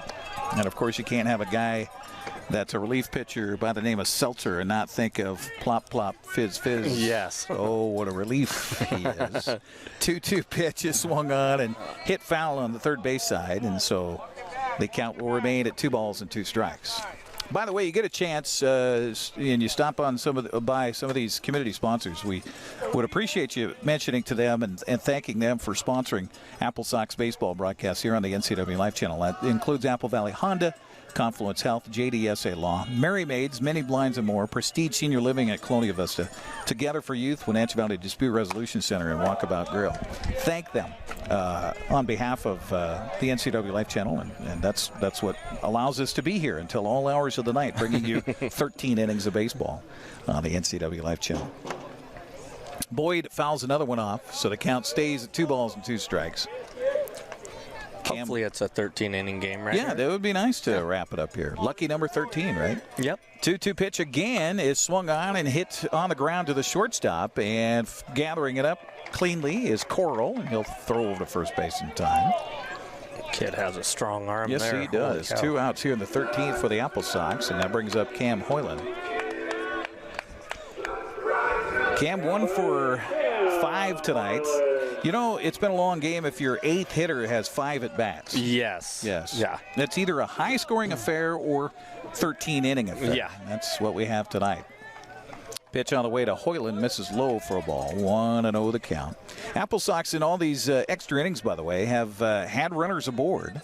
So far here in the 13th, it's been kind of vacant on the base paths. We haven't seen that. The 1-0 pitch to Cam bounces in for a ball. 2-0 the count. Yeah, we're working on our 6th at-bats, and they're working on their 7th. Yeah. Well, there's, 23 hits, I think, between the two teams in the ball game here tonight. Yeah, I think so. The 2-0 pitch on the way is low for ball 3. Yep, take a pitch right here. Yeah, absolutely. Jaden Holloway waiting on deck here for Wenatchee. AppleSox and Riverhawks all tied at 4-4. Pitch on the way is low for ball 4. So, another inning where the AppleSox get a runner aboard. AppleSox got a 2-out walk for Izzy Lopez back in the 12th. He got down to second on a stolen base. But then Trent Liola's popped out to end the threat in the 12th. See if Hoyland tries to make any move on the base paths out there as Holloway steps up. Pitch to him is swung on and missed. And this is Holloway's first game this year, right? Yes. Yep, for the AppleSox. Yeah. Yes. 1 for 5 tonight. He has hit a lot of balls in the air. 3 flyouts to the outfield, 1 pop out to the infield to go with his base hit. Pitch on the way to him is taken for a ball. Evens the count to Holloway at 1 ball and 1 strike. How was that cupcake, by the way? It was excellent. Oh, I see you ate the frosting. No, you did the trick where you fold it over. Yes, you take off the bottom half and then make it a sandwich. Okay. So much easier. See, to my eat. wife was telling me about that. She saw that on TikTok. Oh yeah. The pitch misses high for ball. I saw it. Show people at home. See if they'll show you. They'll show you on the camera here. So you take the bottom of the cupcake, you pinch it off, and then you fold it over on top of the frosting so that you don't get the frosting on your fingers. So it's like the good old-fashioned cupcakes that we had when we were kids, right? All right, You got the goodies in the middle. I got you. 2-1 to count here to Holloway, and the pitch on the way, low for ball 3. And I learned that from my kids. Oh, see? Yep. Yeah. Sometimes listening to teenagers isn't a bad thing. Yeah. And this was in when they were younger. Oh, really? Yeah. Oh, so that's been around a while. A little while, yeah. Okay. All right. 3-1 count to Holloway with a runner at first for the AppleSox. Nice. Get a runner at second base for us. Get a walk right and here. Back to the top of the order, by the way. Yeah. And this pitch is a strike called on the inside corner, so the count runs full to Holloway at 3-2. What this does also, though, puts Ohland in motion over there at first base.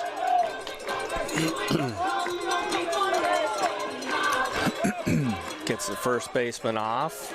3-2 count to, excuse me, Jaden Holloway. I'm running out of beverage over here. I'm going to be dry here pretty quick. Pitch on the way to the plate as the runner goes is high for ball 4. You need another seltzer? No, I'm good. I'm good. Back to the top of the order here for Frankie Carney for the AppleSox. We'll get a visit to the mound by the catcher here, Nico Libid. Wants to talk it over with Graham Seltzer. That's a great name. I love that. Graham Seltzer. Yeah. Okay, so we got time here. I don't know if Malcolm or if it's Josiah back in the van. But can you show the cupcake thing here, boys? If they're listening to us. There you go. So show that closer to the camera. So you take the bottom of the cupcake, you pull the cupcake off, and you put that on top. Yep. Okay. All right. Yeah. I got you. Make it a little sandwich. That's pretty slick. And then you keep your fingers clean. Fingers are clean. I like it. So 2 on for the AppleSox here in the 13th as we're getting a little squirrely here on the broadcast. Low sugar level, except for my broadcast partner, Brandon Schmitten, is going to be flying high here pretty soon.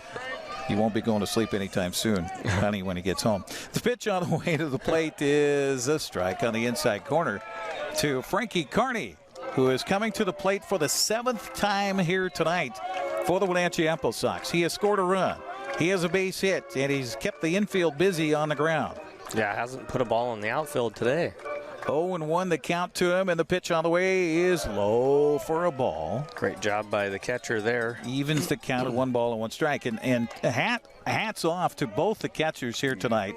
Libid for the Riverhawks, Ohland for the AppleSox. They've just done yeoman's duty here throughout the ball game. 1-1 to count to Frankie Carney with the winning run out there at second base. Pitch on the way is low for a ball. 2-1 to count. Carney's the guy you want up right now. He's batting 360 on the summer for the AppleSox. Best hitter you got out there right now. Frankie back in and ready. Wags that bat across the plate. Runners at first and second. The one that matters is the one at second base with 2 outs. Pitch on the way, high, very high for ball 3. You know, I'm okay with having Carson Ohland up with the bases loaded too. Yeah, and then it puts all the pressure on the catcher too. You get a runner at third base, and then you get a wild pitch, and who knows what happens. Yeah. 3-1 count to Carney, and those that are left, and there's quite a few left here at Baltava Senior Stadium. Full throat after 10 o'clock. Pitch on the way, way high for ball 4. The bases are loaded.